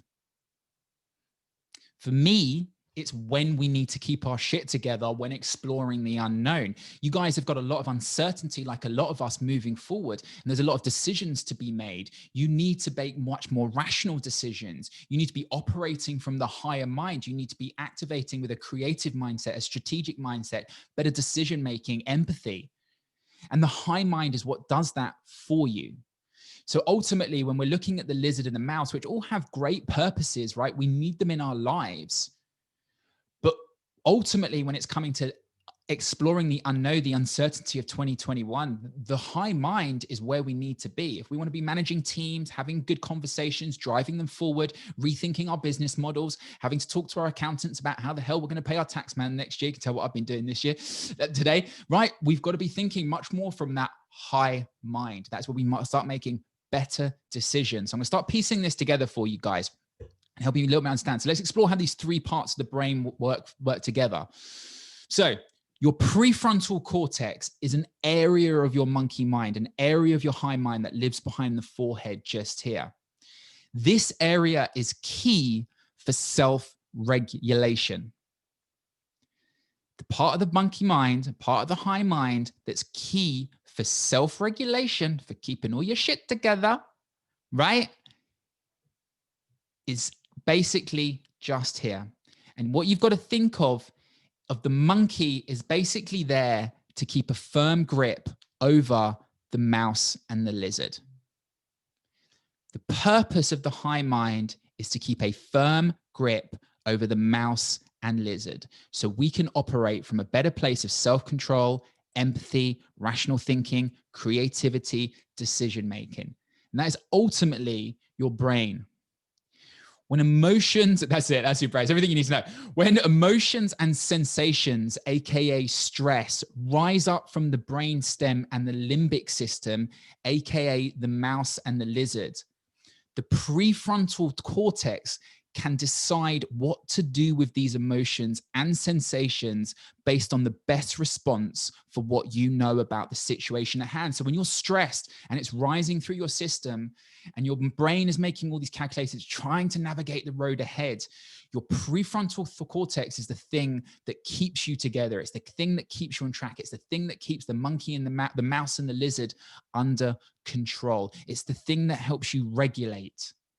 The challenges you need to be aware of are the variables that can weaken the grip of the brainstem and the limbic, AKA the lizard and the monkey. Again, the challenges you need to be aware of are the variables that can weaken the grip of the brain and the stem. So you're no longer operating from a place of the high mind. You've essentially flipped your lid, or you are starting to flip your lid, and you are now operating from a place of the lizard and the mouse. Can you take a guess what the variables are that might weaken your grip on the mouse and on the lizard, guys? So while I take a sip of water, what do you think? There's no stupid answers here. There's no wrong answers here. And it's not as complicated as you might think. Remember, my job is to make well-being simple, right? What do you think are the variables that weaken the grip of the brainstem and the limbic system? What causes us to lose that grip? What do you think, guys? Hit me in the comments. I take a sip. Stress, absolutely, Silvana. Anyone else? Tiredness, absolutely. Thank you very much, Ben. Poor diet, Silvana, absolutely. Anyone else? So it's as simple as this, guys, and you guys already know this. Lifestyle choices such as poor exercise or poor movement, right? Poor diet, poor sleep, and a multitude of other things, but essentially just keeping it very basic. The basic lifestyle choices: food, sleep, human connection, diet, and stress. Because the more stressed you are, with the more variables going against you, it will cause you to weaken your grip and start to flip your lid. The more stress that is rising up from the system, with these more variables, more bad sleep, more bad food, more alcohol, more drugs, too much sugar, not enough movement, that is what will cause you to weaken the grip. So when you are unable to read and regulate your physiology and physiological and emotional state, you are more likely to flip your lid. And when you are flipping your lid, you are no longer operating from a place of the high mind. Instead, you are driven by the mouse and the lizard. And this is really important. A flipped lid state means you are operating from a primal fight, flight, or freeze state, or the reward center that looks for numbing pleasures and avoiding pain. I'm going to repeat this again, guys. So when you don't look after yourself, when you don't keep one foot grounded, when you make some bad lifestyle choices, right? When you're not putting your phone down and you're getting a crappy night's sleep, when you're scrolling too much, when you've had too much sugar in the evening, when you've had too much booze in the evening, when you're not getting enough daylight, right? When you're not going for enough walks, when all these things start to combine, you are no longer operating from a whole brain state. And that's where you start to operate more from these automatic behaviors driven by fight, flight, or freeze, or the reward center that looks for numbing pleasures and avoiding pain. And when this happens, you are no longer empathetic. You lose your values, and you are coming from a place of survival, not the best place to navigate the unknown, not the best way to navigate your business through 2021, not the best way to navigate your team, not the best way to navigate with your kids through challenges they're facing or family members. It's not the best way to navigate through any challenge. So ultimately, to recap, guys, to be able to navigate our way through the unknown, it's important to do so from our high mind, from a whole brain state. The high mind is where we have abstract and creative abilities to be able to rationalize our way through problems and overcome challenges. You know, you guys, this thing like we have to understand, like creativity, this comes from our higher mind, right? How many times have you sat down to like put together you've got an event coming up and you've got to design a graphic, or you've got to think of a name, or you've got to think of a, you know, an event, a bio, or you've got to write, you've got to create, you've got to paint, you've got to draw, you've got to take photos, whatever it is you need to do. You know that when you're stressed, that is a lot harder to do. You might get it done, like absolutely. Like, I'm not saying you can't operate from the rest, like when your brain and your lid is flipped. Of course, that's the problem. Most people do operate from that flip lid state and stay there. But it doesn't mean the quality of your work's good. It doesn't mean you're making it it probably means you're making it harder than it needs to be. We'll talk about that. So I hope that helps make sense, guys. So that is your brain on stress. And I hope we can agree based on that, that keeping our lid down is absolutely vital.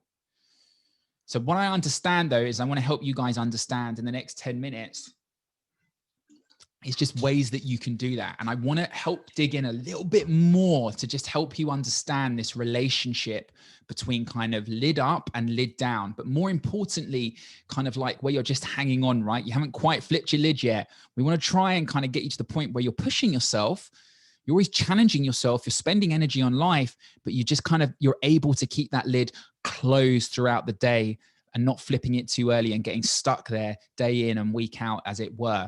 So to do that, I want to explain two principles to you guys very, very quickly, because ultimately the way that we keep our lid down is by understanding how our nervous system works, right? And I want you to think about your nervous system having two ends of the scale. You've got the fight, flight, or freeze, and you've got the rest, recovery, and digestion. It's not that one is on and then the other is off, and then you switch between the two. You have these gears throughout the day. It's almost like you've got like kind of 1, 2, 3, 4, 5 gears, right? First gear is hyper focused, hyper stressed, fully on. Fifth gear is passed out in bed.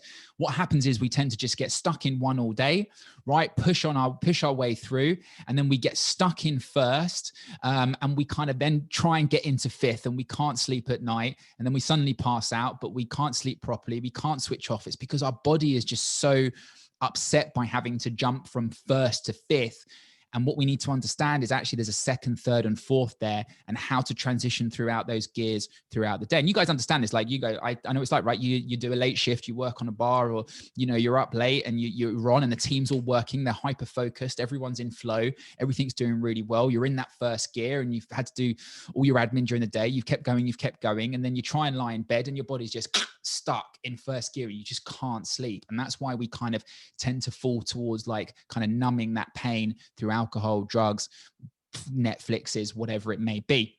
So what I'm going to try and help you guys is understand these two elements. When you start to understand how to shift the dial between stress and rest, you start to understand how to control or better influence your ability to keep that lid closed. This is the key thing that you need to understand, is how to shift this dial. So to be able to understand that, you need to understand stress and rest, okay? First of all, if I said stress to you guys very quickly, what is stress? If I say the word stress to you, what comes to mind as soon as I say stress? Hit me in the comments while I take another sip of water. What's the first thing that comes to mind when I say the word stress? Feeling overwhelmed? Absolutely, Louise. Agitation, pressure. Yes, John. Absolutely.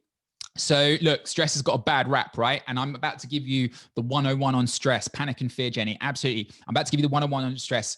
Stress has got a very bad rep, unfortunately. And here's the thing. Oh, you can't avoid stress. Okay, stress is going to happen in your life no matter what. We have been given stress as a tool by evolution to help us navigate problems, threats, challenges, running 100 meters, trying to, you know, work with an understaffed team on a late shift while everyone's going absolutely crazy. You know, we need stress. The reason I'm a better husband is because of the stress of relationships that I've been through in my life. The reason I'm better at presenting these Zoom meetings than I was 8 months ago, still got a long way to go, by the way, is because of the stress of those those Zoom meetings 8 months ago. The reason I'm better at presenting client managing and account management is because of all the clients that I've lost historically. All the stress that I've been through historically has paved the way to who I am now. Stress is nature's way of helping us adapt and thrive to situations and problems. The thing is, we've got to start thinking about is stressors versus stress response.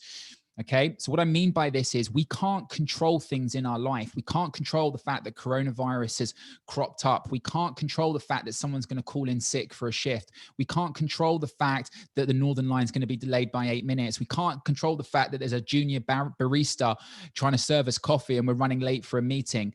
We can't control the fact that, you know, a loved one might pass away, unfortunately. All these stressors are going to happen in our life. That is life. Okay, what we can control is our stress response, right? And how we respond to stress. And first of all, we have to embrace stress, because stress is our body's way of giving us energy and focus. The reason that your heart pumps when you're stressed and you feel your blood pumping and your breath is changing is because your body has noticed that there's something in your environment that you need to deal with. And it's literally converting energy for you to help you deal with that task. It's sending blood to your brain. It's sending energy to your body. 20% of the calories you consume go to your brain.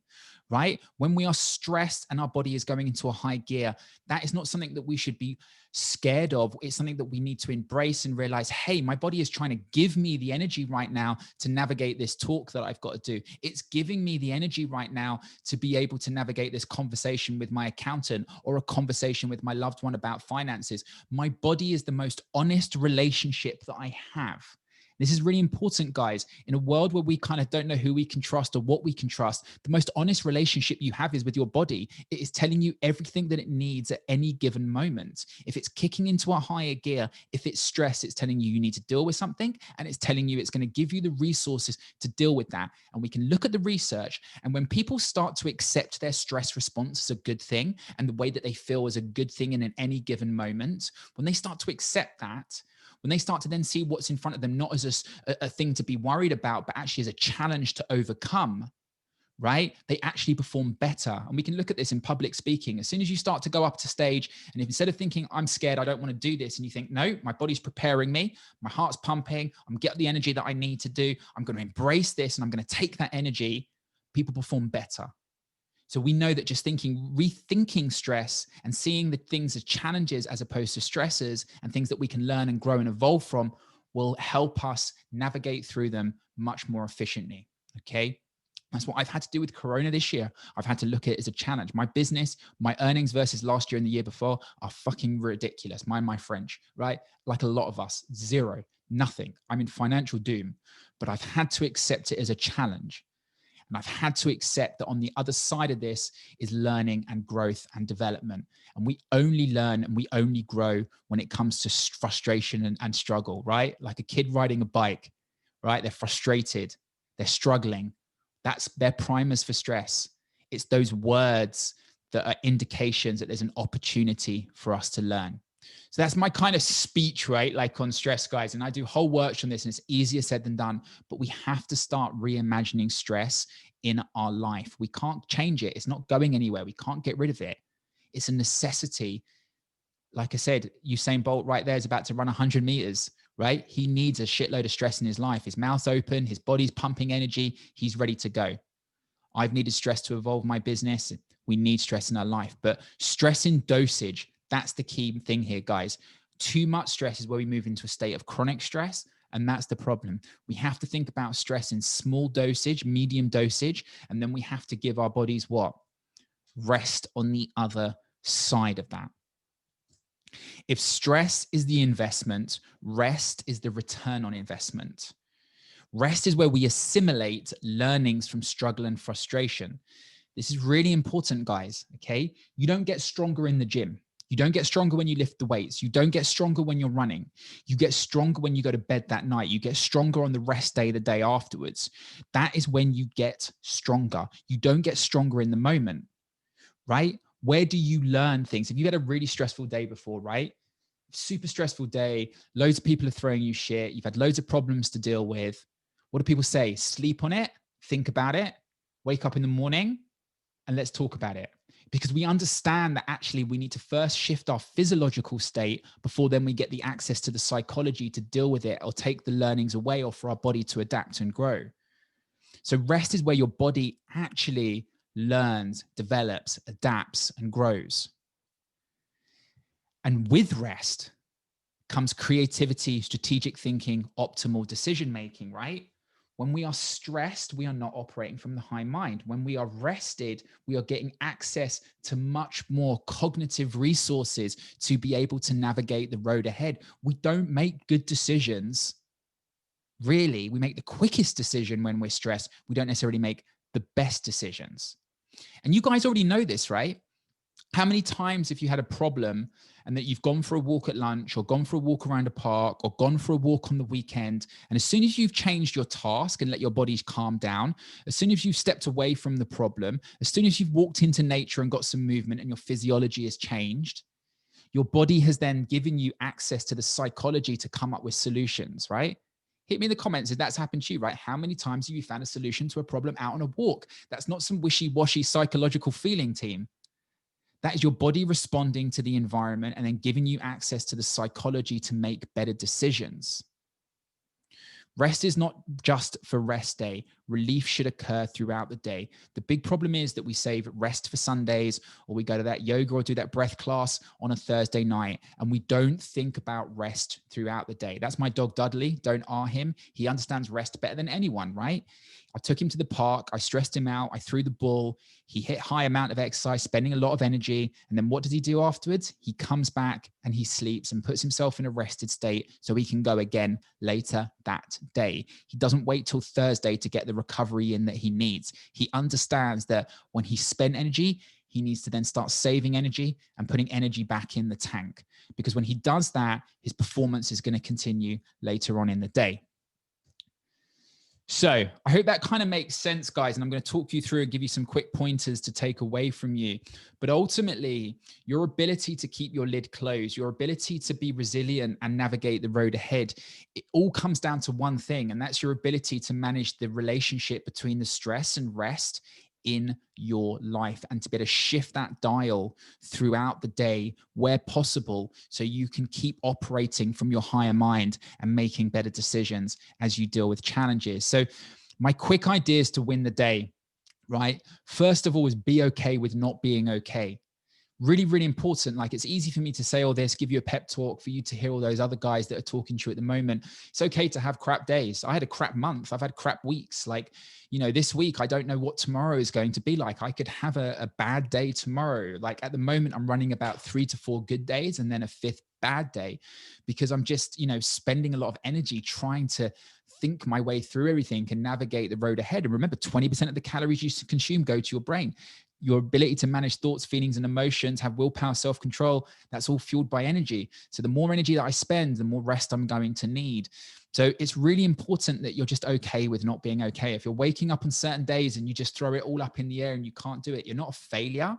That's okay. Just be okay with that, right? And expect that really it's about time that you get, like, I kind of talk about effort over outcome, right? Like, you're probably not going to get the outcomes that you want. Like, but you need to just respect the effort that you put in, and that is what you need to reward. If you're getting up and you're trying your hardest that day, that's enough. If you're not necessarily getting the outcomes that you need, as long as you've put the effort in and you keep putting that effort in to work and rest, then you'll get to where you need to be. But there'll be days when it doesn't work. My second idea to help you win the day, guys, is no screen light before sunlight. This is really, really important. So light helps regulate our circadian rhythm. It helps regulate our stress levels for the day and our energy levels for the day. This isn't wishy-washy bullshit. This is just the way it is. We are in tune with nature as human beings. So one of my concepts that all my clients live by is no screen light before sunlight, because people get out of bed, they wake up, they have a little bump of cortisol in the morning. That's nature's way of saying, here's a bump of stress. And then what happens is they take another bump of stress in their bed, reading their phone. They take another bump of stress, then checking their Instagram, another bump of stress, checking their emails, and they haven't even got off their phone yet. And again, you need that natural light, first of all, to help regulate your day. So even if you're not working or you're working from home, I have a mini commute. So I wake up, I read 5 pages, I'll do a quick breath piece, I'll then get ready for the day. And then I go for a commute, like half an hour commute around my local neighborhood, no earphones, no nothing like that. And I help regulate my system for the day. And then I turn up at work. And even going through that step and that process is starting to set up my psychology for whatever I need to do for the rest of the day.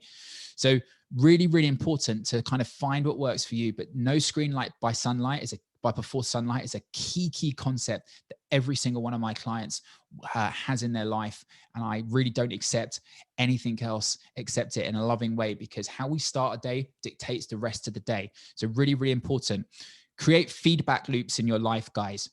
So what I mean by this is, when we are left in our own head to deal with our own psychology, things are really shit, right? Because we have all these kind of negative, like all these kind of things within our conscious mind, unconscious mind that are fighting each other, all this kind of psychology that gets us to question ourselves, all these historical behaviors, thoughts, feelings, and experiences, right? Like getting lost in our own head is pretty whack, right? Now, here's the thing. We know that once we get out of our own head, we actually become more objective about things. So you know this already. How many times have you had a conversation with your friend about something and your friend has turned around and said, you really should listen to your own advice, right? Because you've got out of your own head and out of your own psychology, and you've had an objective feedback loop, and that feedback loop is your friend. You've been able to think through the problem a lot more transparently, just a lot more clarity, right? Without kicking the shit out of yourself and be full of self-doubt and negative self-chat. And this is therapy, right? Like, what is therapy? Therapy is an objective feedback loop. You can create your own feedback in loops in life by making sure that you continue to speak to loved ones or speak to friends. Don't stop sharing. This is why talking is so important. Another effective feedback loop that you can create in your life is doing an end of day journal, an end of day review. So every day at 5:30, I sit down with a template, and on that template, it says, what are your highs and wins, highs and celebrations? What are your lows and challenges? What could you improve today?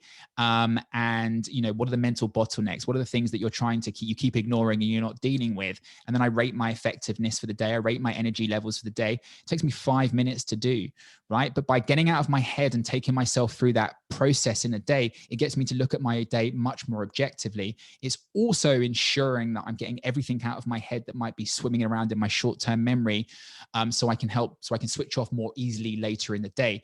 So think about how you can create those feedback loops in your life, consistently talking to friends and loved ones about your day and how you're feeling, potentially going to therapy if needed, or creating your own kind of feedback journal, daily journal to help you think about your day more effectively. Solitude is the next one. Really, really important to spend time by yourself. I get it if that really scares you. If you're anything like me a year or 3 years ago, I absolutely get it. But your brain's default mode is social cognition. Your brain is designed to think about your place in the world with other human beings, relationships, friendships, and so forth. Your computer needs time to process whatever's going on. So I make sure that I spend time by myself in the mornings, at lunchtime, and just before I kind of transition from work to home. I don't listen to yet more podcasts. I don't read books. I spend time in my own thoughts to let my thoughts process so my brain can do what it needs to do. And then I have a notebook with me, and any questions, anything that I have, I get it out of my short-term memory into my notebook, so my brain can trust me to let go of whatever that challenge is. Time by yourself is key to thinking. If you're someone who runs a team and runs a business and you're always on and you're jumping from meeting to meeting, and if you feel guilty for spending time by yourself because there's so much to do and people to look after, you're not being an effective team leader by doing that. You're not being an effective MD, CEO, director, or whatever it may be. Your job is to think on behalf of your business and your team and to make smart decisions. To be able to do that, you need to spend time by yourself so your brain can process and give you the intuition that it has to be able to make right decisions. You need to spend time by yourself to do that. Movement and nature is king. I'm talking a lot. This section's gone on for the last 15 minutes. I hope you're still there, not sleeping on me. Sorry, guys. I just wanted to throw a load of stuff at you. Movement and nature is king. Hopefully it's simple stuff though, right? It's not too complicated. Movement and nature is king, guys. Like, honestly, absolutely. Some of you might be saying, I'm trying to get back to exercise or whatever it may be. Guys, like, just move, just go for walks. 145 minutes of walking a week has similar mental health benefits as antidepressants for people. You don't need to train hard. And the thing about training hard and sweating hard and doing high intensity and going for runs is actually that could be the stress that pushes your body into a state of dysregulation and flips your lid. Your body doesn't know the difference between work stress, training stress, life stress, or nutritional stress from the neck down. It just understands stress. So this is where I see a lot of A-types who train hard and just aren't consistent and are constantly injured, and they're constantly operating from the low mind mind, not the high mind. So really important just to keep moving, keep walking, keep spending time in nature. That can be as simple as a tree by a bench. You don't have to go out into the countryside. Your body, your physiology will adapt to nature. It knows what to do with it. Small walks during the day, during the week will compound over weeks and months. Purposefully organize the stress in your life. Break your day into blocks of stress or rest. And I kind of leave one of the most important things till laugh when you're probably fried right now and your brain is flipped and you're probably all having a snooze. But really, really important, this, guys, like we tend to sit down and we tend to work and we just don't stop. We keep going. And then we jump to meetings with people, we jump to social events with people, then we jump down the gym, or we just fry our brain just watching TV or whatever it may be. Like we just keep going. We keep stimulating the brain. We keep kind of putting it under this dosage of stress. You've got to break your days into blocks of stress and rest. So me, for example, how do I do this? Well, when I sit at my desk, I work for 50 minutes. I take 10 minutes off. I don't check my phone. I don't check my emails. I keep my brain as unstimulated as possible for those 10 minutes. And then I do 50 minutes and 10 minutes, 50 minutes and 10 minutes. Then I take lunch for 45 minutes. Once again, I don't check my mobile phone. I don't check my social media. I keep my brain unstimulated and I keep working through those blocks. If I'm working on really intense pieces of work where I'm having to learn stuff that I've never done before, or let's say I was learning a subject, a foreign language, or learning how to play the piano, I would change those blocks from 50 minutes to 20 minutes. Our brain is only like good. The harder things are, the shorter periods of time that intense period of work needs to be. If you're running service or you're running a bar or whatever it may be, then yeah, you're going to have to jump on your shift for 3 hours, whatever it may be, before you get a break. But when you have a break, jumping on your mobile phone and texting people and jumping on your emails is not unstimulating the brain. You need to pop outside, get some fresh air, look up at the sky, go for a walk for 5 minutes, and then go again. And then you need to ensure at the end of your shift, you're putting the adequate rest in to counter the stress that your system has been through. Because the more that you're working through that shift, the more that you're flipping your lid, you need to work on keeping it down. By me working for 50 minutes and 10 minutes, I'm pushing my brain, and then helping it reset, pushing it, reset. By about 3 or 4 o'clock, I flipped my lid. I'm eating chocolate. I'm wanting to watch Netflix, but that's fine. Like, I don't mind, because then it's the end of the day and I've done all I need to do.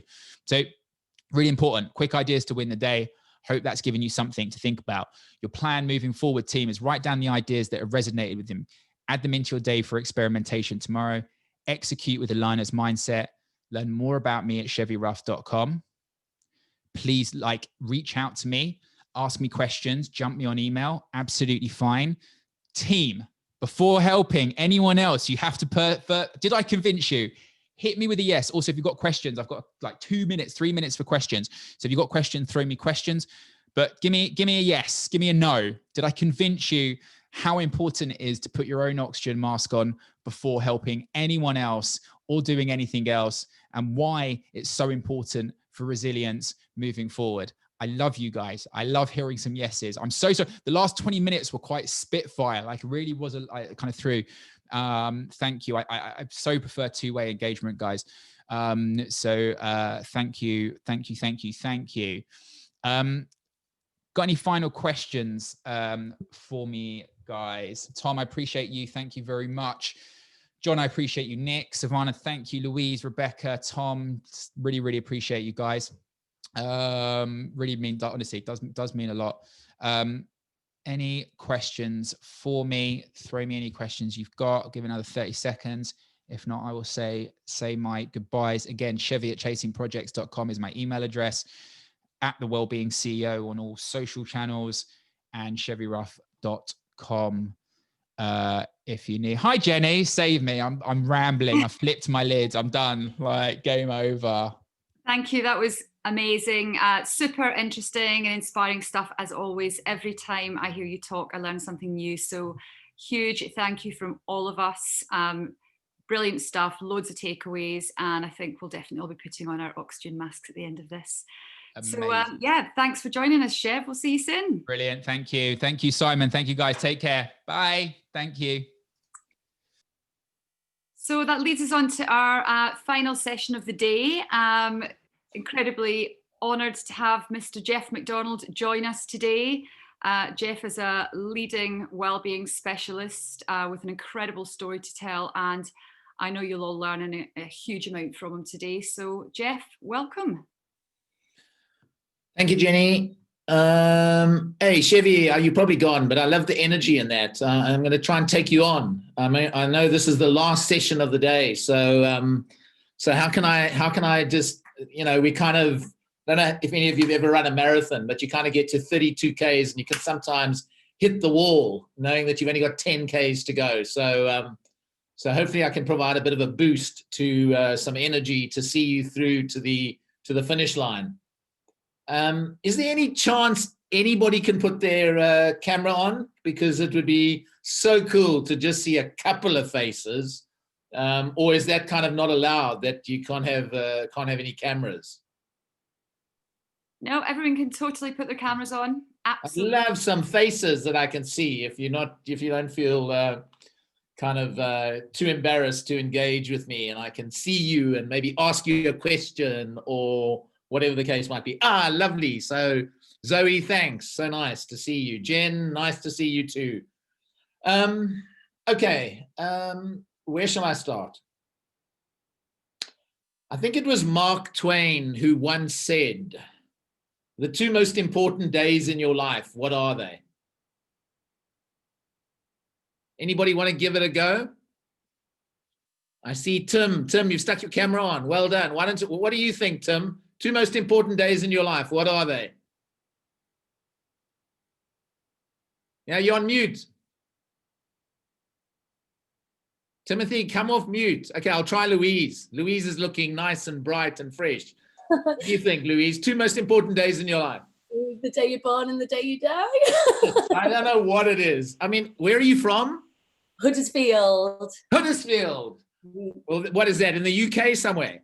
It is, yeah, the north of England, yeah. I don't know what it is about you Northerners. I usually love Northerners because they say it as it is. They straight down the line. But I don't know what it is about the people in the UK. They can't wait for the second most important day in their life, which is the day that they die. And maybe that's just, the weather. And I'm looking out of my window now and it's getting dark and it's winter. But Mark Twain said, what he actually said is, he said, the two most important days in our life is the day we were born and the day we find out why. Oh. Why we were born. Which is all about a sense of purpose. And, I spent 25 years working for Unilever, culminating in the global head of HR for all of our marketing, all our communications, all our sustainability around the Unilever world. And we went on a journey in 2009 in rediscovering a sense of why for Unilever, not growth and profitability. Everyone says to me, the purpose of business is to grow and be profitable. Well, guess what? That's the consequence of being a good business. It's not its purpose. And so we go on this journey. We rediscover a sense of purpose. We begin to embed that in all our brands, in everything that we're doing. The share price begins to go through the roof. Employee engagement levels go through the roof. We become a really attractive place for people to work. And so I think to myself at the end of 2014, shall I try that for myself?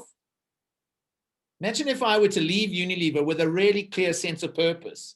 Would I still be able to pay the mortgage, put my kids through school, put a bit of food on the table? And so I left Unilever at the end of 2014 or middle of 2014 with a very, very strong sense of purpose. And that is to try and create workplaces. And a kindergarten is a workplace. A fire brigade is a workplace. A hospital is a workplace. Yes, of course, Unilever is a workplace. And yes, of course, HSBC is a workplace. But I want us to have workplaces all over the world where people in those workplaces feel that they genuinely have the choice to put their hand up and to just ask for some help if they are struggling from a common form of mental ill health. And I don't think that that's a very noble purpose. I don't think it's very lofty. And let me tell you why. Because in every workplace, everywhere in the world, I love your daughter, Lou, Ease, looks so sweet. In every workplace, everywhere in the world, if you were struggling with a common physical illness, you would feel you can put your hand up and ask for some help. Turn to a peer, tell your line manager. But in the 21st century, we still have workplaces, not only workplaces, we still have family groups, friendship groups, where if we are struggling with a common form of mental ill health, depression, anxiety, bipolar, we don't think we can turn and ask for some help. How can that be? When every single one of us on this call this evening, every one of us is mental. We're all physical, we're all emotional. Yet we can't talk about our mental and emotional ill health when we need to. Why not? Now you might say, Jeff, why are you so passionate about trying to create those kind of workplaces? And I haven't got enough time this evening, but I'm just going to share with you a bit of my story, which kind of will bring that to life as to why I'm so passionate about trying to create those kind of workplaces. And I want you to just think back to 2008, 25th of January, 2008. I will never, ever forget the date. Why? Because on the 26th of January, my eldest daughter was going to turn 13. She's got a wonderful name, Jennifer, and her name is Jennifer. And Jen was going to turn 13 on the 26th of January, 2008. So you can imagine how much excitement there is in our household on the evening of the 25th. Why? Why do you think there's lots of excitement on the evening of the 25th? Louise Ward, do you want to give it a go?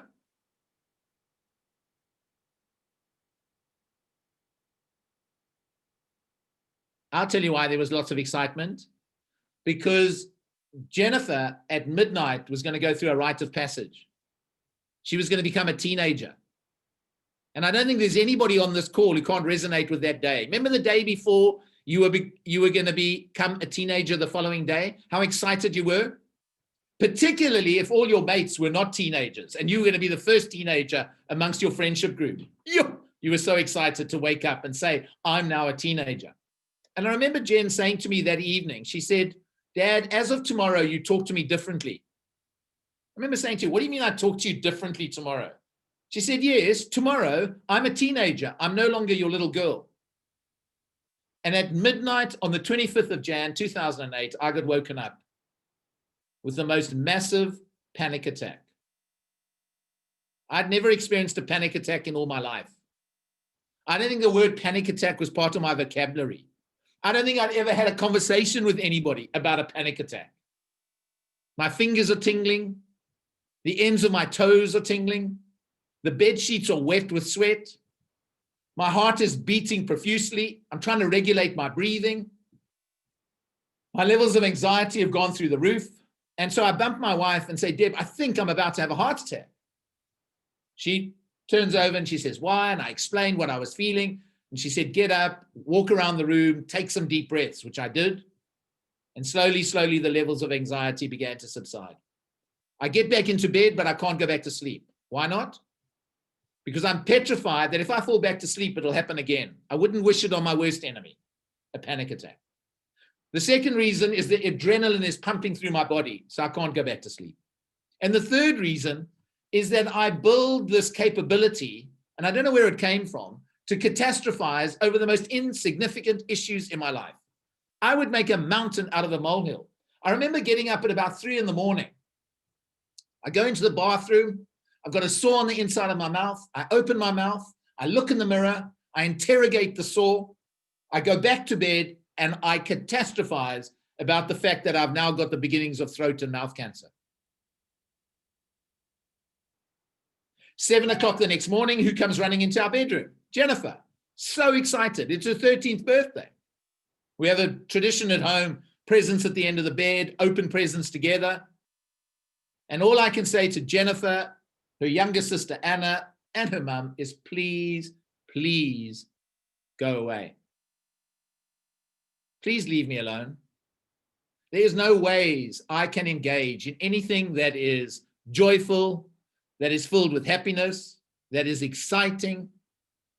And all I want to do is take the duvet, pull it over my head, and I just cannot, for the life of me, get myself out of bed. They go downstairs, they open the presents, they go off to school. Debbie gets back at about 10 o'clock. She comes upstairs. Where am I? Still in bed. Now, I'm not the sort of guy who's in bed at 10 o'clock of a morning. I mean, I'm a typical South African who loves the outdoors. I love my sport. I'll go for a run or a swim or a bike ride. And here I am on my daughter's 13th birthday, still in bed at 10 o'clock, not able to engage in the celebrations. And Debbie says, what's wrong? And I try and explain, but I feel paralyzed. I can't get myself out of bed. She says, why don't you go and see somebody? Go and see a doctor. What? A doctor? Why must I go to a doctor? There's nothing wrong with me. I've got no aches. I've got no pains. Not feeling nauseous. I haven't got a temperature. Why must I go to a doctor? Please, please, just go and talk to somebody. Midday, I'm in a doctor's rooms. Cut a long story short, he begins to ask me some questions. What's your sleep like? Last couple of weeks, probably 3 or 4 weeks, my sleep has become very disrupted. Wake up at 2, 3 of the morning, can't get back to sleep. What about your weight? Over the last month, lost quite a lot of weight. Why? Wake up feeling anxious, don't feel like breakfast, don't feel like lunch. Eat a bit of dinner. What about doing the things you love doing, that you look forward to doing? Going for a bike ride. Haven't done it for a couple of weeks. Find no joy in doing that stuff. What about having friends and family around? No, I just want to be on my own. I've become a bit of a hermit. What about your levels of irritability? What? Smallest little things that never used to irritate me intensely. What about what you've stopped reading? Can't read a newspaper. Why? Anything negative, sad in a newspaper just triggers me. Have you had any suicidal thoughts? Oof, how do I answer that? If we think there's stigma around mental ill health, try the stigma around suicide. Try have a conversation about suicide. When he asked me that question, I thought, how do I answer this? I thought, no, I'm going to be honest. I had some thoughts. Have you planned it? No, I haven't. But I know the method. And being a guy, it'll probably work. Jeff, you're ill. What, doctor? I'm ill. I mean, you haven't taken my temperature. You haven't looked down my throat. You haven't looked into my ears, my eyes. You haven't taken my blood pressure. You haven't listened to my chest with your stethoscope. What do you mean I'm ill? You've just asked me a few questions. You're suffering from anxiety-fueled depression. What? Me? Depression? Do you know my understanding of the word depression up until that point? I don't know if any of you follow any of the Premier League football clubs, but I follow and I'm an ardent supporter of a club called Arsenal Football Club. Try and be a supporter of Arsenal. You get 2/3 into every season and then the wheels fall off. And I turn to my wife and say, I'm so depressed. She say, why? Because of this Arsenal Football Club. Wake up on a Saturday morning, I want to go for a mountain bike ride because I live in the Surrey Hills, so close. Go out mountain biking on a Saturday morning, pouring with rain. Turn to Debbie and say, I'm depressed. Why? Because it's raining outside. Can't go for a bike ride. I remember when I first came to Unilever, transferred me to the UK in '98. And I remember I'd been here for about 2 years. And around about this time, January, people used to talk to me about a thing called SAD. And I'd say to them, what's that? And they'd say, no, it's seasonal affects disorder. What? What's that? They say, no, it's the weather. It can influence your mood. And being this privileged South African who's grown up in the most beautiful weather all of his life, I used to say, tell me more, the weather influence your mood? No, yes, it can. I remember I used to think to myself, what a load of crap. The weather influence your mood. As Piers Morgan would probably say, just man up, you snowflake. And here I am on my daughter's 13th birthday, diagnosed with anxiety-fueled depression. As I walk out that doctor's rooms that day, I make a decision that saved my life. Jenny, I wouldn't be here today doing this with all of you, Sylvina, if it hadn't been for this decision. And the decision I made was that I refused to be burdened by the stigma that is associated with what I'd been diagnosed with. In many ways, the doctor liberated me to make that decision because I had a diagnosis. And in making that decision, I decided I would tell my family, I would tell my close friends, and I would tell some of my colleagues at work. Do you know why that decision saved my life? I had to take 3 months off work. I was so ill. There's no ways I could be at work. And during that time of recovery, I had dark moments. And in my darkest moments, the only thing that kept me going, that kept me alive, was the most powerful emotion in the world. And it's called love. And do you know why I felt so loved? Because I'd spoken about what was wrong with me. Everybody who knew what was wrong with me, what I got back from them was the outpouring of the most powerful emotion in the world. How many songs have been sung about the power of love? And you know, in my darkest moments, just knowing that I was loved by my line manager, by a friend, by my daughters, by my wife, knowing that I was just loved is what kept me going. Together with a sense of hope. I used to meet with a guy every 10 days who worked with me at the time in Unilever. And I used to meet with Martin. And 2 years prior, he'd been so ill that he'd been admitted to the Priory.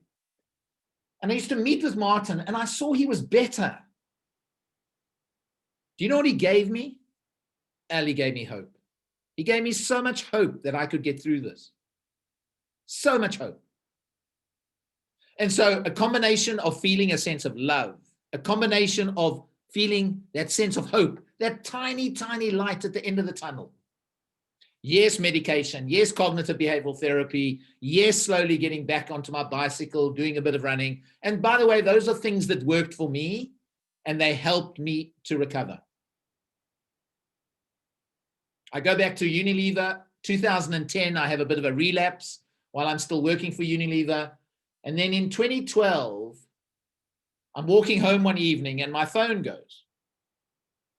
And on the end of the phone is my wife. And she says, Jeff, where are you? And I said, I'm walking home.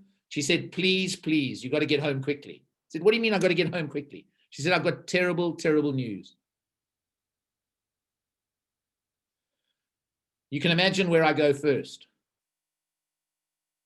Are the girls okay? She says, yeah, the girls are all right. But one of your closest friends died by suicide this afternoon. Now, here was a guy, there's a lovely saying, Carl Jung, the brighter the light, the darker the shadow. Think about it. Ruby Wax, Stephen Fry, Robin Williams, Vici. The brighter the light, the darker the shadow. And you know, that was my friend. He brought so much energy, compassion, and love to the world, and now he was gone. And I got home that evening and I lay in bed and I thought to myself, what is the difference in 2012 between him and I? Here I am in 2012, learning every single day to apply some of what Chevy was talking about. Every single day. Absolute dedication and discipline to putting that oxygen mask on myself to maintain my recovery as an individual who is susceptible to anxiety-fueled depression. And my friend is gone. And in many ways, I'm flourishing as a human being. My illness taught me to be a better listener. My illness taught me to be more compassionate. My illness taught me how to overcome a significant challenge in my life. A better human being. And he's gone. He's gone. And he was an alpha male Afrikaner South African.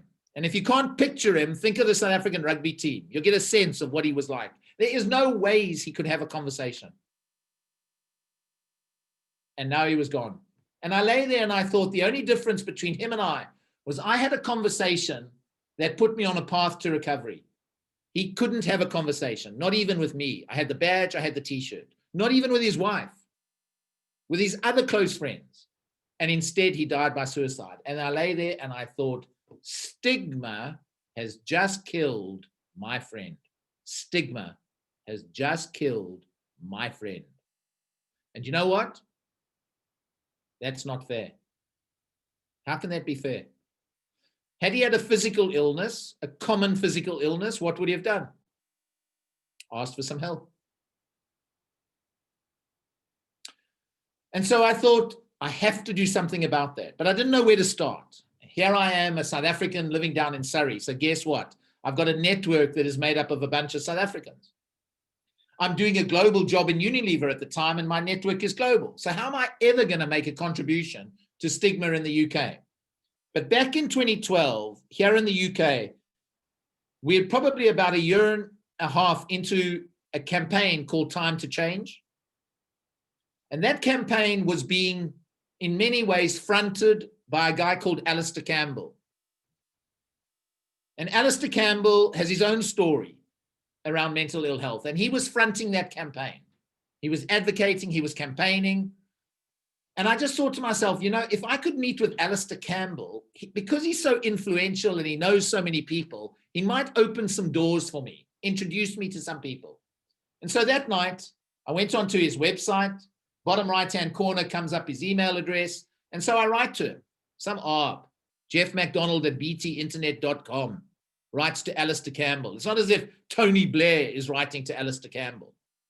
Within 10 minutes, I have a response from him. And in my email, I'd said, look, this is what happened to me in 2008.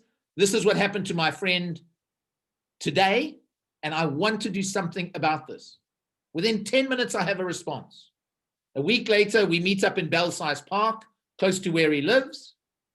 Laura, that's woken you up. Are you close to Belsize Park? No, but we meet up in Belsize Park a week later. And ever since that day, Alistair starts to open some doors. He starts to open some doors, introduce me to some people, which allow me to take tiny footsteps on a journey filled with a very deep sense of purpose. And that is to ensure that every single person in your workplaces, in your friendship groups, amongst your family, feel that they genuinely have the choice to put their hand up and ask for some help if they're struggling with a common form of mental ill health.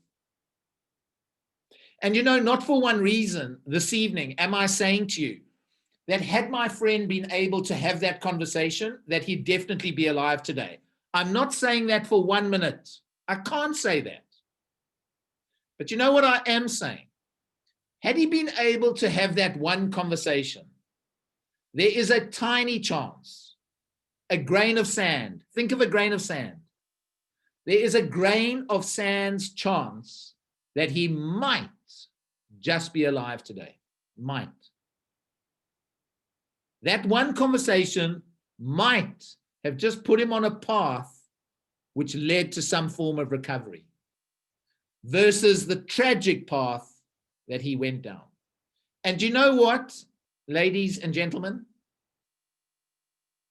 To provide every single person that chance is worth fighting for every single day of my life. It's worth fighting for. So that's why I'm so passionate about this stuff. That's why I'm so passionate about trying to create these kind of workplaces. And you know, as we've gone into this period since the 23rd of March, or maybe it was earlier, January, where this virus called COVID appeared, in many ways, the pandemic has democratized the conversation around mental ill health. It's democratized the conversation. But I can tell you it's done another thing. It has put a significant burden on leaders in workplaces today. And let me just share a few thoughts and a few slides around what do I mean by that? Because the title of my talk was Leading and the Role of Leadership Around Mental Health. Now, we all know the physical effects of COVID.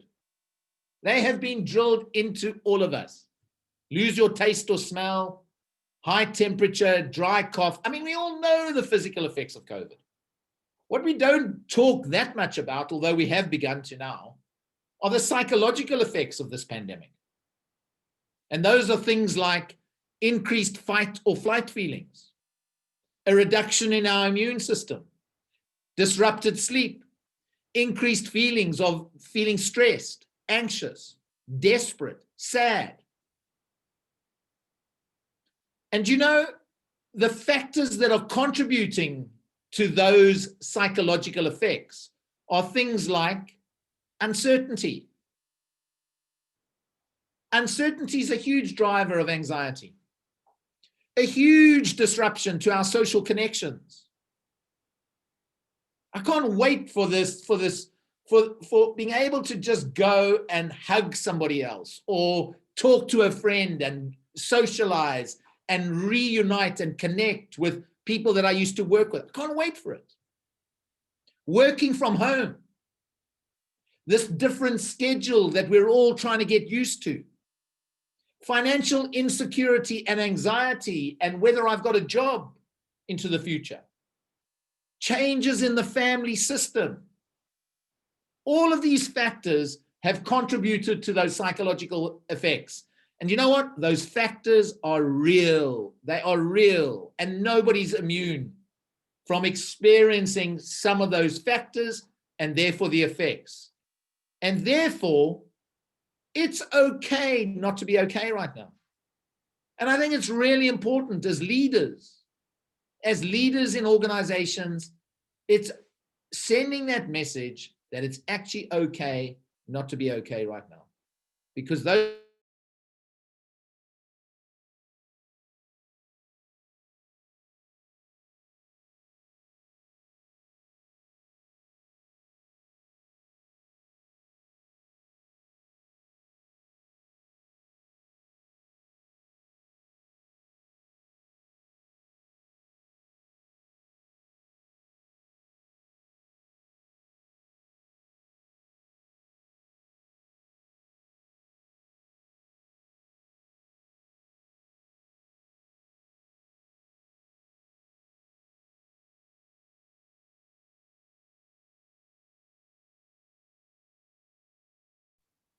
Tim, can you hear me all right?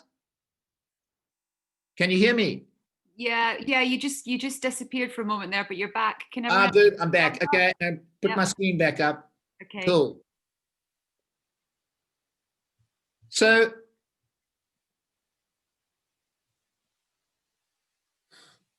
this is some work that Gallup has recently done. And again, it's about leadership. And Gallup has just done a piece of work and some research which kind of says during this time, what are our followers expecting of our leaders right now? And this is why I think there's an extra burden on leaders right now. And how do you lead to ensure that people maintain and look after their overall health and well-being?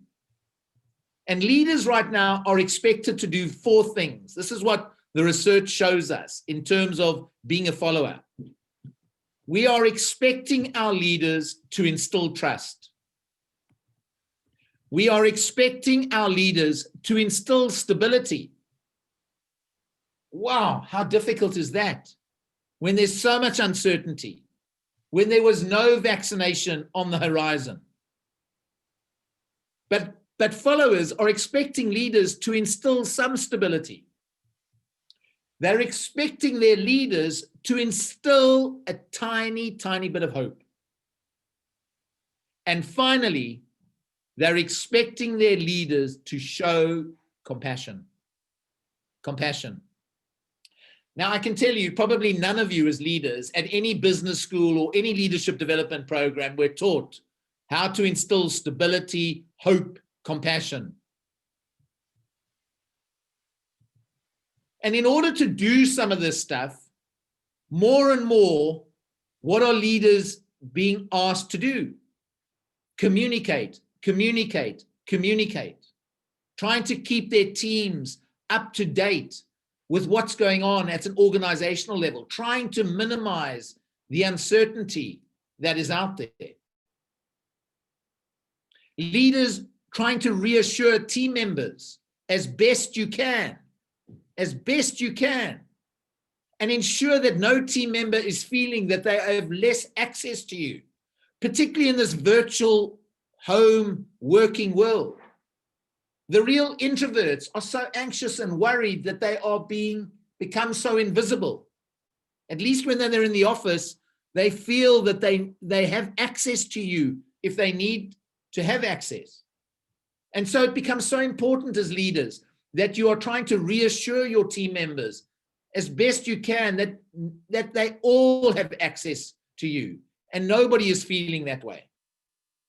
As a leader, I think you've got to try and be more inclusive in your group meetings.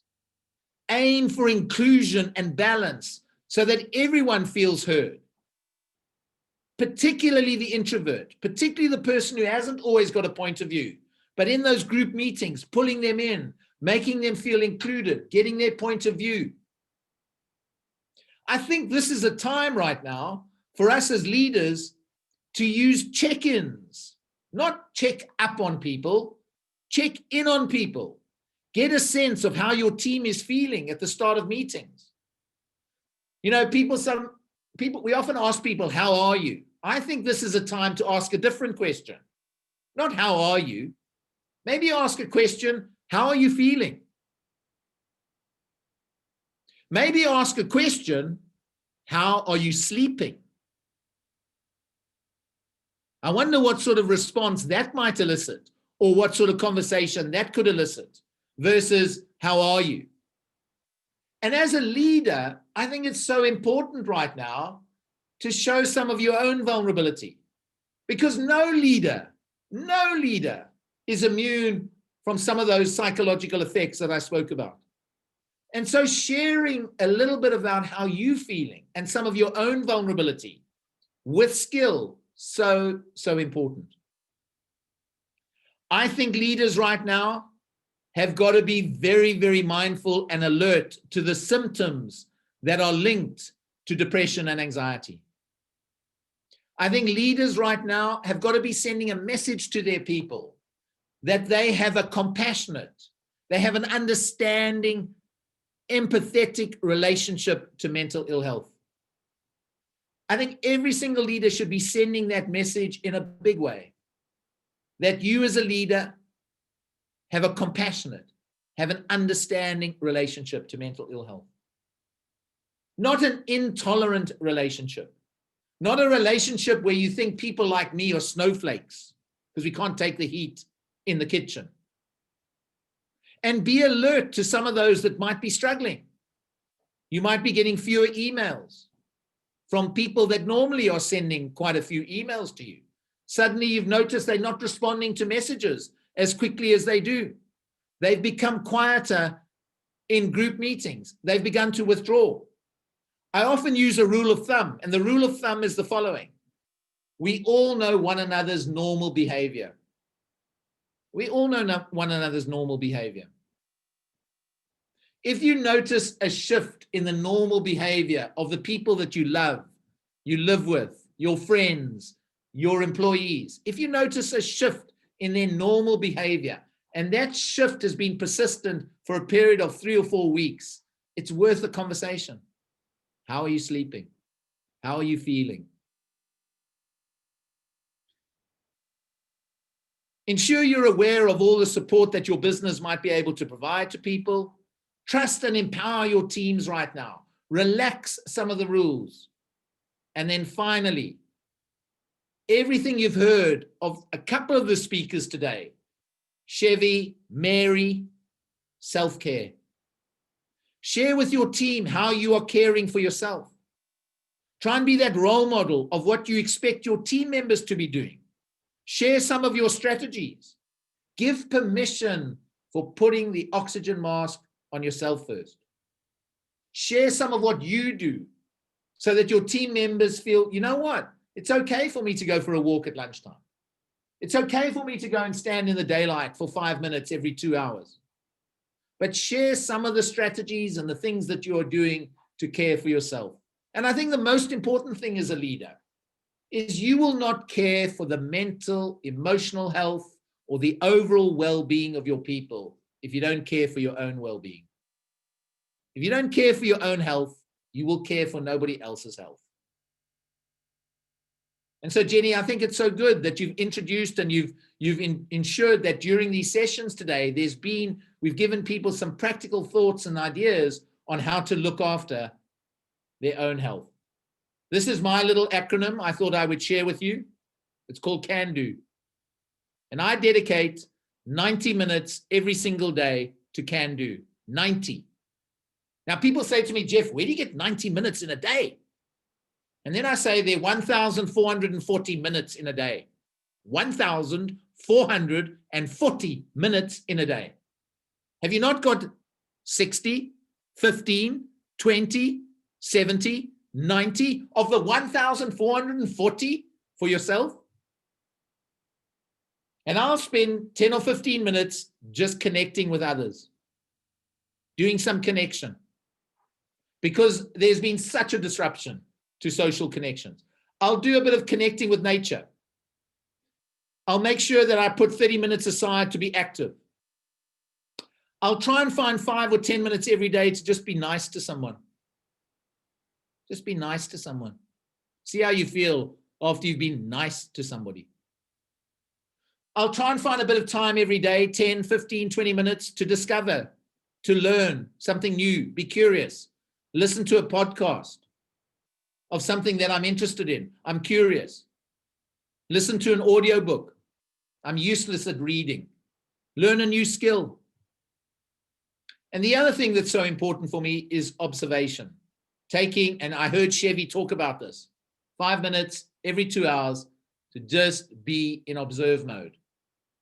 Stand outside, look at the sky, put some music on, listen to the words and the song. Do a bit of mindfulness, do a bit of breathing. And that's my little acronym on how to self-care and to look after myself. And not all of that works for all of you, but there's some of that might work for you. And you might not be able to yet dedicate 90 minutes. But if you've got a pen and paper in your hand, can I ask you to write down the following little quote? And it is the following. Make time for your wellness. Because if you don't, you might be forced to make time for your illness. Read that again. Make time for your wellness, because if you don't, you might one day be forced to make time for your illness. Finally, I often get asked in sessions like this, as we think about this leadership role that you're all playing right now, what are some of the small little things that I could be doing to instill trust, instill hope, instill stability, instill compassion? And maybe I've given you a few little pointers this evening that give you a sense of what those could be. But the other question I often get asked is, what does a supportive conversation look like? What does a supportive conversation look like? So if I've noticed that somebody might be struggling, I've noticed that their normal behavior is not normal, or somebody has actually come to me because I've sent a message out there that I have a compassionate and empathetic relationship to mental ill health. And they come and they talk to me about how they're feeling. What might a supportive conversation look like? And just a couple of pointers for you on what that looks like. Be a good listener without expressing any judgment. It's called compassion. The difference between compassion and empathy. In compassion, there's no judgment. And you know, I can't always be happy. I can't always be content. But you know what I can always appreciate? Somebody who listens to me. Somebody who is just there to listen. Be that active listener. Reflect back what the person has said to you. We so often listen, but don't really listen. And so if you can listen and then reflect back what you've heard, it makes that person feel truly listened to.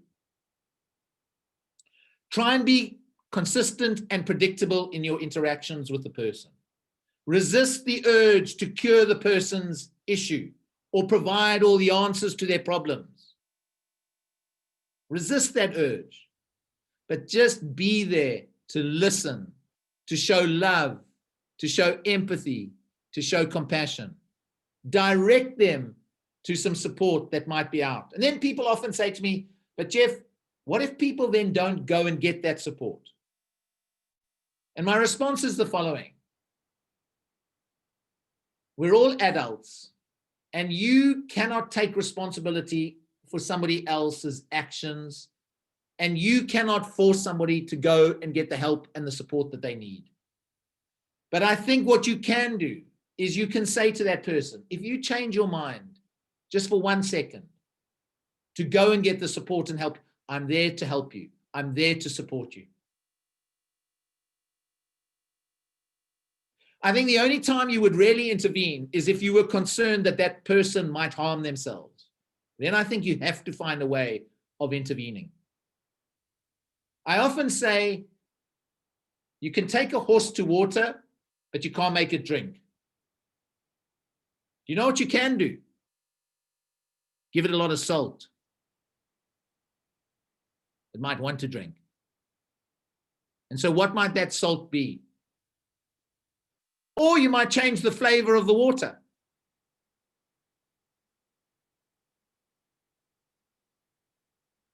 And so hopefully this evening, what I've done with you, and I'm very happy to take a few questions that might come on the chat. Hopefully this evening, I've done a couple of things. Maybe for some of you as leaders, I've confirmed some of your beliefs around your role as a leader during these very, very challenging times, where the well-being of your employees has become paramount and really important. And hopefully I've confirmed some beliefs for you. I've given you some practical ideas and some tips on what you could be doing. And because I've confirmed some of those beliefs, you are really going to go the extra mile. For others of you, I've challenged some beliefs. And for those of you whose beliefs I've challenged, you might think about doing things differently when it comes to leading for enhancing the health and the well-being of your people. Jenny, I can't leave this evening with an audience that I have without asking all of you to consider joining me on my crusade. Joining me on my crusade. And in order to join me on this crusade, I would ask you to consider doing 3 very simple things. The first, reflect on your own relationship to mental ill health. What is that relationship? Is it one of intolerance, or is it one of compassion and understanding? And if it's one of intolerance, all I ask you to do is go and be curious. That's all I ask you to do, is just go and be curious. Go and talk to somebody who might have struggled in the past. Go and read up on depression and anxiety, stress, distress, but just be curious, because the more curious you become, the more empathetic you'll become. The second thing I ask you to do is just start a conversation amongst your family, amongst your friends, in your team about mental health. I honestly believe that if we can just have the conversation, anything becomes possible. I think it was JFK who one day started a conversation, just one, about putting a man on the moon and bringing him back safely. Guess what? It happened. I'm sure Elon Musk started one conversation about an electric car. Guess what? It's happening.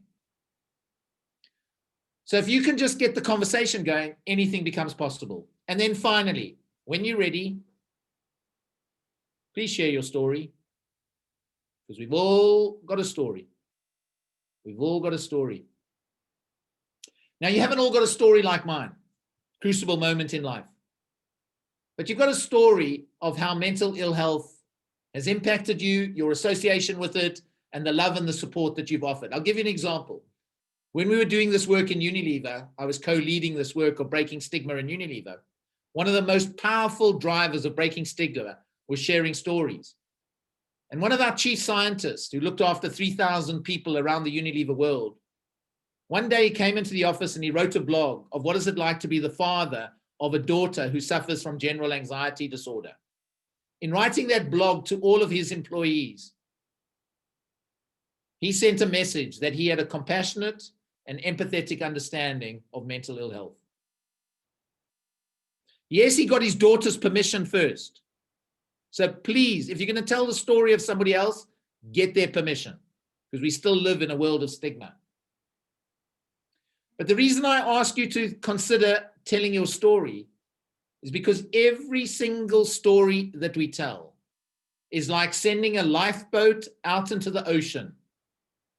And the billions, not millions, the billions of people that are suffering in silence as we talk right now, when they see the lifeboat, when they hear the story, they cling on to the lifeboat and they realize two things. The first thing they realize is they're not alone. And the second thing they realize is that they are just normal, like me, just normal. Thank you, Jenny. Thank you so much, Jeff. Has anyone got any questions for Jeff? I think there's some stuff that's gone into the chat here. We've got we've still got sort of 10-15 minutes of time. If anyone does have any questions, please pop them in the chat box.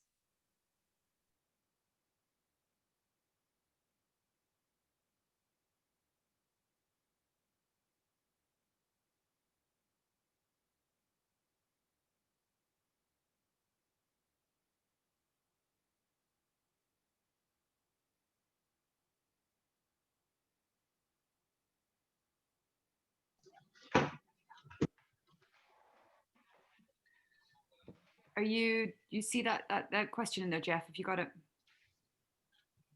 What, the one from Tim? I don't think Tim's asking a question, but he's just expressing an emotion. Got it. And thank you for that, Tim. And it would be rather glib of me to say don't feel like that, because that is how you feel. But I think it's really important that we don't take responsibility for other people's actions. That at that time you might not have been as educated, understood some of the signs and the symptoms around somebody who might be struggling with a mental ill health condition. And so at the time, really difficult for you to have done anything different. But I think, and you know, part of why I want organizations to invest more in breaking the stigma of mental ill health in workplaces, and the way in which we can go about doing that, I think, is through education, through training, making sure that every single person in the workplace is trained in the area of mental health. They know what are the signs, the symptoms. They know how to have a conversation. What does a supportive conversation look like? They know what depression is. They know what stress is. They know what anxiety is. They know how to reintegrate and bring somebody back into the workplace. So I think there's a huge need for us to invest in educating and raising the levels of education, understanding, and awareness. And the more we do that, the more we eradicate stigma. But Tim, thank you for sharing. Thank you for sharing.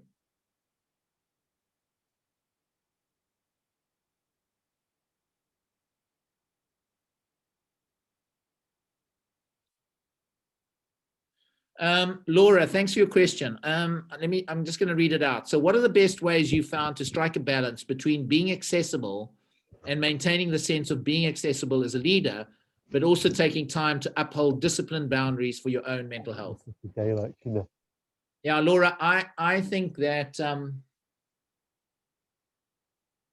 you know, I'm talking about 60 or 90 minutes in a day for yourself. You know, I'm not talking about taking a whole day off and you become completely in.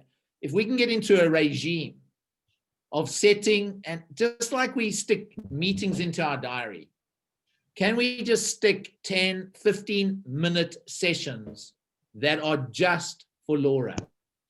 That are just for Laura. Because Laura can't be that empathetic, compassionate, energetic leader if she's not putting the oxygen mask on herself first.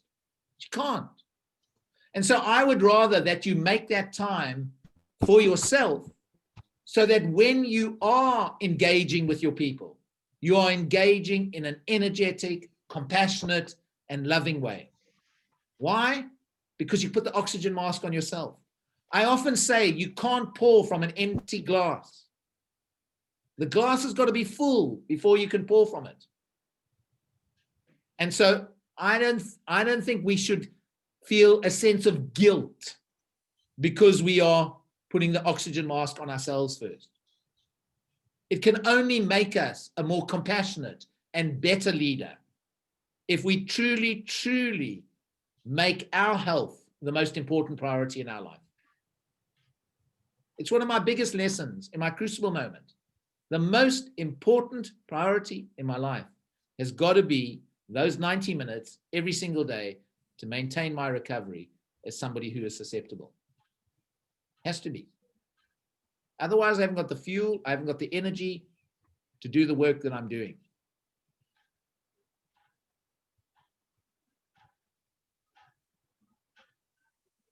So I suppose it's about not feeling guilty, about looking after yourself. And I know that's easier said than done, but that's why I gave you the little quote. Make time for your wellness, because one day you might end up having to be forced to make time for your illness. And who wants that?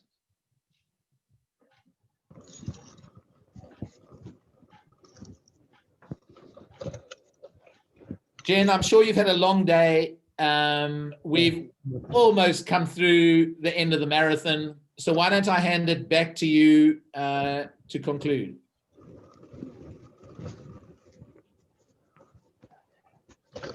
Or to you, Silvana. It's okay.